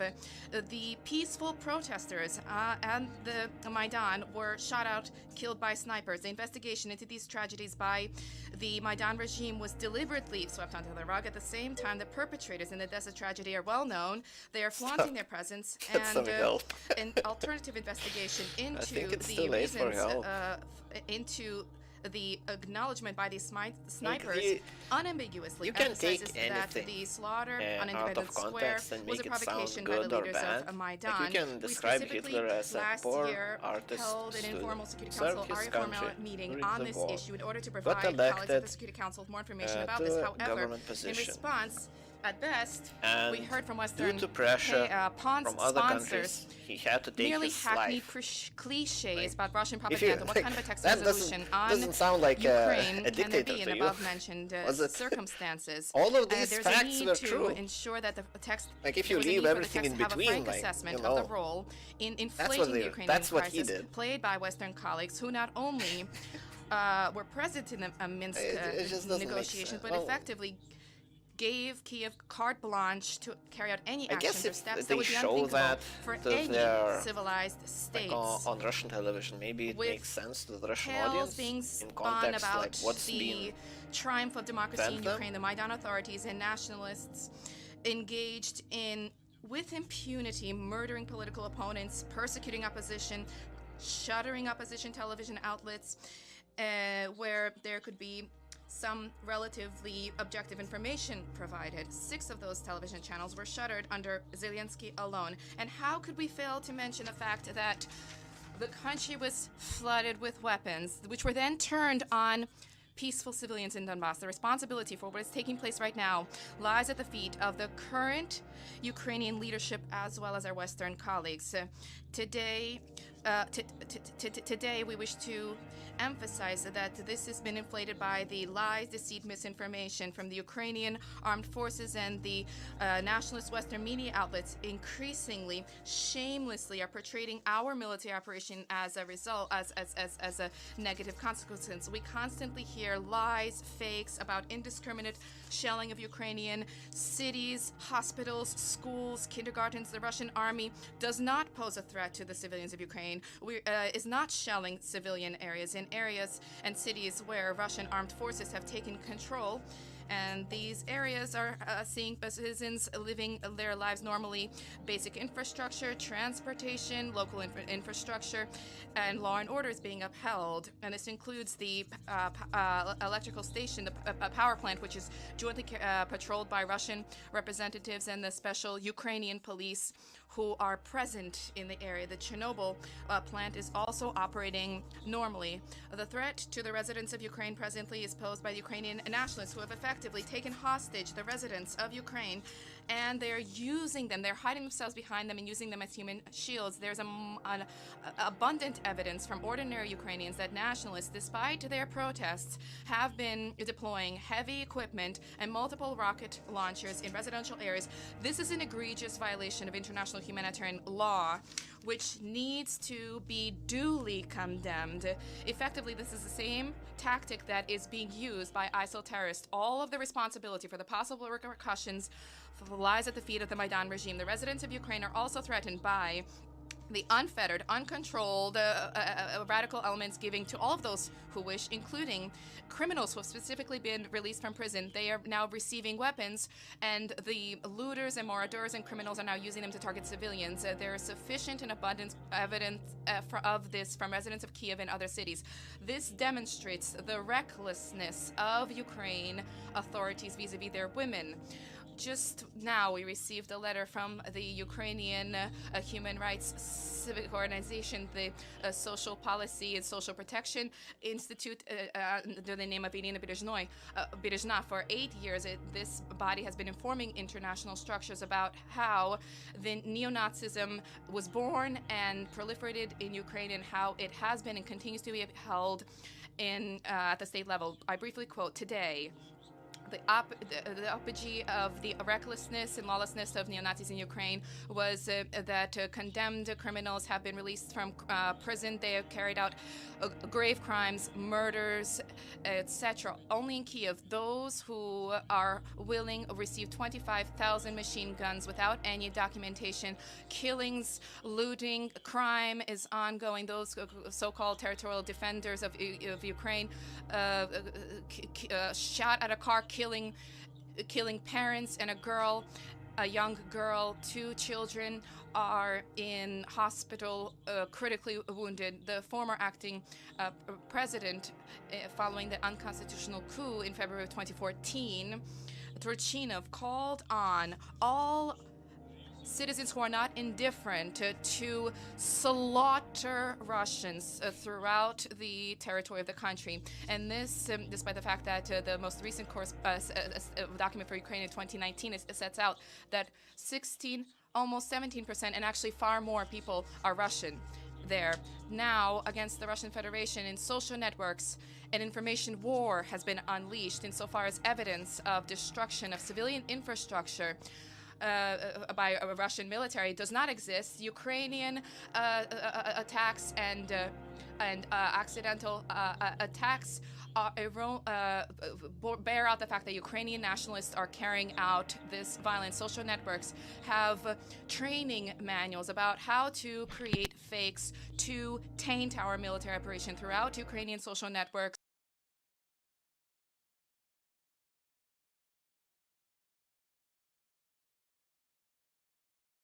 Correspondence that was read out by the Ukrainian ambassador, that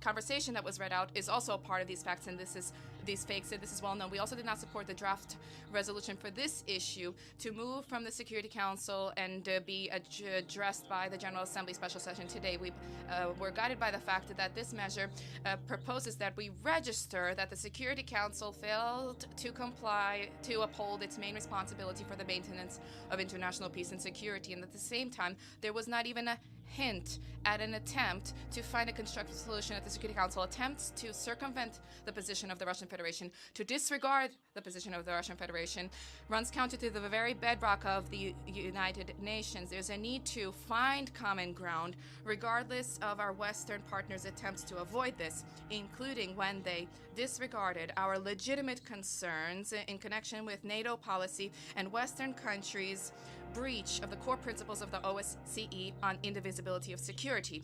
To conclude, Mr. President, I wish to state that the Russian Federation did not begin these hostilities. The hostilities were unleashed by Ukraine against its own residents, the residents of Donbass, and all of those who are dissenters. Russia is seeking to end this war. Thank you. I thank the distinguished representative of the Russian Federation.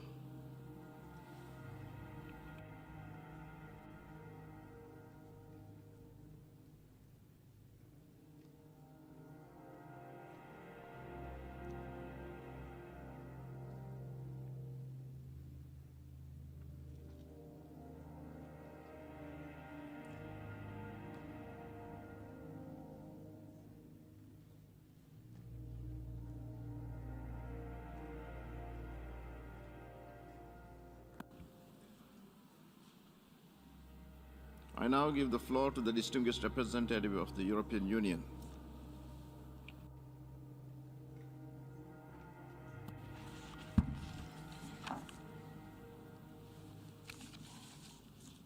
Mr. President, I have the honor to speak on behalf of the European Union and its member states. North Macedonia, Montenegro, Albania, Bosnia and Herzegovina, Iceland, Norway, Republic of Moldova, Georgia, San Marino, Andorra, Monaco and Liechtenstein align themselves with this statement. Our legitimate concerns in connection with NATO policy and Western countries' breach of the core principles of the OSCE on indivisibility of security. To conclude, Mr. President, I wish to state that the Russian Federation did not begin these hostilities. The hostilities were unleashed by Ukraine against its own residents, the residents of Donbass, and all of those who are dissenters. Russia is seeking to end this war. Thank you. The Russian Federation. Oh, that's funny. Montenegro and its member states.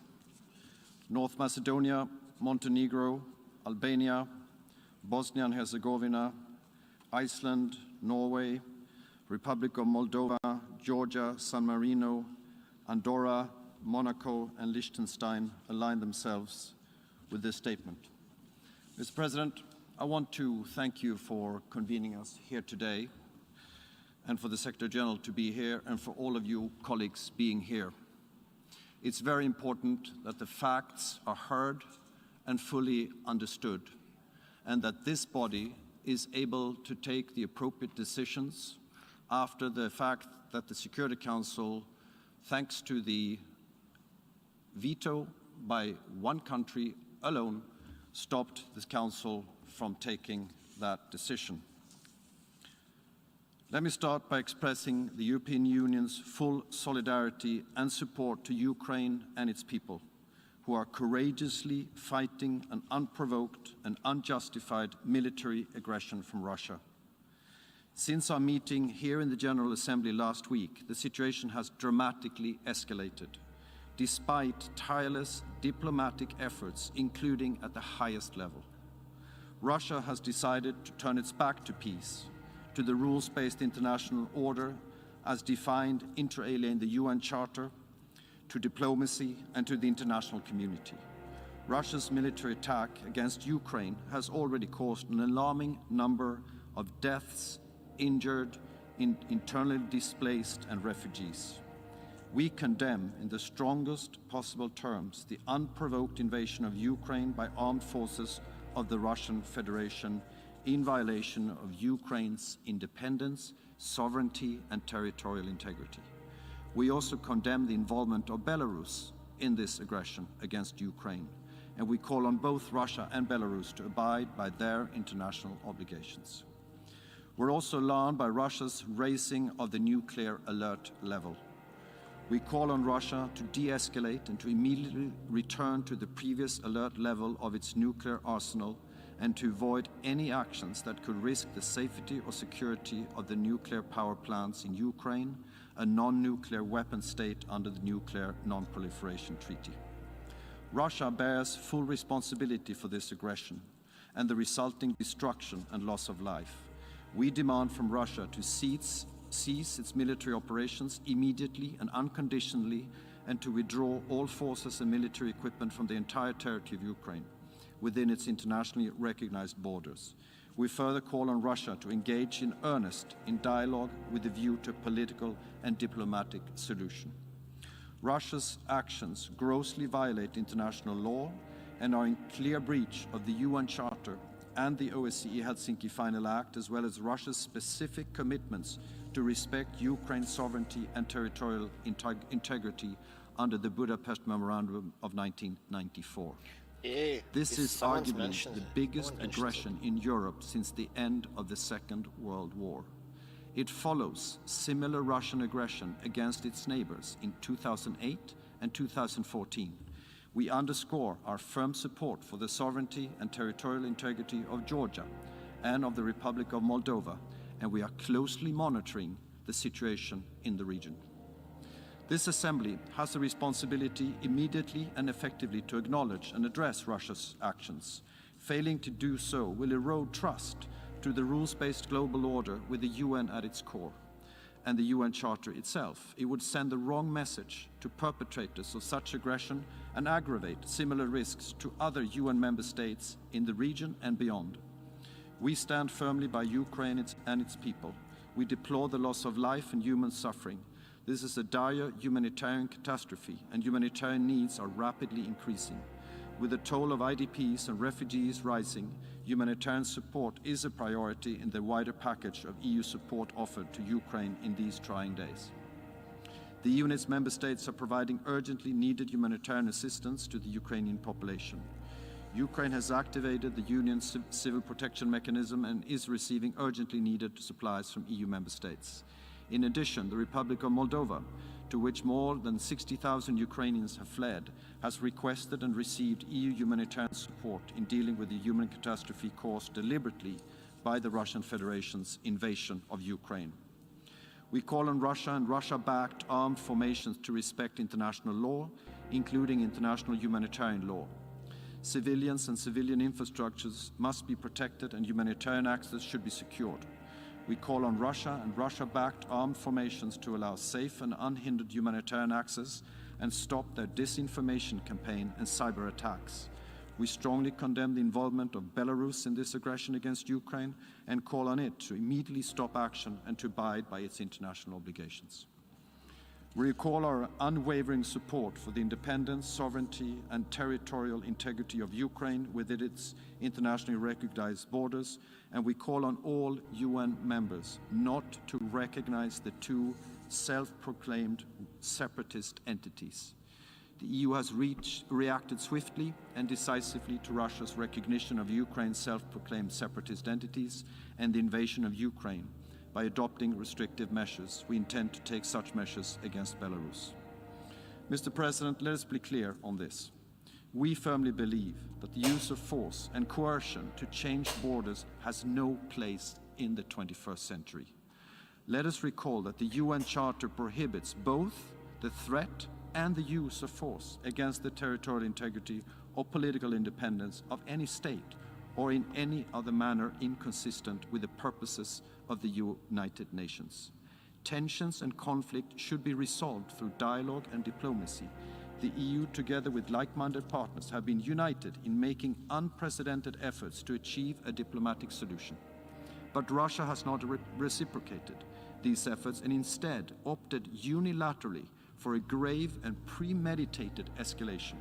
With this one-sided step, Russia is further isolating itself. We are today at a crucial and historical moment. Too many times in the past, the international community has been blind or too slow in front of unfolding tragedies. Entire generations in many places around the world, many of you representing them, have paid and are still paying the price of inaction. We cannot make the same mistake again. We have to take action.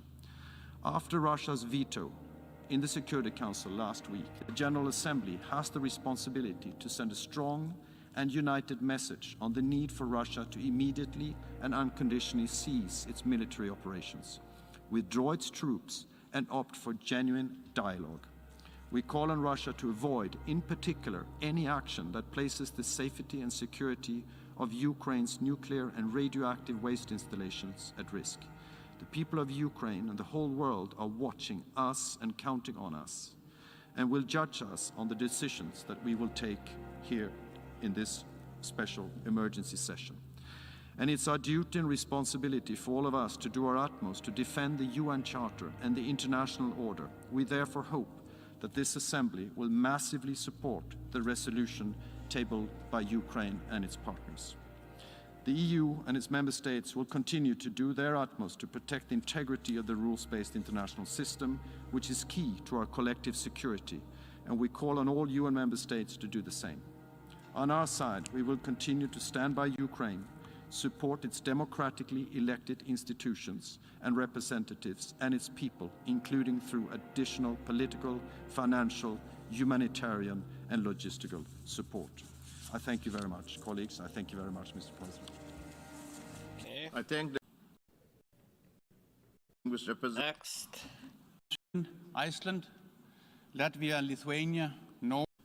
I have the honor to Denmark on behalf of the Nordic Baltic countries. Denmark. Ooh, the honor behalf of to us. speak on behalf of the 8 Nordic Baltic countries, Estonia, Finland, Iceland, Latvia, Lithuania, Norway, Sweden, and my own country, Denmark. Mr. President, on the night of 24th February, the Russian leadership decided to attack Ukraine. Let me be clear. We condemn in the strongest terms possible the invasion of Ukraine by the Russian Federation. People around the world are watching with horror the tragedy unfolding in Ukraine. A member state of this organization, a member of this community of nations. We are struck with a profound sense of injustice and a profound sympathy with the Ukrainian people who are fighting for their country, their cities, their homes, their families, their lives, their freedom and their future. The Russian leadership's aggression and brutal armed attack is in clear violation of Ukraine's sovereignty and territorial integrity within its international recognized borders. The Russian leadership's actions gravely violate international law and the principles of the UN Charter. They are an attack on this organization, and this cannot stand.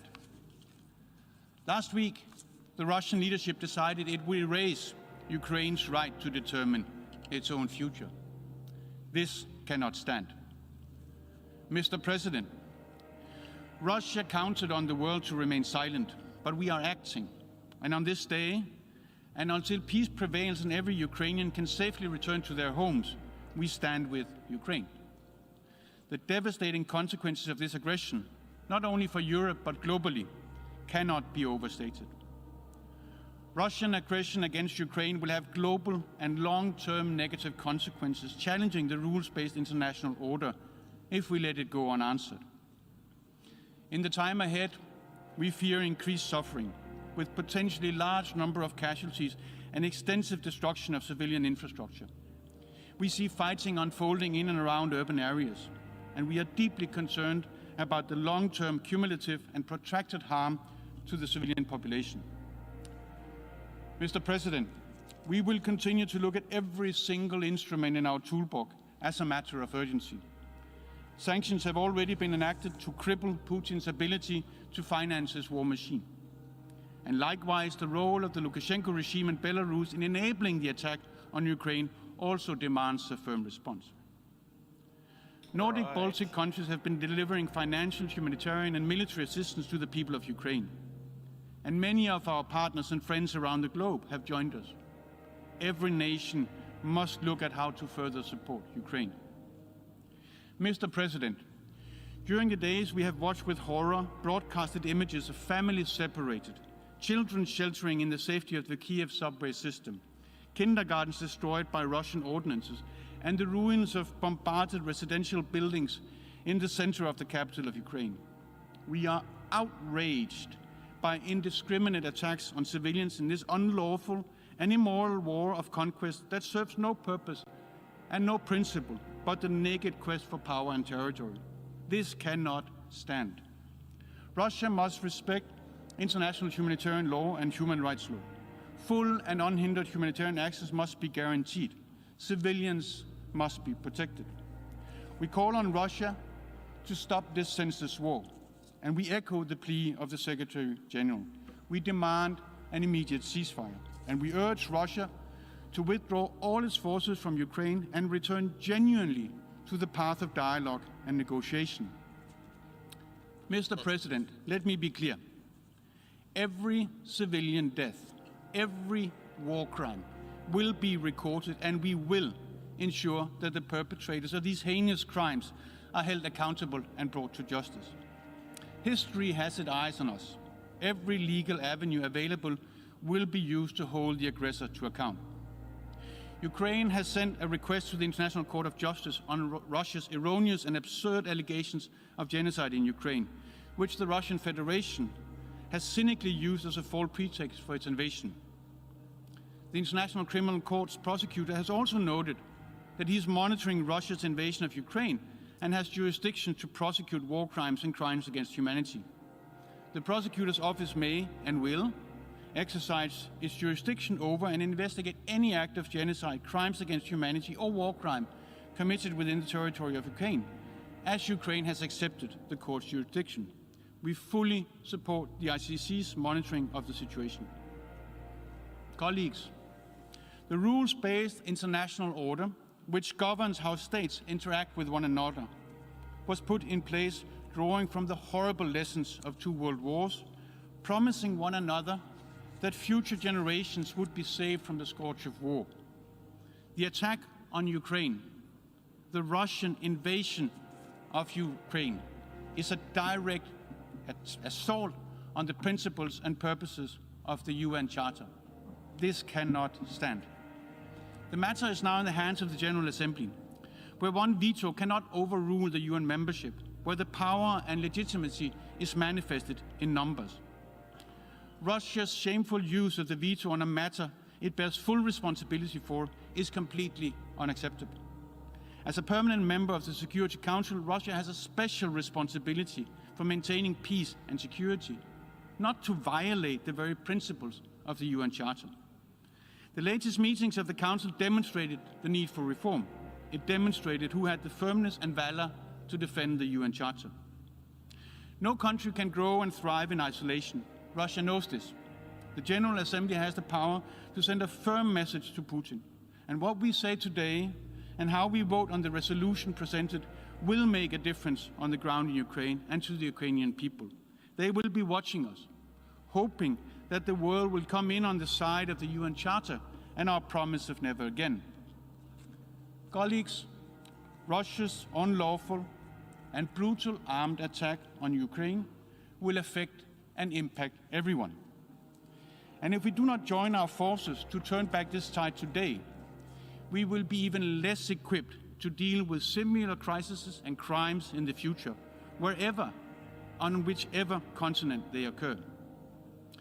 Over the last week, we have heard powerful statements from representatives of every continent on this planet, from Africa to Asia, from Europe to the Americas, that Russia's behavior towards a fellow member of the United Nations cannot stand. And we will hear more today. And to those who still refer to 2 parties to a conflict, we echo the words of a protester who had written on her sign, "If Russia stops fighting, there will be no more war. If Ukrainians stop fighting, there will be no more Ukraine." That is the simple reality before us. That is the simple truth. The world will hold Russia and Belarus accountable for their actions. Russia as the main aggressor, Belarus as the enabler. I thank you, Mr. President. I thank the distinguished representative of I wish Denmark. I wish Russia stopped fighting, would result in no more war, but France. France, okay. Monsieur, Okay, he's French. Monsieur le Président. Mr. President, Russia, day by day, is continuing its work of destruction in Ukraine. And on top of these brutal and criminal acts, we see a dangerous rhetoric which is further stoking tension. Russia is conducting this armed aggression in violation of the most fundamental principles of the United Nations Charter, which all members of this assembly have the obligation to respect. On Friday, it was the only one to oppose a Security Council resolution co-sponsored by 82 states. The General Assembly today has a historic responsibility, that of relaying loudly and robustly the voice of citizens who, across all continents, including in Russia, are asking for the immediate cessation of this war and for the withdrawal of the Russian army from Ukrainian territory. France supports the efforts underway within this assembly to prepare a resolution demanding that Russia put an end to its aggression and respect the sovereignty and territorial integrity of Ukraine. We call for all members of this assembly to vote in favor of this text. Over and above Ukraine, it is an issue of defending the Charter and the very reason for the existence of the United Nations. Let's be clear about this. Faced with the armed aggression against a people, faced with the civilian victims increasing in number every day, faced with the outflows of those who are forced to seek refuge, no one can avert their gaze. Abstention is not an option. Abstaining is to agree that might is right. We call upon all member states to vote in favor of the primacy of law over force. Mr. President, the invocation of this emergency special session does not mean that the Security Council is refusing to exercise its responsibilities. The Council will be meeting this afternoon to discuss the humanitarian situation in Ukraine. France, together with Mexico, will be tabling a draft resolution in order to guarantee the protection of civilians and safe and unhindered humanitarian access in order to respond to the urgent needs of the Ukrainian population. France and its partners in the European Union stand firmly, shoulder to shoulder with the Ukrainian people. The European Union has already announced 90 million euros of humanitarian aid. France will also play its part. With our partners, France is mobilized to ensure that the international response is able to confront the aggression committed by Russia. The European Union, and France is president of for the first 6 months of this year, has adopted measures to block access of the Russian central bank to its reserves. We've also announced the funding of defensive equipment for Ukraine. Mr. President, France salutes the courage being shown by the people of Ukraine.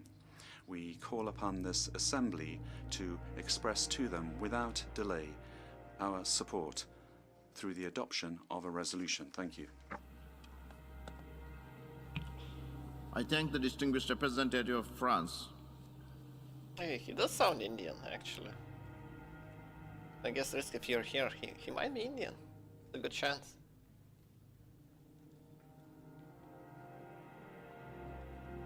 Yeah, I don't even know what the resolution they're gonna vote on. I think they want to kick out Russia out of United Nations. I now give the floor to the distinguished representative of the United Kingdom. Oh, okay, UK. UK is one of the parties that signed Budapest Memorandum. Mr. Secretary General, I Mr. wonder if they're gonna President, mention it. colleagues. On Friday, 81 member states supported a resolution in the Security Council to stop the war in Ukraine. Russia was completely isolated in opposing that resolution. Today, we gather in the General Assembly to stand against Russia's illegal attack on Ukraine and its assault on the principles of the UN Charter. The facts are clear. Russia has invaded Ukraine without provocation and without justification. Russia has rained missiles and rockets down on Kyiv, I wish they Kharkiv, compared notes, Odessa, because now they are and just other repeating cities. the same thing. The brave men and women of Ukraine are enduring the barrage and have held their cities from Russian invaders. They are fighting for their country, for their continued future as a free and independent nation. But the humanitarian consequences are already immense. We hear of babies born in air raid shelters, children with bomb craters in their kindergartens. And today, news of the shelling of residential areas in Kharkiv. These are indiscriminate attacks on Ukrainian civilians. 7 million Ukrainians She's are acting like it's the displaced. first time it happened in the In short, history of the world. The scourge of war that our United Nations was created to prevent has been unleashed by Russia on Ukraine. The international response to Russia's aggression has been united and swift. Around the world and here in this building, we must stand together to defend the rules and enforce the accountability that we have built together. If we do not stand up for them now, then the safety of every nation's borders and independence are at risk. That is why we also condemn Belarusian support for Russia's invasion of Ukraine. As the Secretary-General said last week, Russia's actions are violations of the territorial integrity and sovereignty of Ukraine and conflict directly with the principles of the Charter of the United Nations. And as he said today, the only answer is peace. So our message today is simple. We offer our unequivocal support for Ukraine and the Ukrainian people.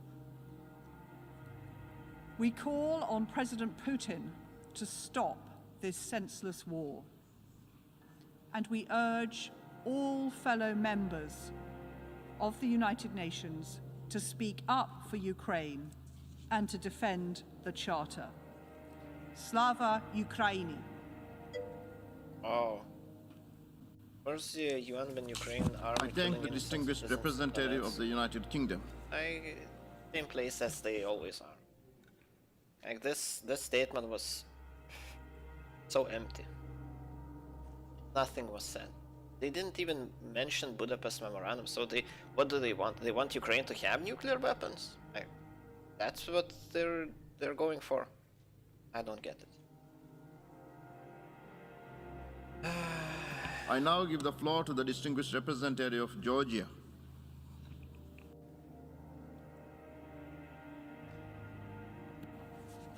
Everyone's killing innocents. Like any war, Thank you, take Mr. President. civil war, invasion My war. delegation aligns itself with the All of statement them. delivered by the representative of the European Union, and in my national capacity, I would like to add the following comment. Excellencies, we have gathered today in an emergency session because the Security Council once again failed us in acting as a guardian of peace and security. So now it is upon us, the General Assembly, where we all have equal rights to vote, to stand up and make it certain that the United Nations delivers on the purpose it was created for.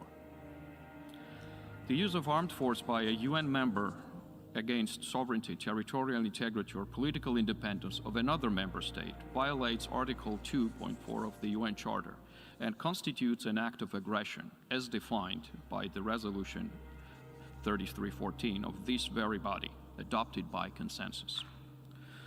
What we see in Ukraine is an act of aggression on the part of Russia, and we condemn it.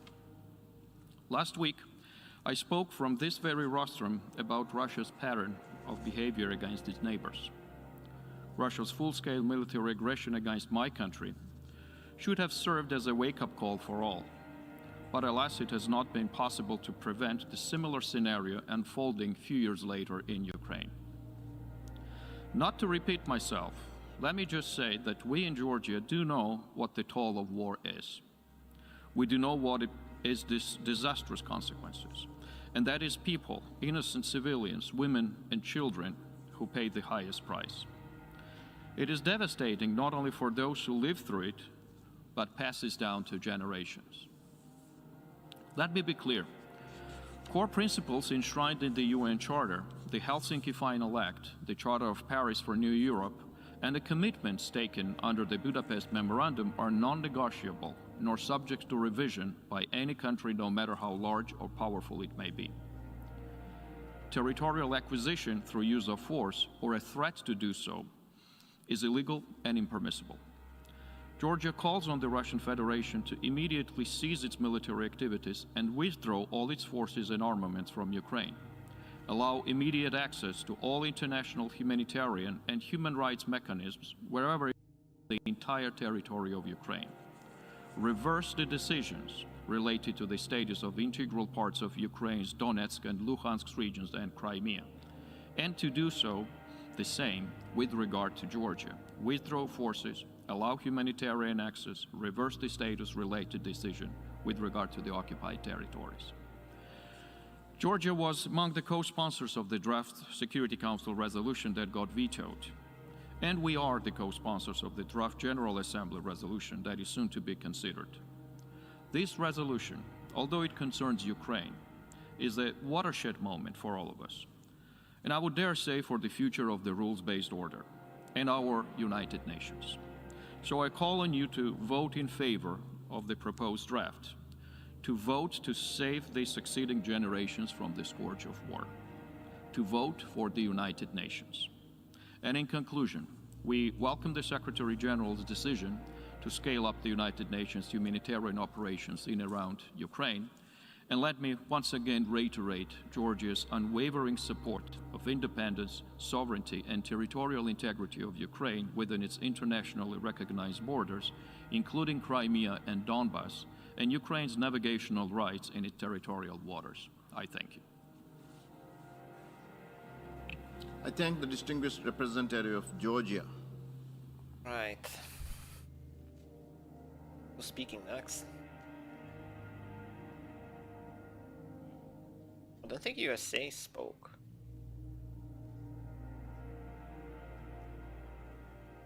I wonder if they have anything to say.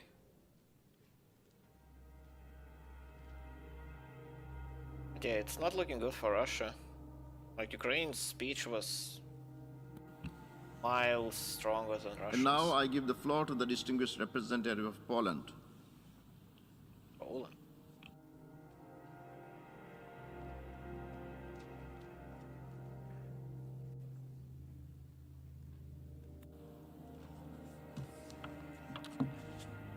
Mr. President, Mr. Secretary General, distinguished delegates, Poland fully supports the resolution just tabled by Ukraine and calls on each member state to stand firmly behind it. We deeply believe that through this act, we will demonstrate our adherence to the principles enshrined in the UN Charter. Only by upholding those fundamental principles, we can see the truly peaceful and long-term solution to the conflict caused by the Russian aggression in Ukraine. In that sense, the resolution we are about to vote paves the way to a meaningful diplomatic effort to end the atrocities of this war. To achieve peace, Poland, as a current chairmanship in office of the Organization of Security and Cooperation in Europe, called yesterday for the immediate ceasefire in Ukraine to let humanitarian organizations deliver assistance. But these appeals for peace are even more urgent when you look at the events in Ukraine from a close distance perspective. Let me tell you how we, Poles, see and respond to the horrors of this war as neighbors and friends of Ukraine. There is no doubt that we are confronted with one of the biggest humanitarian crises in Europe since World War II. In the first 3 days of Russian aggression, facilitated by the complicity of the Belarusian regime of Alexander Lukashenko, we witnessed more than 500,000 people fleeing Ukraine, 300,000 of which found refuge in my home country. We keep our borders open. Our diplomatic missions help those who seek refuge in Poland. The nationals of all countries who suffered from Russian aggression or whose life is at risk can seek shelter in my country. And I can tell you, only for the first half of today, we welcome people of 125 nationalities fleeing Ukraine to Poland. So that means it concerns us all.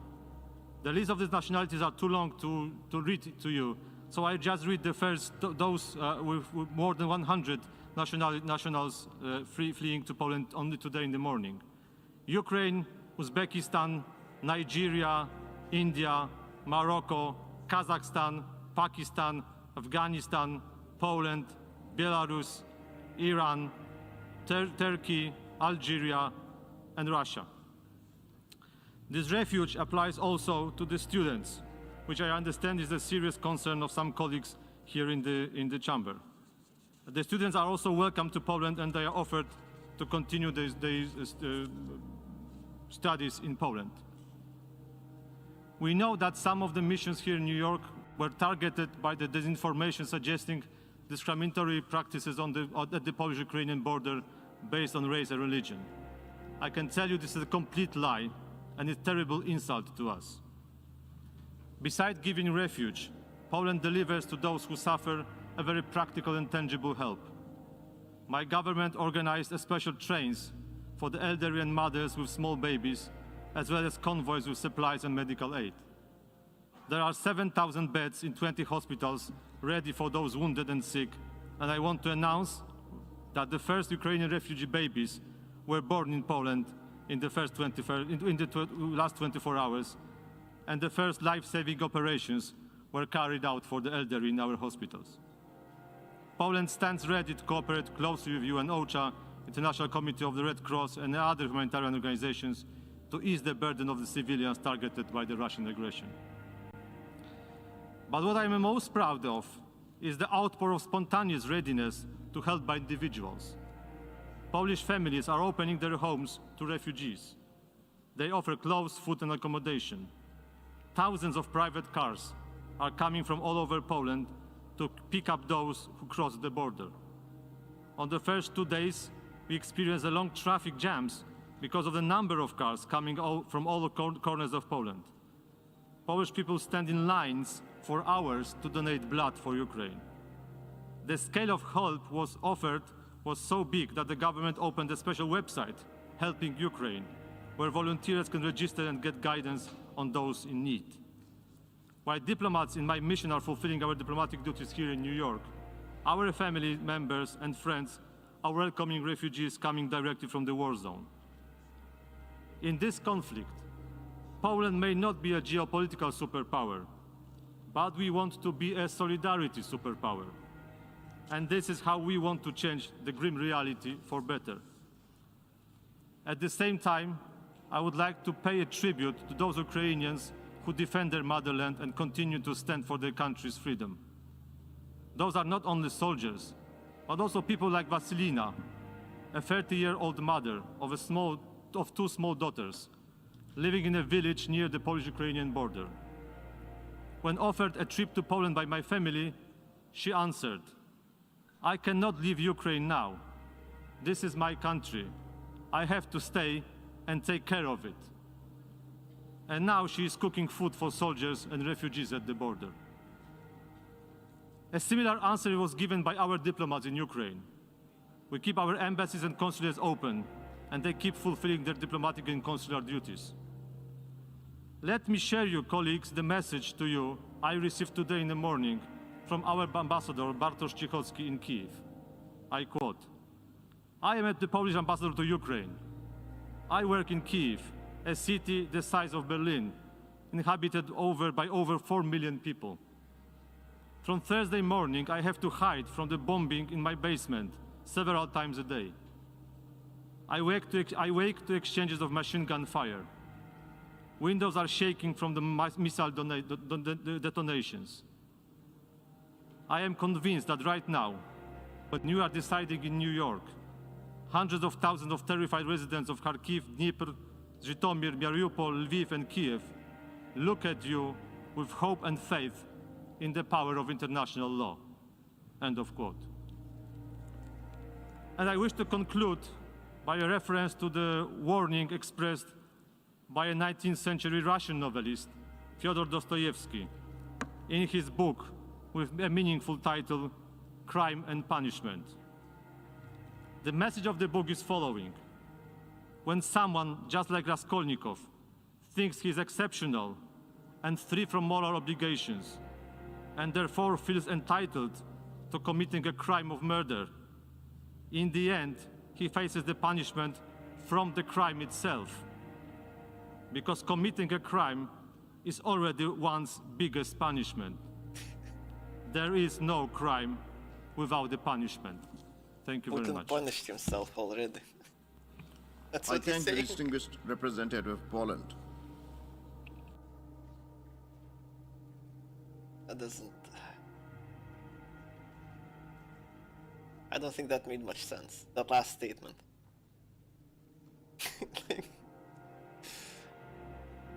I guess we need to be open-minded, but damn. And now I give the floor to the distinguished representative of Austria. I didn't expect Poland be so willing, I guess. Thank you, Mr. President. And as usual, Austria aligns itself with the statement by the European Union. However, we also want to add our voice in our national capacity, because what is currently being deliberately inflicted upon Ukraine does not allow us to remain silent. Excellencies, colleagues, fellow Ukrainians, let me start by thanking you, Mr. Secretary General, for your clear words this morning and these past days. We are grateful to see that the United Nations is there to help those suffering and in dire need for help. We meet here today to discuss the Russian aggression against Ukraine, to discuss the violation of Article 2.4 of our UN Charter. That we meet here today in this room is a good thing and a bad thing. It's bad because it means after several days since Russia launched its aggression against the sovereign territory of Ukraine, we are still witnessing military attacks, terrible human suffering, and loss of life. It's also bad because questions of peace and security should be addressed by the Security Council. As primary responsible for upholding international peace and security, the Security Council cannot remain silent when basic principles of our international rules-based order are trampled by military boots and squashed by tanks. Last Friday, however, the Security Council decision was blocked by the veto of a permanent member, the Russian Federation, even though 81 members of the international community supported the draft resolution of the co-pen holders. Yes, the veto power is foreseen in the UN Charter, but so is the obligation to uphold UN principles. If in the 21st century the Security Council is blocked in a situation that constitutes a blatant breach of international law, we should ask ourselves if this system of veto powers is still able to regulate our international relations. Yet, colleagues, our meeting here today is also good. It's good that the General Assembly is there to step in if the Security Council cannot fulfill its mandate. And it's good that we now have the opportunity here in this General Assembly Hall to raise our voices, to recall the principles of the UN Charter, our Charter, and to state clearly that we will not stay silent if the Charter is violated in the most serious way. This is our right. This is our obligation as members of the organization. Colleagues, at the end of this debate, we will vote on a resolution condemning the aggression of Russia against Ukraine and showing solidarity with the people of Ukraine. Austria will vote yes on the resolution and urges all of you to do so also. By voting yes, we show the world that the UN is able to take its responsibility to defend the rule of law, international law, and the UN Charter. By voting yes, we show that these acts and similar horrifying acts are not tolerated by the international community. And most importantly, by voting yes, we show the Ukrainian people that they are not alone. I know that for many of us, such votes can be difficult. Some say this is a regional issue, a European problem. Colleagues, an attack against one of our members, one of members of this organization, is an attack on us all. In our interconnected world, our world is one region. Cyber weapons strike everywhere. Missiles have global reach. The world is not only regional, it has become local. Some say we must respect security concerns. Yes, colleagues, we must. Everyone has security concerns. Ukraine had them and gave up nuclear weapons and trusted that others would not mentioned harm them. Budapest Memorandum. But clearly, if you have security concerns, solve them with dialogue, not tanks. If a country with one of the largest armies and nuclear arsenals feels insecure, it should seek cooperation, dialogue, disarmament, and not force against others. Some say, well, look at others, look at these other instances that we have had. What about past violations? Colleagues, we know this whataboutism well. Trying to justify evil with past evil. Trying to excuse yourself by pointing to the faults of others. But just because we did not stand up in the past to injustice and evil, that should not prevent us from standing up now. Yes, it's true, others have committed aggressions, crimes, and faults. Yes, the international community has sometimes shown a lack of unity to act. And yes, the international community has sometimes been too hesitant. But let us not continue to make that same mistake now. Let us start a new era when we work together and stand up united for our common principles. Let's defend the rule of law. Let's not give in to the reign of the powerful. Let us vote yes on that resolution. Mr. President, Austria is not part of any military alliance. We rely for our security on the respect and implementation of international law, of treaties, of custom, including humanitarian law. Reports about Russian attacks on civilians and civilian objects in urban areas are extremely worrying. Rockets or missiles hitting apartment buildings in Kiev cannot be accepted. These attacks constitute war crimes under international humanitarian law. We urge Russia to strictly adhere to international humanitarian law, in particular regarding the protection of civilians in urban warfare, and immediately cease these attacks and refrain from using explosive weapons in populated areas. We strongly condemn the use of cluster munitions, which is incompatible with international humanitarian law and outlawed under the Convention on Cluster Munitions.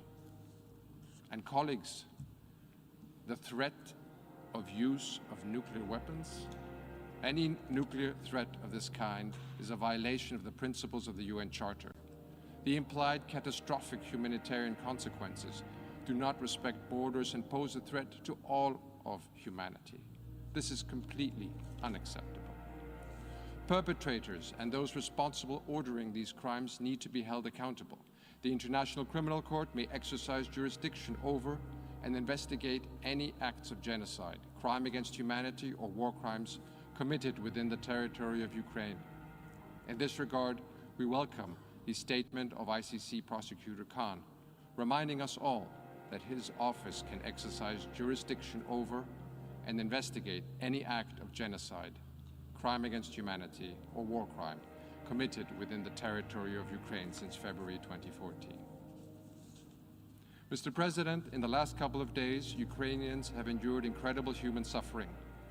In order to help ease the humanitarian catastrophe, Austria contributed 2.5 million euros to the ICRC and NGOs, and additional humanitarian assistance will be decided soon. Those organizations' valuable work must be ensured by guaranteeing humanitarian access. Colleagues, in sum, Austria condemns the Russian aggression against Ukraine.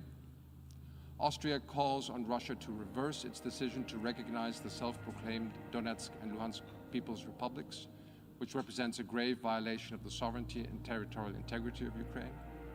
Austria urges Russia to immediately withdraw its troops and stop any further bloodshed and return to the path of peaceful dialogue, like any member of the UN is obliged to do. Vienna is ready to host and facilitate such dialogue. We hope that today's start of bilateral discussions between delegations from Ukraine and Russia can serve as a first step towards an urgently needed ceasefire. And colleagues, we call on you to vote yes on today's resolution.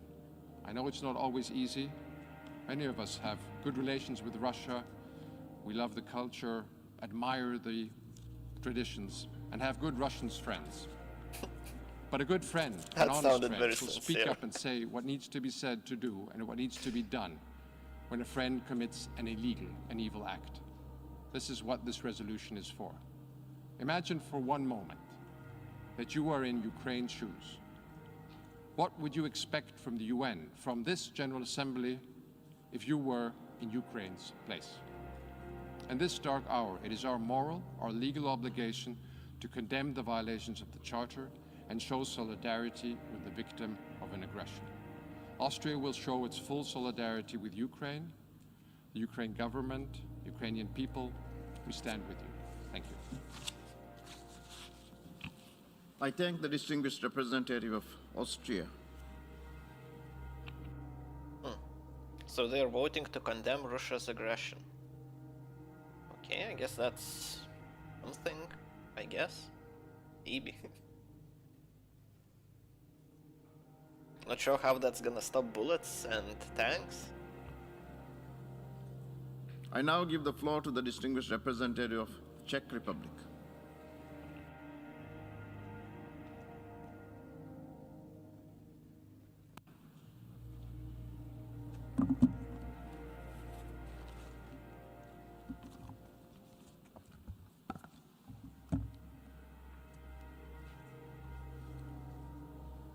Mr. President, Mr. Secretary General, Excellencies. The Czech Republic aligns itself with the EU statement and wishes to add the following in its national capacity. Let me begin with the most important words I can say here today. We urge Russia to stop immediately its military actions and to unconditionally withdraw all its forces and military equipment from the entire territory of Ukraine. We are meeting here today at a critical moment, not just for Ukraine or Europe, but for the United Nations as a whole. A permanent member of the UN Security Council has started a war of aggression against a fellow UN member state. It is a blatant violation of international law. It is a flagrant violation of the UN Charter and its principles, which all we should uphold and abide by. This seminal document was written with the express purpose of averting the scourge of war. Russian President Putin chose to reject diplomacy and multiple offers for talks. Instead, he decided to launch a savage conquest, inflicting untold pain and suffering on the people of Ukraine. Is he reading word by word? There are horrific reports coming from Ukraine. Civilians, including children, being killed in their hometowns. Families separated, hundreds of thousands of people forced to flee for their lives. Mr. President, let me make it crystal clear. Russia and its people are under no threat from Ukraine or NATO. We condemn in the strongest terms Mr. Putin's threat of using nuclear weapons. Indeed, it is a very dangerous rhetoric and only further exacerbates the overall security situation.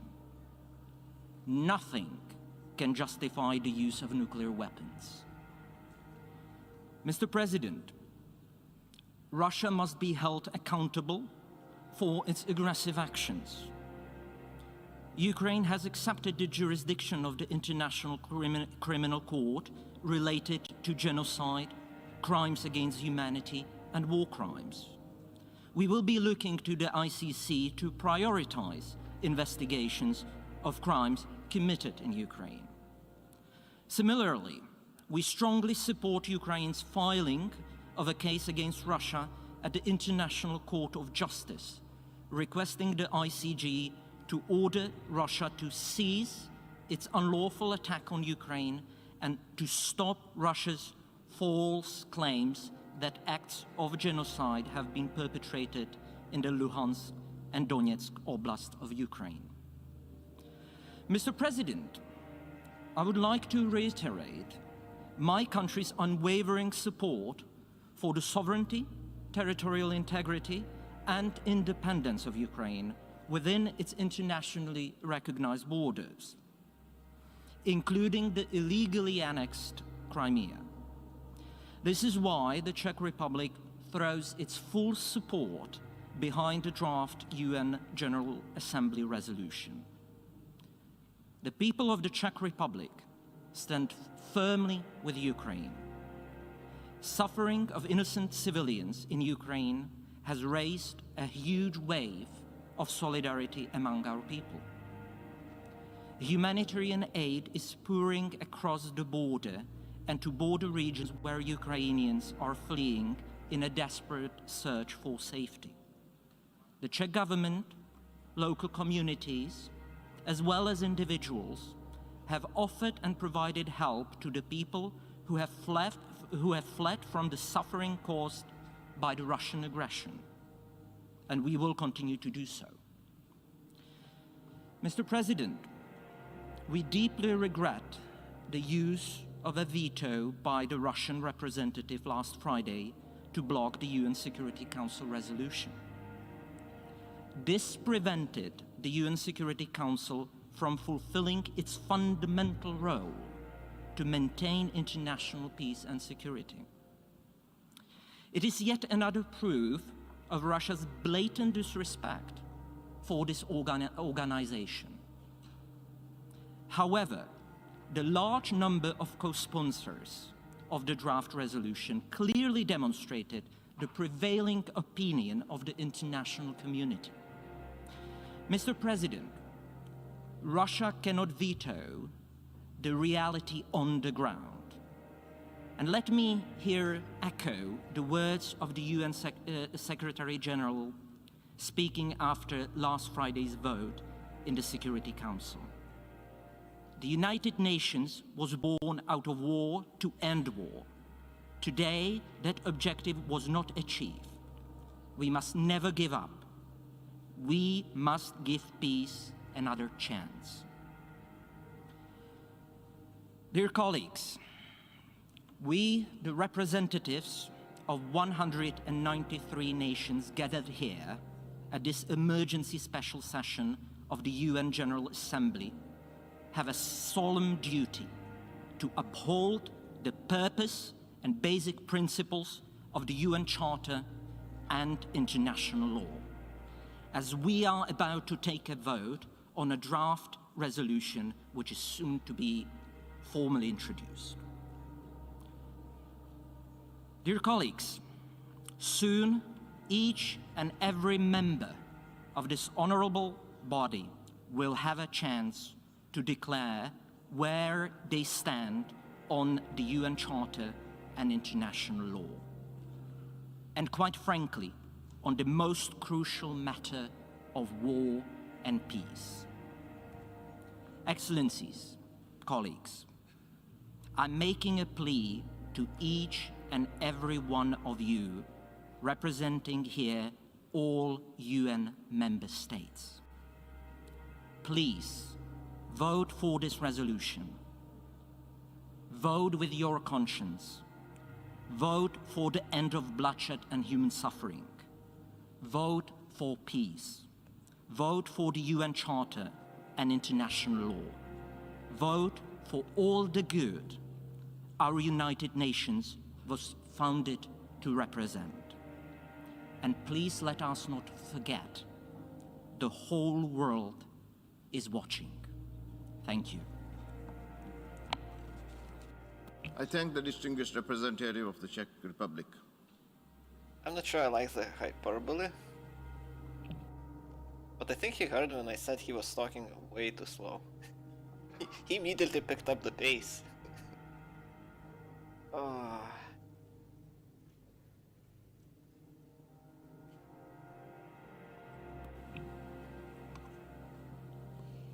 And now I give the floor to the distinguished representative of Switzerland. I wonder how many of them will be making a statement. I imagine USC will be the last one. Mr. President, Secretary General, dear colleagues. As Dag Hammarskjöld clearly stated, the United Nations were not created to take us to heaven, but to save us from hell. And yet, what the population in Ukraine is experiencing in recent days looks very much like what we have pledged to avoid. This is why this assembly is meeting today, in the face of a war that has already cost many lives. Each life lost is one too many. Our thoughts are with the victims and with their families. We express our solidarity with the Ukrainian people and their democratically elected authorities. We are deeply concerned about the humanitarian situation and the displacement of hundreds of thousands of people. This assembly is meeting today at the request of the Security Council due to the lack of consensus among its permanent members. Switzerland supported the draft resolution in the Security Council aimed at ending the hostilities and restoring international law. The blocking of this resolution by the veto of a permanent member is contrary to Article 27 of the Charter. The Russian Federation, as a party to the conflict, should have abstained from voting. We fully support the draft resolution of the General Assembly, and we call upon member states to do the same. Switzerland strongly condemns Russia's attack on Ukraine. We are also concerned about the use of Belarus territory for this military operation. Russian attempts to legitimize its action are not credible. There was no provocation to justify such an attack. We call upon Russia and upon all nuclear weapon states to refrain from any threat to use these weapons, and certainly from using them. Russia has just joined a declaration of the P5 which reaffirmed that a nuclear war cannot be won and must never be fought. Switzerland reiterates its full support for the independence, sovereignty, and territorial integrity of Ukraine within its internationally recognized borders. Switzerland once again calls on all parties to respect international humanitarian law and human rights. We condemn all violations. This also applies to cyberspace. The protection of the civilian population, as well as of persons who are not part of the fighting, must be the priority. Switzerland is deeply concerned about substantiated allegations of the use of cluster munitions. Assets essential to the survival of the civilian population, as well as civilian and medical infrastructure, must not be targeted. Furthermore, we call on the parties to ensure rapid and unhindered humanitarian access and the safety of humanitarian and medical personnel. Switzerland stands in solidarity. We are committed to mobilizing additional resources to meet humanitarian needs in Ukraine and in the region. Together with our European partners, we will continue our long tradition of welcoming refugees. Moreover, Switzerland has fully implemented the European Union sanctions against Russia. We welcome the work of the Special Monitoring Mission of the Organization for Security and Cooperation in Europe. We regret that the serious situation has left the organization with no other choice than to temporarily evacuate its staff. Switzerland welcomes the UN Secretary-General's offer of good offices, as well as the diplomatic efforts of the member states, which have left no stone unturned in order to promote a diplomatic solution through dialogue. Switzerland reiterates its offer of good offices if the parties to the conflict so wish. We welcome the fact that the parties to the conflict have met today for initial negotiations. We very much hope, as the Secretary-General does so keenly, that these talks will lead to initial results, such as, for example, a ceasefire. This conflict, like all conflicts, can only be solved through dialogue. I thank you. I like her opening. I thank the distinguished representative of Switzerland. I think it was very well worded. Not our job to take us to heaven. Save us from hell. That was, yeah, very well written.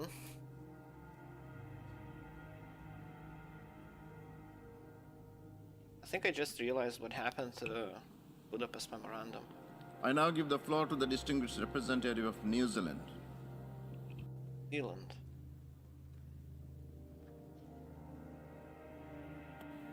I don't think you can get any further Mr. than New President, Zealand. Mr. Secretary General, today our thoughts are with the people of Ukraine as they continue to fight Russia's large-scale invasion. Innocent lives lost, everyday lives in turmoil, young and old lives that will never be the same as innocent people suddenly find themselves as refugees. The worst part of the trauma we see unfolding in front of us is knowing that it was completely avoidable. New Zealand is in no doubt that the conflict in Ukraine is a direct result of the unprovoked and unjustified actions of Russia and its decision to flagrantly ignore international law. Russia is escalating its aggression by its decision to increase the readiness of its nuclear weapons. Russia's actions are nothing short of the acts of a bully. New Zealand supports the Secretary-General's assessment that these acts represent a clear violation of the territorial integrity and sovereignty of Ukraine and are inconsistent with the principles of the Charter of the United Nations. In standing in support of Ukraine, we are also standing in defence of the UN Charter. We cannot pick and choose when to espouse the centrality of the Charter. This emergency session of the General Assembly is taking place as a direct result of Russia's actions alone. Its ongoing military aggressions threaten not only the peace and security of Ukraine, but that of Europe and of the international community. We are here today because the United Nations Security Council failed to act last Friday to condemn Russia's actions to invade Ukraine. Russia's use of the veto, when it is not only party to this conflict, but the direct cause of it, is a disgrace. New Zealand, along with a group of small states, opposed the granting of the veto to the P5. We have continued to oppose the veto since its inception, and we remain strong in our conviction that there is no place for the veto in the UN Security Council. With the Security Council having failed to deliver against its responsibilities, we, the General Assembly, must now stand up to play our part. New Zealand is a primary co-sponsor of the General Assembly resolution, and we encourage all member states to vote in favour of the resolution. In support of Ukraine, in support of international peace and security, and in support of our treasured UN Charter.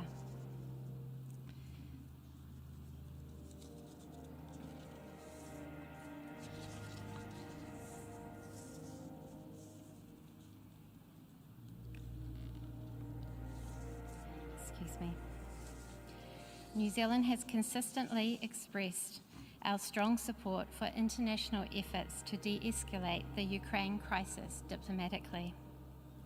Having turned away from diplomacy, Russia must now face the consequences of that decision. New Zealand has joined other member states in implementing measures to respond to Russia's actions, including introducing targeted travel bans against Russian government officials and other individuals associated with the Russian invasion of Ukraine, and prohibiting the export of goods to Russian military and security forces. Our thoughts today must be with the people of Ukraine, who are now facing a humanitarian crisis caused by the conflict. We echo the President of the General Assembly's call that all member states must uphold their obligations under international humanitarian law. Further, we, the international community, must act now to prevent further pointless loss of innocent life and to support those who now find themselves displaced through no fault of their own.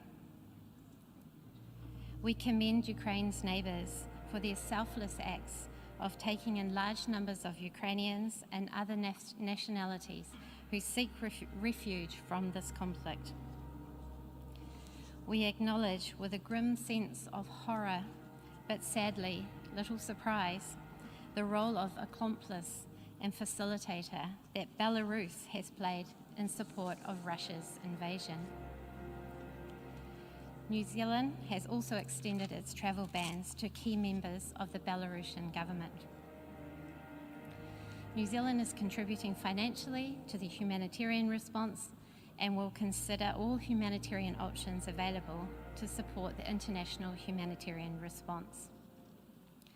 We welcome France and Mexico's tabling of a humanitarian resolution in the United Nations Security Council today.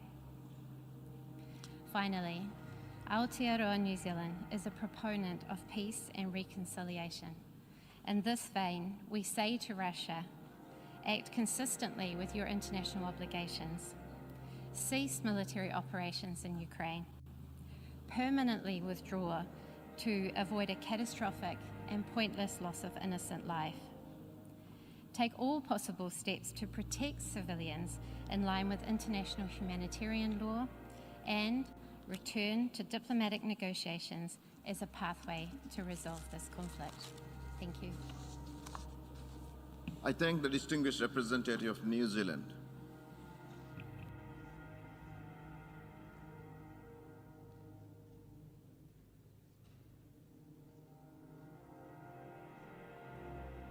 Yeah, I don't even have anything to comment.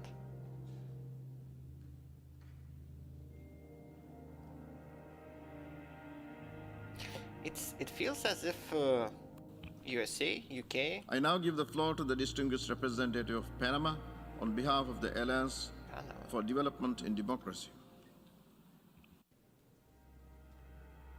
Okay.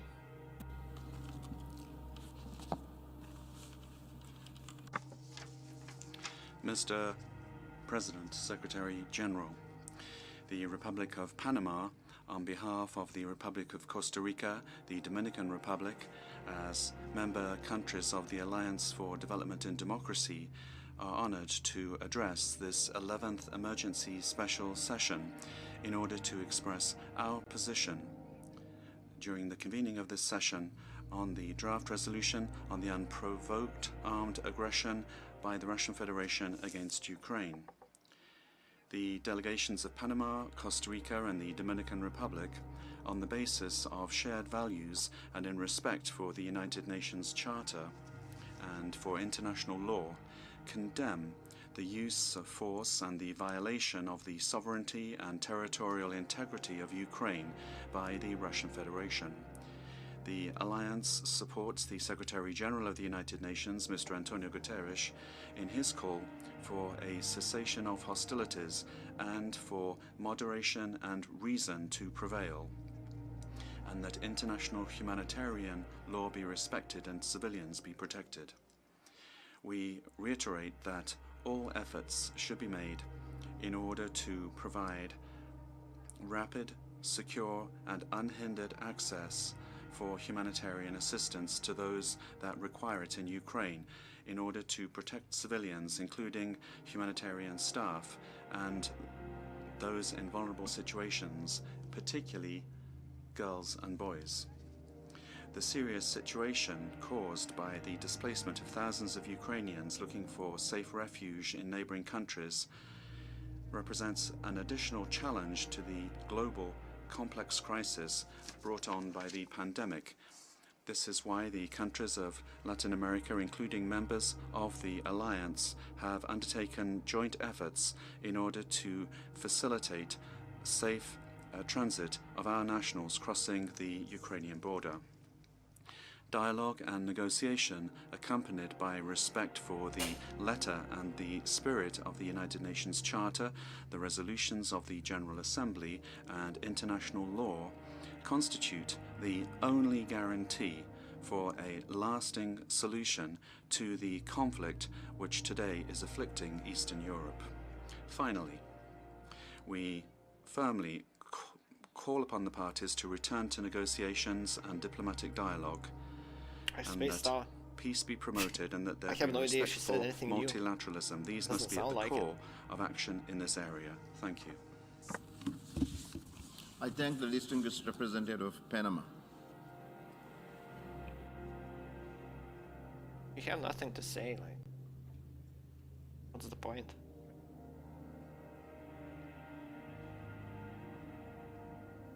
Well, I guess she mentioned something about COVID. I'm not sure how that's relevant.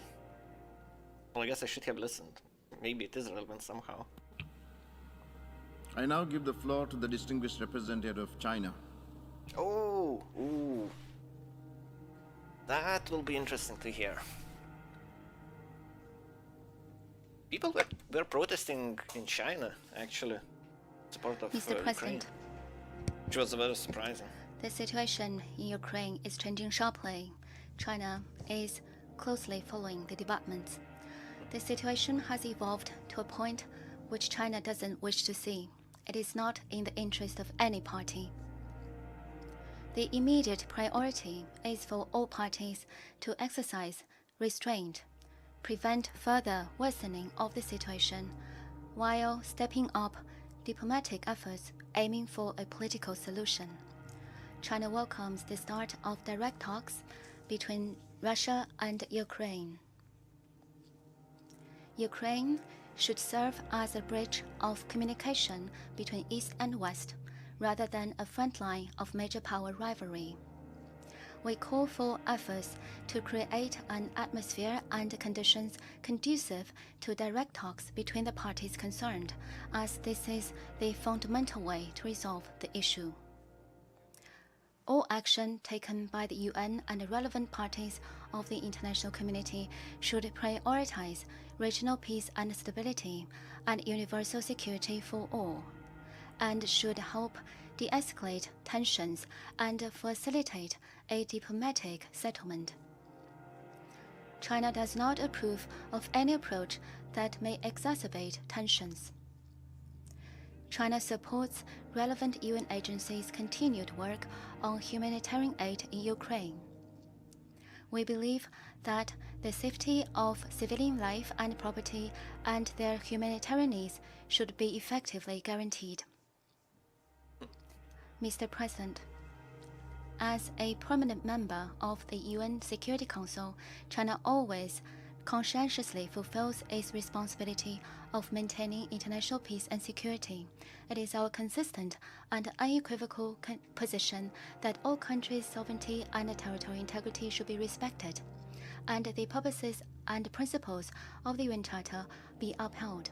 China will continue to play a constructive role in the pursuit of peace. Mr. President, the Cold War has long ended. The Cold War mentality based on bloc confrontation should be abandoned. Nothing can be gained from stirring up a new Cold War, but everyone will stand to lose. One country's security should not come at the expense of other countries' security. Still less can regional security be guaranteed by reinforcing or even expanding military blocs. China supports the EU, NATO, and Russia resuming dialogue. Bearing in mind the notion of indivisible security, properly addressing the legitimate security concerns of all parties, including Russia, striving to forge a balanced, effective, and sustainable European security mechanism so as to achieve lasting peace and stability for the European continent. Thank you, Mr. President. Yes, China is still. I thank the distinguished representative of China. Oh, that double speak. Amazing. Amazing how many words you can say without saying anything.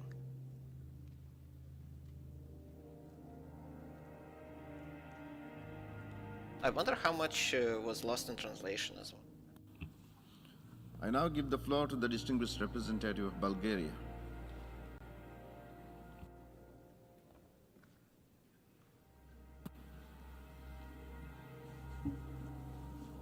Thank you, Mr. President.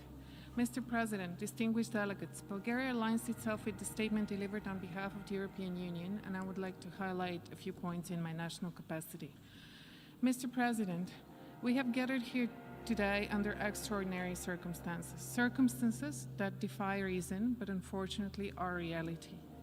And that reality is that the Russian Federation, a permanent member of the Security Council, is executing an act of aggression against Ukraine, a founding member of the UN. Bulgaria condemns in the strongest possible terms this unprovoked and unjustified military aggression, which is in gross violation of international law and of the principles of the UN Charter. The illegal military aggression of the Russian Federation against Ukraine not only undermines global security and stability, but also puts the international rules-based order in jeopardy. It is deplorable that the Russian Federation used its veto power to prevent the Security Council from exercising its primary responsibility for maintenance of international peace and security. However, the decision of the Security Council to urgently refer the matter to the General Assembly by calling an emergency special session demonstrates the resolve of the rest of the Council to do everything possible to address this serious act of aggression. The fact that for the first time in 40 years, the Security Council takes such a decision speaks of the gravity of the situation. We commend the decision by the Security Council, and now it is up to all of us to live up to the responsibility to uphold the principles of the UN Charter and international law, and to send a strong and unequivocal message by condemning the act of aggression and the illegal actions by the Kremlin. Bulgaria demands that the Russian Federation immediately cease its military actions, unconditionally withdraw all forces and military equipment from the entire territory of Ukraine, and fully respect Ukraine's territorial integrity, sovereignty, and independence within its internationally recognized borders. The use of force and coercion to change borders has no place in the 21st century. Tensions and conflicts should be resolved exclusively through dialogue and diplomacy. We strongly condemn the involvement of Belarus in this aggression, including providing its territory to be used as a launching ground for the Russian aggression, and call on it to refrain from such action and to abide by its international obligations. The reports of civilian casualties, including of children, and the destructions of civilian infrastructure, including critical infrastructure, are deeply concerning. We are particularly outraged by the use of weapons that have indiscriminate effect in residential areas and against the civilian population. This is unacceptable and must stop immediately. We call on the Russian Federation to fully respect international humanitarian law and international human rights law, and to allow safe and unhindered humanitarian access and assistance to all persons in need. The Russian Federation bears full responsibility for this aggression and all the destruction and loss of life, and the leadership of the Russian Federation should and will be held accountable in accordance with international law. Mr. President, colleagues, it is our duty to do the right thing. We need to stand together against any act of aggression and against any violation of the UN Charter. We need to fiercely defend the principles of the UN Charter, international law, and the rules-based order because they are our only guarantee for peace. We cannot turn a blind eye when a blatant act of aggression is being executed against a sovereign, peace-loving nation. Today, it is against Ukraine. Tomorrow, it could be against any one of us. In conclusion, I would like to reiterate Bulgaria's unwavering support for the sovereignty, independence, unity, and territorial integrity of Ukraine within its internationally recognized borders. I would also like to thank the Ukrainian people for their extraordinary courage and resilience. You're not alone. Thank you. I thank the distinguished representative of Bulgaria. Yeah, that wording of demanding Russia to do something like doesn't sound all that diplomatic. Well, I guess it's all down to the vote.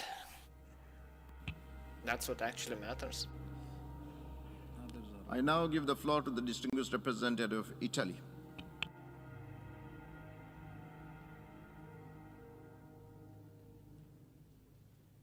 I wonder how they decided on the order of the speakers. Mr. President, Mr. Secretary General, dear colleagues, Italy aligns itself with the statement of the European Union and wishes to add the following remarks in its national capacity. We do welcome the convening of this special emergency session. Following the impossibility for the Security Council to discharge its duties and adopt its own resolution on the matter, due to the veto of the Russian Federation, the General Assembly had an obligation to make its voice heard in front of such a grave threat to international peace and security. We are thankful to those members of the Security Council that made this possible.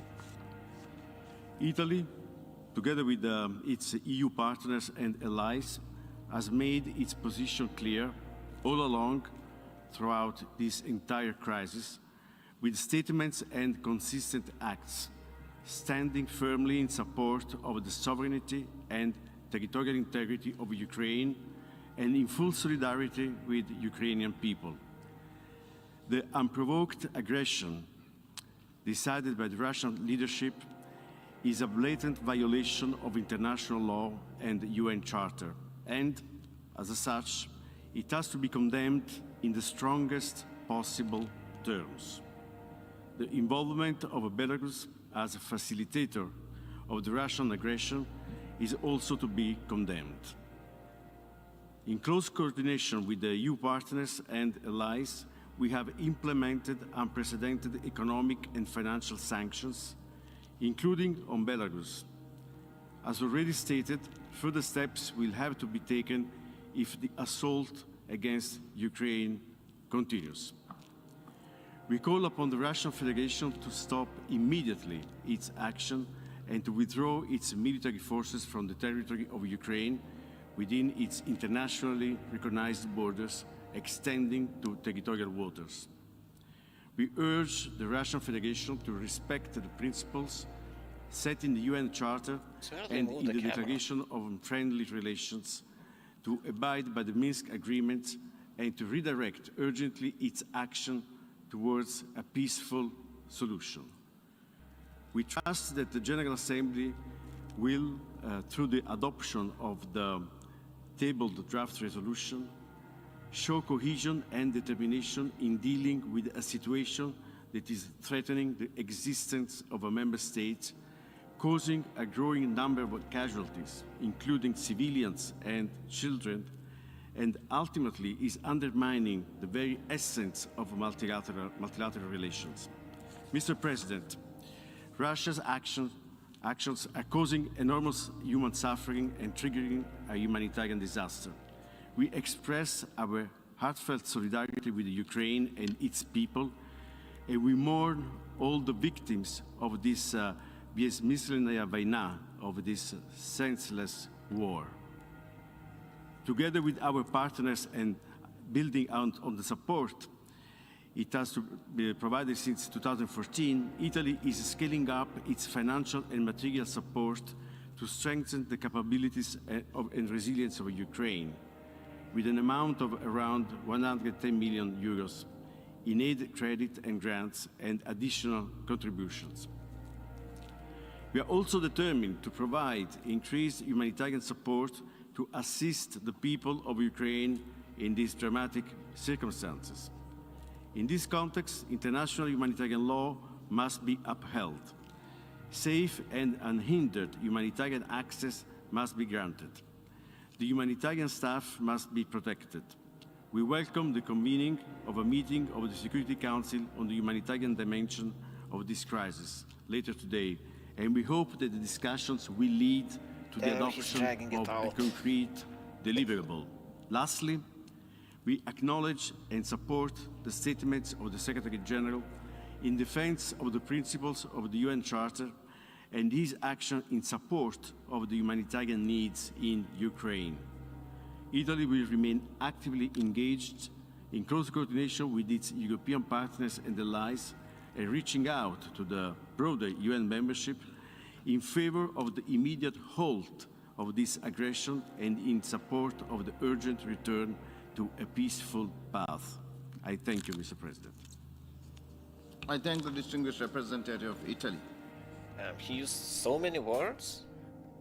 Like, the sentences were so long, he even managed to squeeze in some Russian. Бессмысленная война.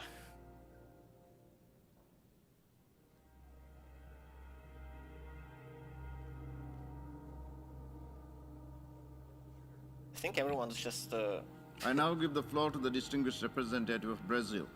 Brazil. Feels like everyone just wants to make some speech in front of a camera. For the most part.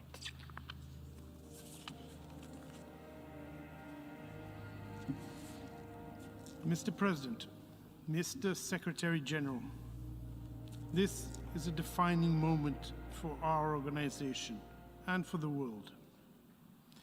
When the drafters of the Charter envisaged our collective security system back in 1945, they probably thought they had seen the worst in terms of tragedy and human suffering. If they were here today, they would doubt that assessment. We are under a swift escalation of tensions that could put all of humanity at risk, but we still have time to stop it. Brazil voted in favor of the draft resolution before the Security Council on the situation in Ukraine. We regret that the draft was not adopted, but firmly believe that the Security Council has not yet exhausted the instruments at its disposal to contribute to a negotiated and diplomatic solution towards peace. The urgency of the situation convinced us of the need to add the voice of the General Assembly to that of the Security Council in seeking solutions to the crisis in and around Ukraine. No one can deny the primary responsibility of the Security Council for the maintenance of international peace and security, nor the complementary role that this assembly can play to that end. Brazil welcomes the engagement of the Secretary General in attempting to de-escalate the growing tensions. It also notes that Ukraine has initiated a case in the International Court of Justice based on the Genocide Convention. This is the moment for the principal organs of the United Nations to work together in pursuing one of the organization's main objectives, to save us from the scourge of war. For that, we need to be exceedingly cautious in moving forward, both in the General Assembly and elsewhere. We are currently witnessing a succession of events that, if not contained soon, could lead to a much broader confrontation. Everyone will suffer, not just those who are fighting. Those who have repeatedly pleaded for de-escalation will also bear the costs of the power play between NATO and Russia that we are currently witnessing. Over the last years, we have seen the progressive deterioration of the security situation and balance of power in Eastern Europe.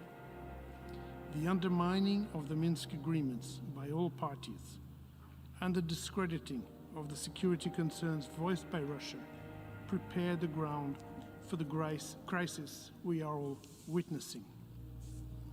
Let me be clear, however, this situation in no way justifies the use of force against the territorial integrity and sovereignty of any member state. It is against the most basic norms and principles we all abide by and a clear breach of the UN Charter.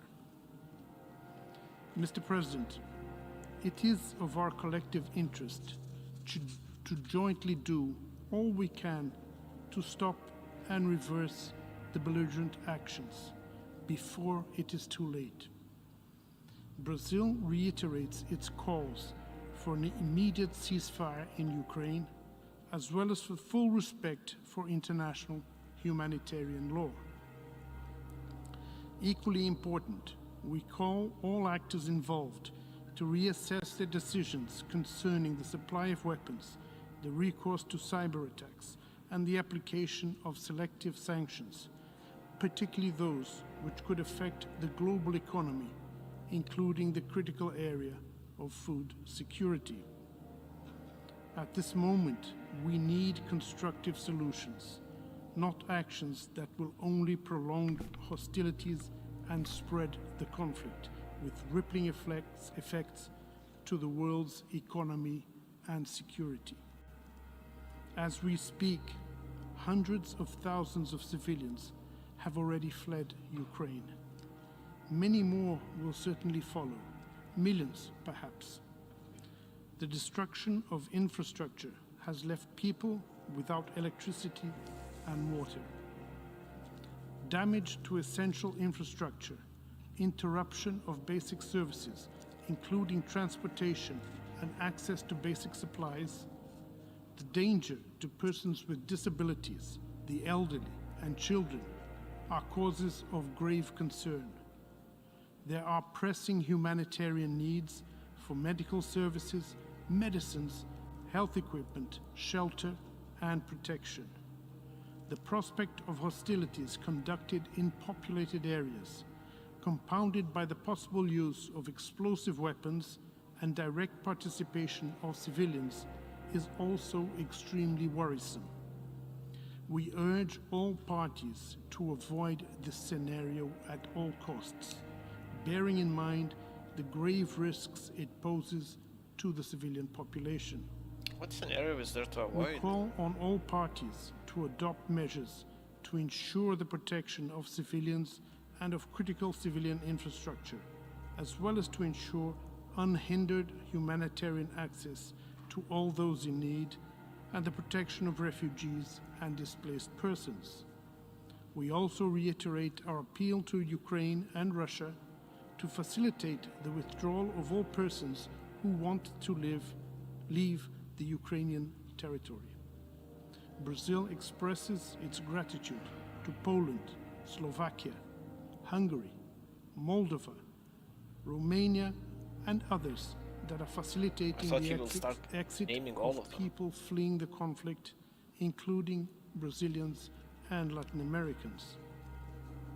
Let me also take this opportunity to express our solidarity to all families who have lost someone in this war, to all people left without home, water, and electricity, to those who are fleeing in fear, sometimes with nowhere to go,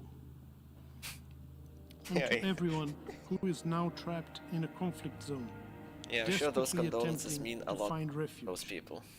I wish to commend all personnel that are now in Ukraine trying to alleviate the suffering of the population. We know that you are doing your best in very challenging circumstances, and we know that more could be done to assist you in your efforts. Mr. President, few times has the General Assembly been convened under the Uniting for Peace resolution. By meeting today, the international community shows its unwavering determination to reach a diplomatic solution to the ongoing conflict in Ukraine. A peaceful settlement of the crisis is not only the cessation of hostilities, it is about creating the conditions for a greater sense of security among all involved. It is about rebuilding bridges and regaining trust. And it is about respect. Respect for each other's legitimate security concerns, Is he reading for a civilian book? lives, for all countries that do not want a war, for international law, There should be a word and limit for for the most speeches like basic principles that have guided this organization since its inception. I thank you, Mr. President. I thank the distinguished representative of Brazil.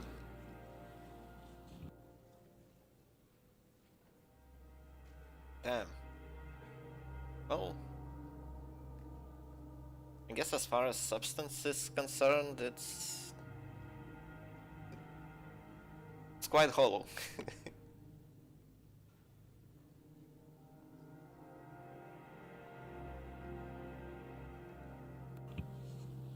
I now give the floor to the distinguished representative of Canada.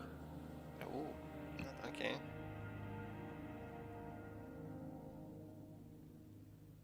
Allegedly, Canada should be... Well, Canada's position should be close to China's. Well, at least not conflicting with China's. Who knows? Allegedly.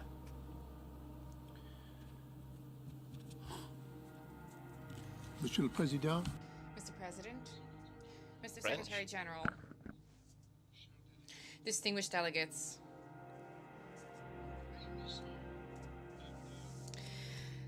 the hour is grave.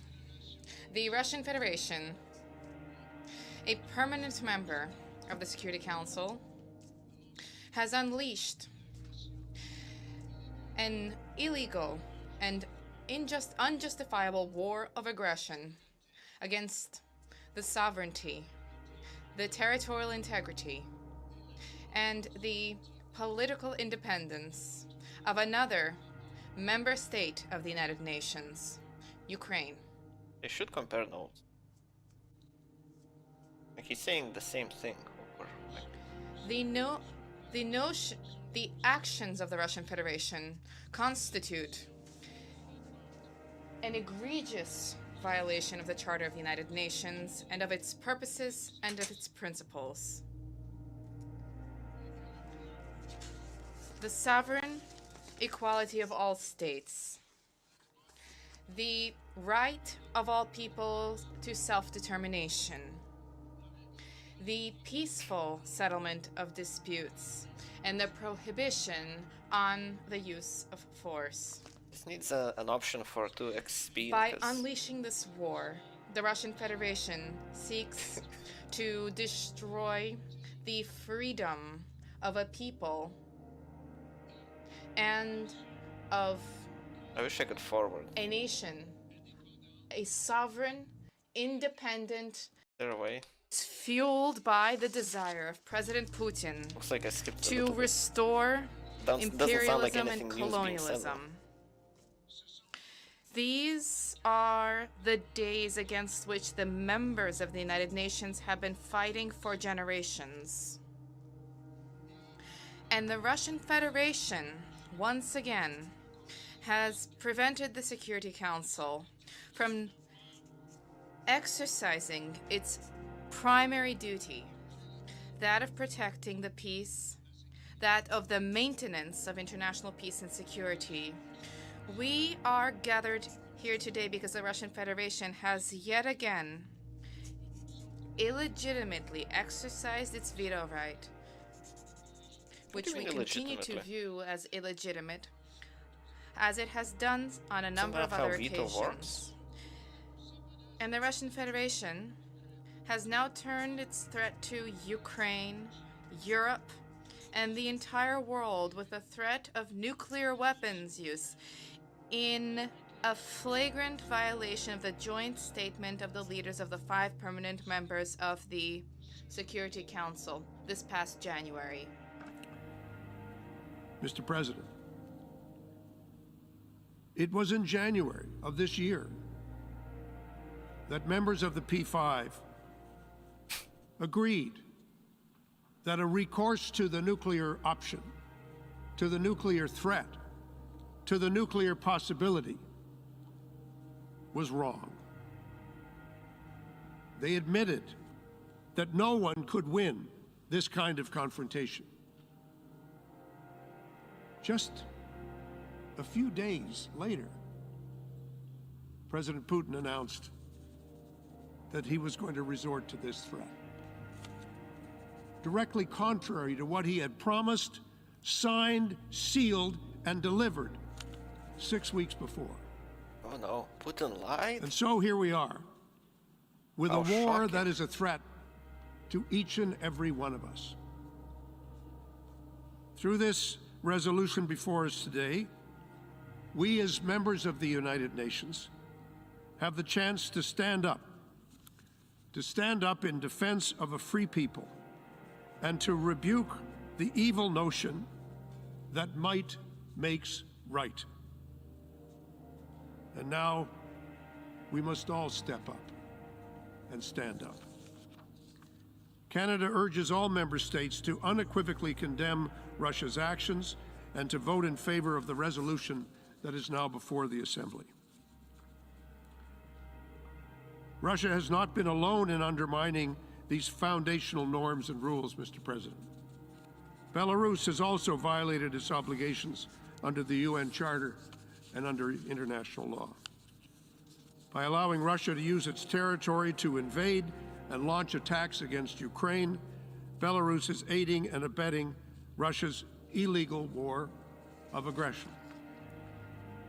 Belarus's decision to send its force into Ukraine and to revoke its non-nuclear status are all completely unacceptable to us and completely incompatible with its obligations under the Charter of the United Nations. Mr. President, there must be accountability for these actions. As Russia has escalated its unjustifiable attack on Ukraine, its forces have encircled and shelled Ukrainian cities, targeting, killing, and maiming innocent Ukrainian civilians, children, women, and men. They are bombing civilian objects, hospitals, schools, kindergartens, apartments, and homes. They're looting and forcibly displacing civilians. Many hundreds of thousands have fled in freezing temperatures, seeking shelter across Ukraine's borders. There are credible reports that Russian forces are using prohibited weapons, including cluster bombs, and imposing siege warfare on Ukrainian cities. This is not news that comes in last week, news that comes in this morning. Pictures one can see visibly on social media as to what is taking place. Very different from the wars that have been waged in the past. We know what is happening in real time, and it is completely I hope we're not basing abhorrent. our policies on social media posts. Let me be very clear, Mr. President. These are violations of international law, and they are acts that could amount to war crimes under international humanitarian law. Those acts flow directly from decisions that were made by President Putin and his inner circle, that were enabled by Belarus and their leaders, and carried out by Russia's armed forces and its proxies. These crimes began with an idea. What was the idea? We don't have to invent it. All we have to do is read President Putin's speeches and watch his declarations. The idea that a group of people are lesser, unequal, and unworthy, unworthy of the protection of the law. The idea that a people, in fact, do not exist as a people, that they don't have a right to be themselves, that they don't have a right to their own nation, to their own country, that they have no right to the protection of the Charter. The way Vladimir Putin describes the Ukrainian nation and its supporters over many generations fits the description of the idea that I have described. And it's that idea that lies at the heart of the acts that follow. Because actions don't come out of the blue, they don't come out of nothing. It all starts with an idea. And yet, with a terrible sense of irony, President Putin has perverted the very notion of genocide by alleging that genocide has been committed in Ukraine. I must stress, there has been no such finding substantiated by any UN or independent organization. And as my colleague from Brazil said, just speaking before me, if there are complaints, and obviously there have been in this chamber and in the Security Council, with respect to the treatment of the Russian minority in Ukraine, even if those complaints were fully justified, they are not an excuse for war, and they are not an excuse for the aggression that we have seen. Ukraine has filed its own application under the Genocide Convention to the International Court of Justice. Canada takes the allegations filed by Ukraine with the greatest seriousness, as it does the decision of the prosecutor of the International Criminal Court to begin an investigation into potential crimes against humanity. These decisions are not taken lightly, and they have the most serious of consequences. But I want to stress, it is the International Court of Justice and the International Criminal Court that are the places for these allegations to be dealt with, not the battlefield, and never by unilateral aggression. That's why we signed up to the Charter.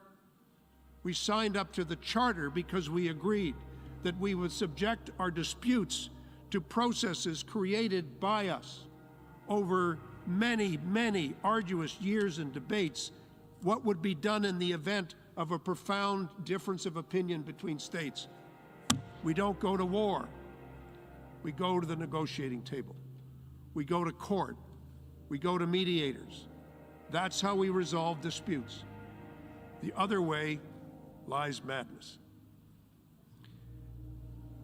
Canada and the international community will spare no effort to ensure that violations of international law in Ukraine are in fact investigated, that evidence is gathered, and that the perpetrators are held to account. We do so not only out of our conviction that the use of history, that the arc of history tends towards justice. We do so because what Ukrainians are being subjected to is horrific, and they deserve better, and they deserve more. Mr. President, if I may, I'd like to speak directly to the brave people and the government of Ukraine. We are quite simply inspired by you. We are standing with you, and you are not alone. Our support for Ukraine, your country, for your Ukrainian democracy, and for your right to choose your own future in Ukraine remains unwavering, steadfast, and resolute. Canada will do everything in its power to help you as you hold strong and defend your homeland against this terrible Russian aggression. Together with our partners, we will ensure that President Putin and those who ordered, implemented, and enabled this reckless war will continue to face significant costs and to be held accountable for their actions. Your struggle is now our struggle, and we are with you. Mr. President, if I could speak directly to the people of Russia. To the Russian protesters who are bravely demonstrating against the war, who have been met with brutal force and arbitrary arrests by riot police. To the thousands of Russian citizens who have written letters had the courage to put their name on a letter to the President of Russia, condemning this reckless decision. To all those Russians at home and abroad who are opposed to this senseless war, and you are in the millions. Canada and the world, we see you, and we hear you. I don't think they can Your see. president, Vladimir Putin, has sorely miscalculated. He has ignored the democratic and law-abiding spirit of the Russian people. He has underestimated the brave Ukrainians defending their country from aggression, with whom you have no cause for war, no cause for hatred, no cause for violence. And he has severely misjudged the resolve of the world to stand against him. Whatever lies are spoken here today, trying to justify the unjustifiable, or to explain the inexplicable, it is President Putin's war of choice that is making your lives much more difficult. But there is always time for de-escalation. There is always time for dialogue. And your president must choose this path.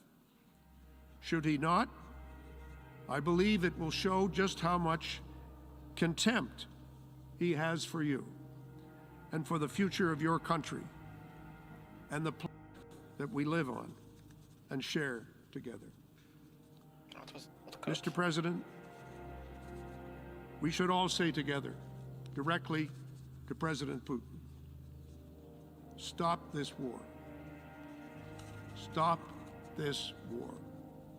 Stop it before there is more death, I'm sure he's more listening. pain, and more hardship. Stop the use of threats. Take your finger away from the nuclear button and never put it back for as long as you live. Come to grips with the reality of our time, as in more serious and rational moments you have done. Mr. President, it is never too late to stop. It's never too late to make a turn to diplomacy, to dialogue, and to negotiation. The alternative cannot happen. So now it falls to all of us, as equal members of the United Nations, whose equality and sovereignty, as I've said before, is what we signed up to when we became members of this organization. We need to stand up to the principles, for the principles of the Charter, for the purposes of the Charter, and to heal the hurt and pain that has been caused by this terrible war of aggression. This responsibility belongs to us and to no others. We sit here, we have to make decisions. We have to take every step we can, the human footsteps to peace, to reconciliation, and to justice. That is now our job in the General Assembly, and we must seize this moment of accountability, this moment of justice, this moment of democracy. We must seize it together. Thank you very much, Mr. President. I thank the distinguished That was a very long representative of speech. Canada, and now I give the floor to the distinguished representative of Singapore. I still like Panama's, I think it was Panama's representative's expression the best. We're not here to bring us to heaven. We're here to save us from hell. Like, that's such a short, powerful, concise. Like, thank you very much, Mr. President. We are meeting today in a historic emergency special session because the UN Security Council was unfortunately unable to discharge its primary responsibility for the maintenance of international peace and security as a result of the veto cast by the Russian Federation, which is regrettable. We welcome the convening of this emergency special session as it allows all countries, especially the small countries, to raise their voice, to state their views, and to register their concerns in this universal organ of the United Nations. Mr. President, Singapore has always taken a consistent position on the sovereignty, independence, and territorial integrity of all countries. Singapore is a staunch supporter of the rules-based multilateral system and of the United Nations. The unprovoked invasion of Ukraine by the Russian Federation is a clear and gross violation of the fundamental norms of international law and of the UN Charter. The UN Charter prohibits the use of force and acts of aggression against another sovereign state. Sounded promising at the beginning. This is a matter of principle for all small states and a matter of fundamental importance to all members of the General Assembly. For a tiny city-state like Singapore, this is an existential issue. A world order where might is right, or the strong do what they can and the weak suffer what they must, would be profoundly inimical to the security and survival of small states. We cannot accept one country attacking another without justification, arguing that its independence was the result of, and I quote, historical errors and crazy decisions, unquote. We simply cannot accept such an argument. Such an argument and rationale would go against the internationally recognized legitimacy and territorial integrity of many countries, including Singapore. This is why Singapore condemns, in the strongest terms possible, any unprovoked invasion of a sovereign country under any pretext. We deplore the Russian Federation's special military operation against Ukraine, both its operation in the Donbas region and the broader land, air, and sea attacks across Ukraine, including on Kyiv, the capital city. We also note with great sadness and regret reports of the growing number of casualties and the loss of many innocent lives as a result of this unjustified attack and act of war. We have taken note of the UN Humanitarian and Emergency Relief Coordinator's comments about the scale of the humanitarian assistance required to help those affected, and we call for safe and unhindered access for humanitarian assistance to Ukraine and all those in need. Mr. President, we reiterate that the sovereignty, political independence, and territorial integrity of all countries, including Ukraine, must be respected within its internationally recognized borders. The Secretary General of the United Nations has stated that he considers the actions of the Russian Federation to be a violation of the territorial integrity and sovereignty of Ukraine and inconsistent with the principles of the Charter of the United Nations.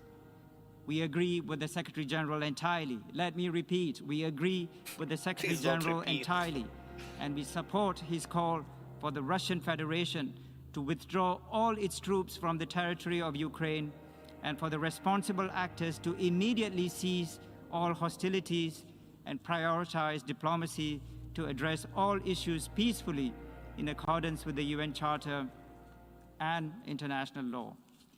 We also support the good officers of the UN Secretary General to be deployed in any way possible to facilitate diplomatic contacts and negotiations.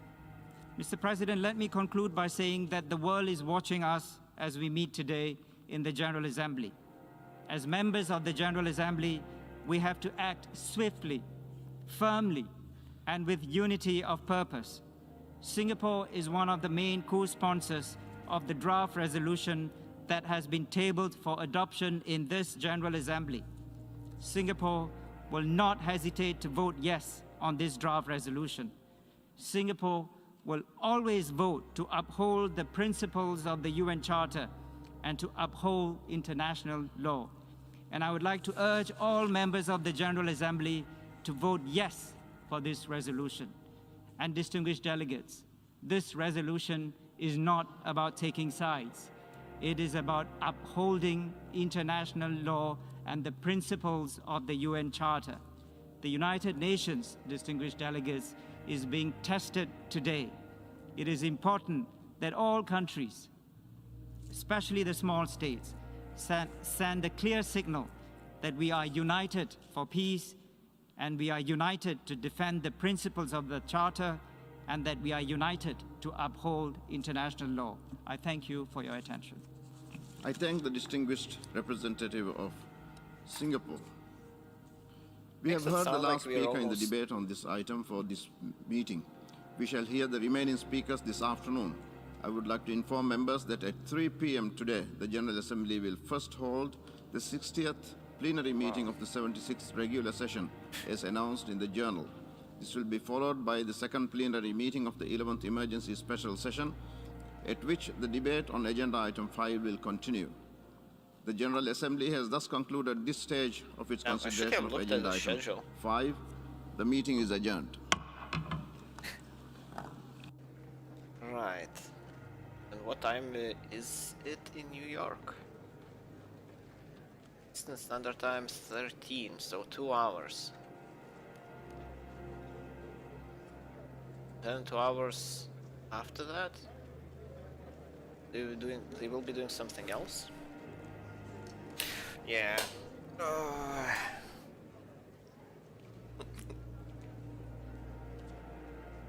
Yeah, some of those speakers made it sound like we're about to declare war on Russia, which I hopefully doesn't, not where we're going.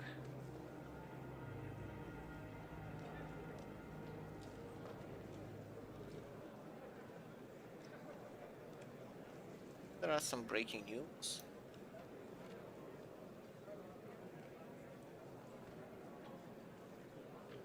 I don't think negotiations... Yeah, I'm not really following the news that closely today. Like, it's just... who knows on both sides. Okay. Turn off the stream.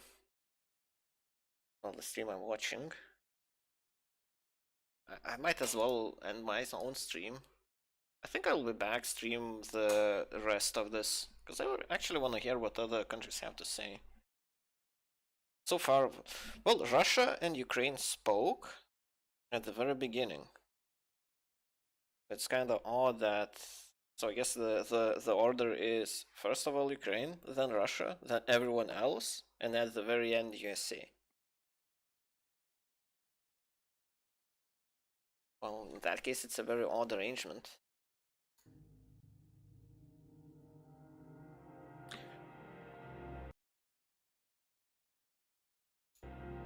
Guess I can have this as a background for now.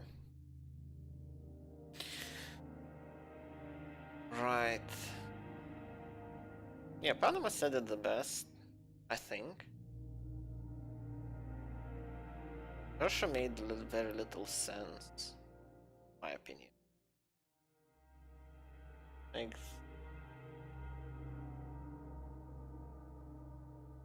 they seemed like very...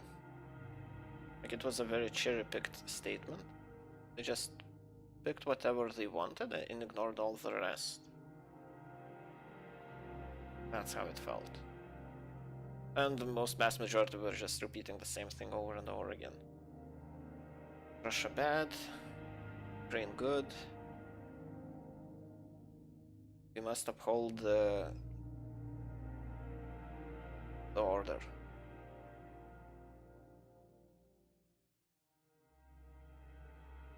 Yeah, I guess I have to read up on whatever they're actually voting on, because I wasn't following.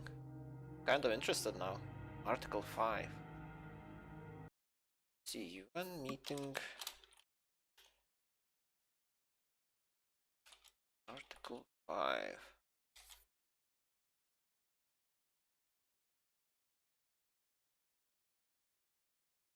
Can I find any explanation? February 23rd? No, not today.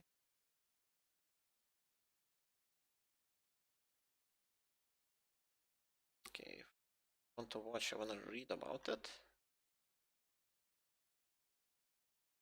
Facebook. Thank you. Okay, I'll just zero that. Might have some checked. 500,000 people have fled. I think, yeah, just the amount of refugees that will result from this war will force European nations to do something. Like, we can't, yeah. Especially if we're gonna cut ties with Russia, and we will have to take in like millions of refugees. I think Europe will be forced to intervene, much like Russia feels like it was forced to intervene in Ukraine. Self-defense, they attacked Ukraine. I feel like the same way Europe will be forced to intervene as well. Right.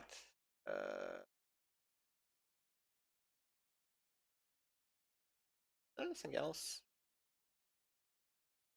Hostilities. 22nd of February. It's just an article.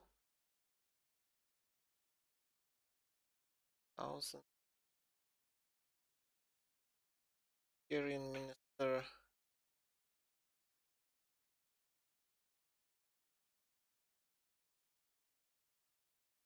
Ukrainian borders instructed to allow all foreigners to leave.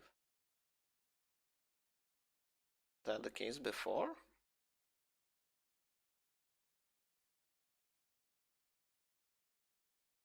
Maybe it wasn't. I don't really see. It doesn't have what I'm looking for.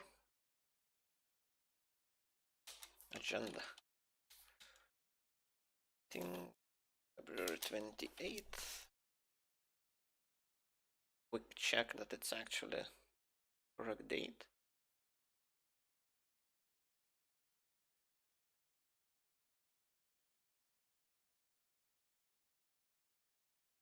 Assembly.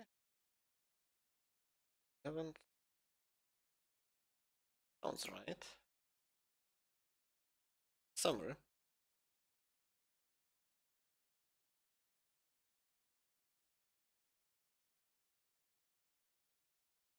Adoption of the agenda.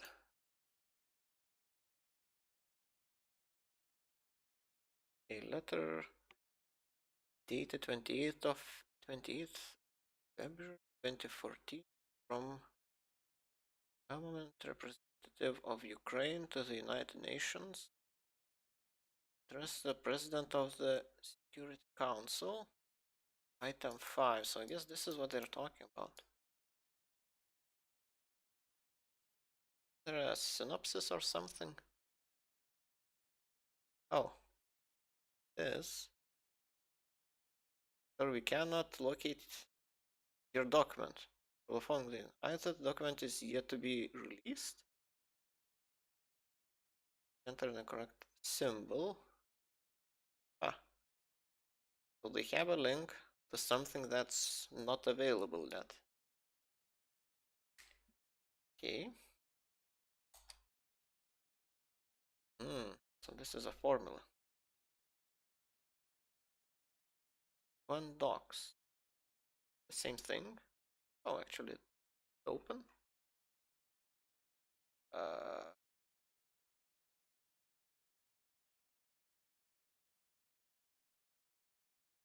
Close this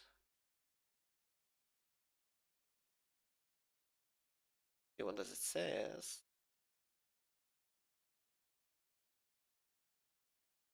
That doesn't sound right. It is February 28th. Original English. This is Spanish. Oh, that doesn't help me.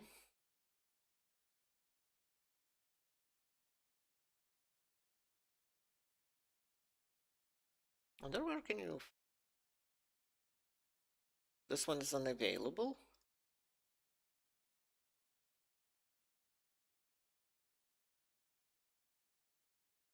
Letter, date, okay.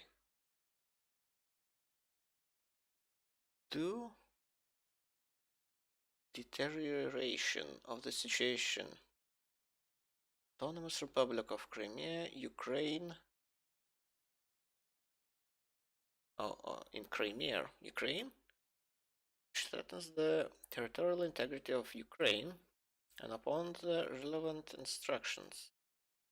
My government, I have the honor to request an urgent meeting of the Security Council according to Article 34 and 35, blah blah blah. Request that, according to the relevant provisions of Charter 37, participate in the meeting and make a statement. Representative of the government of Ukraine be allowed to participate in the meeting and to make a statement. What? This is it?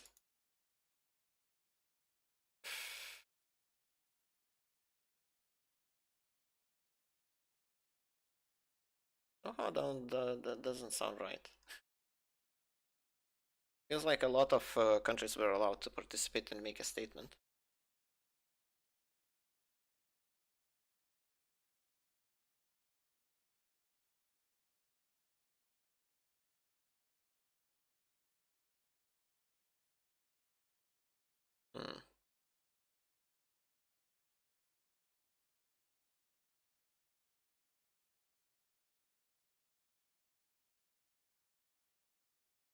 That's Titan document. Won't be allowed to make a. So this is the same document.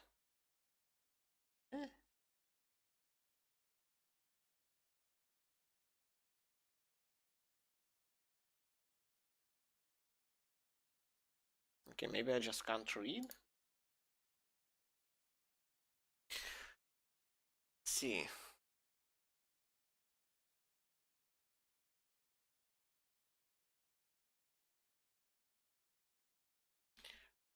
The assembly. Minute of silence.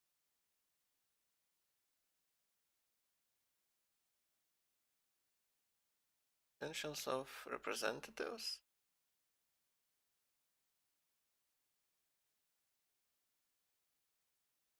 Did they listed all of the speakers beforehand? Yeah, just walking around. Didn't watch right from the start.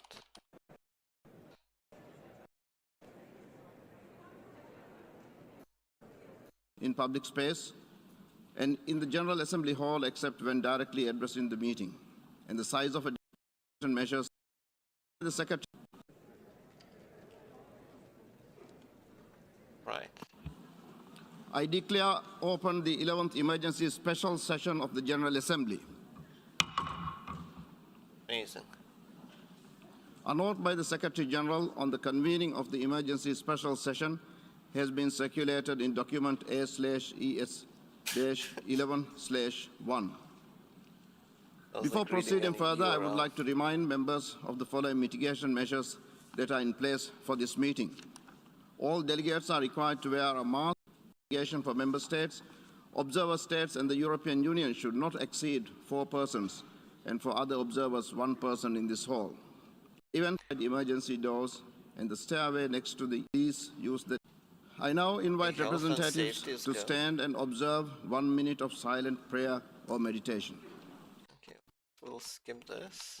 Otherwise, the To draw the Assembly's attention to Rule 63, which states, notwithstanding the provisions of any other rule, and unless the General Assembly decides otherwise, the Assembly, in case of an emergency special session, shall convene in plenary meeting only and proceed directly to consider the item proposed for consideration in the request for the holding of the session, without previous reference to the General Committee or to any other committee. The President and Vice Presidents for such emergency special sessions shall be, respectively, the chairman of those delegations from which were elected the President and Vice Presidents of the previous session. I shall repeat the first part of that rule. Notwithstanding the provisions of any other rule, and unless the General Assembly decides otherwise. If there is no objection, I shall take that the General Assembly will proceed accordingly. It is so decided. Emergency session. In plenary meeting. To draw the Assembly's attention to Rule 63, which states... Oh, 63, so it's irrelevant completely. Document A/ES to invite the attention of the General Assembly to document A/ES-11/3 containing Article 19 of the Charter. May I take it that the Assembly duly takes note of the information contained in this document? It is so decided. In that connection, may I further take it that it is the wish of the General Assembly to follow the provisions of Resolution 76/2 of 11 October 2021, by which the Comoros, Sao Tome and Principe, and Somalia are permitted to vote in the General Assembly until the end of its 70th special session. It is so decided. We shall now proceed with the appointment of the members of the Credentials Committee. Rule 28 of the Rules of Procedure provides that the General President credentials the credentialship as that of the 40s, namely the one Sweden and the I now invite the Assembly to turn its attention to sub-item B of item 3 of the provisional agenda, entitled Report of the Credentials Committee. As proposed in the letter from the President of the General Assembly dated 27th February 2022, in light of the urgency of the matter to be considered, it is recommended that the Assembly accept the credentials approved for the regular session at its report of the Credentials Committee by its resolution 70 credentials with respect to of the 11th emergency special session on an. We now turn to the adoption of the agenda. The provisional agenda of the 11th emergency special session is contained in document A/ES-11/2. May I take it that the Assembly wishes to adopt the agenda as it appears in document A/ES-11/2. It is so decided. Just names the document name. The Assembly will now consider agenda item 5, entitled Letter dated 28 February 2014 from the Permanent Representative of Ukraine to the United Nations, addressed to the President of the Security Council, document S/2014/136. I will now deliver my remarks from the rostrum.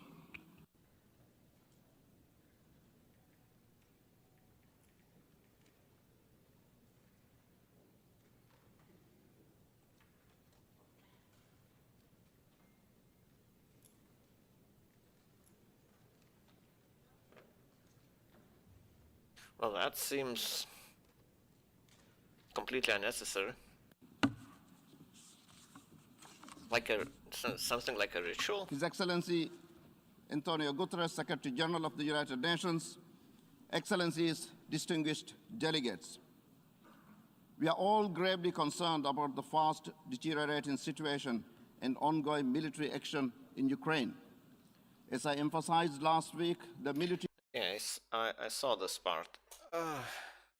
offensive by the Russian Federation is a violation of the territory of the United Nations. It is to exercise maximum restraint and for a full return to diplomacy and dialogue. Oh, yeah. Rooted in the... Remember this part doesn't... says nothing at all, pretty much. So I guess 2 hours until something happens again.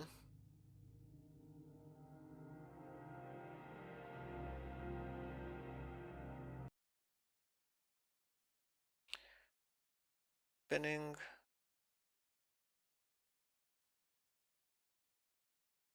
Credentials Committee. Adoption of the agenda.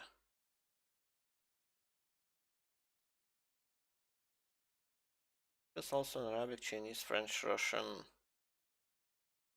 Spanish.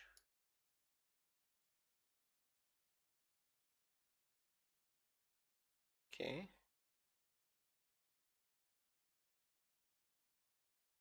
Oh, 4,000 still watching. Is it still live? Oh, I guess it's oh, it's closed.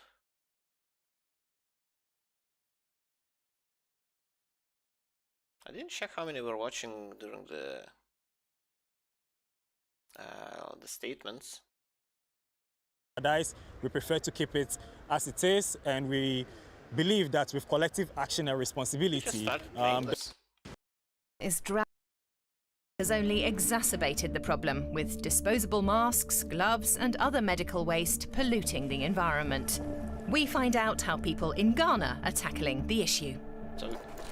This beach to the east of Ghana's capital, Accra, is drowning in plastic trash. How did that happen?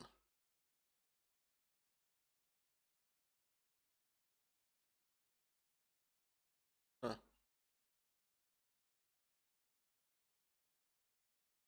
Okay, that's odd. I guess. Activists get modest financial support from a variety of organizations, even the EU.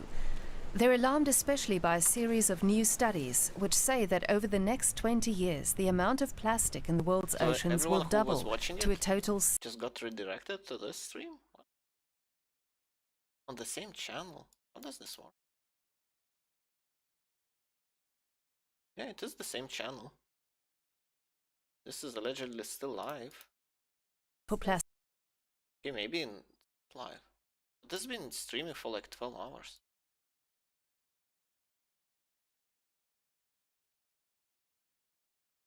Right.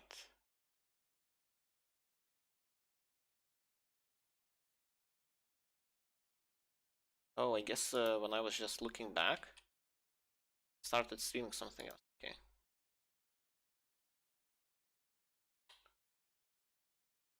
Okay, whatever. I am confused. I'm cold. Doesn't look like anything has been of substance, at least, has been said.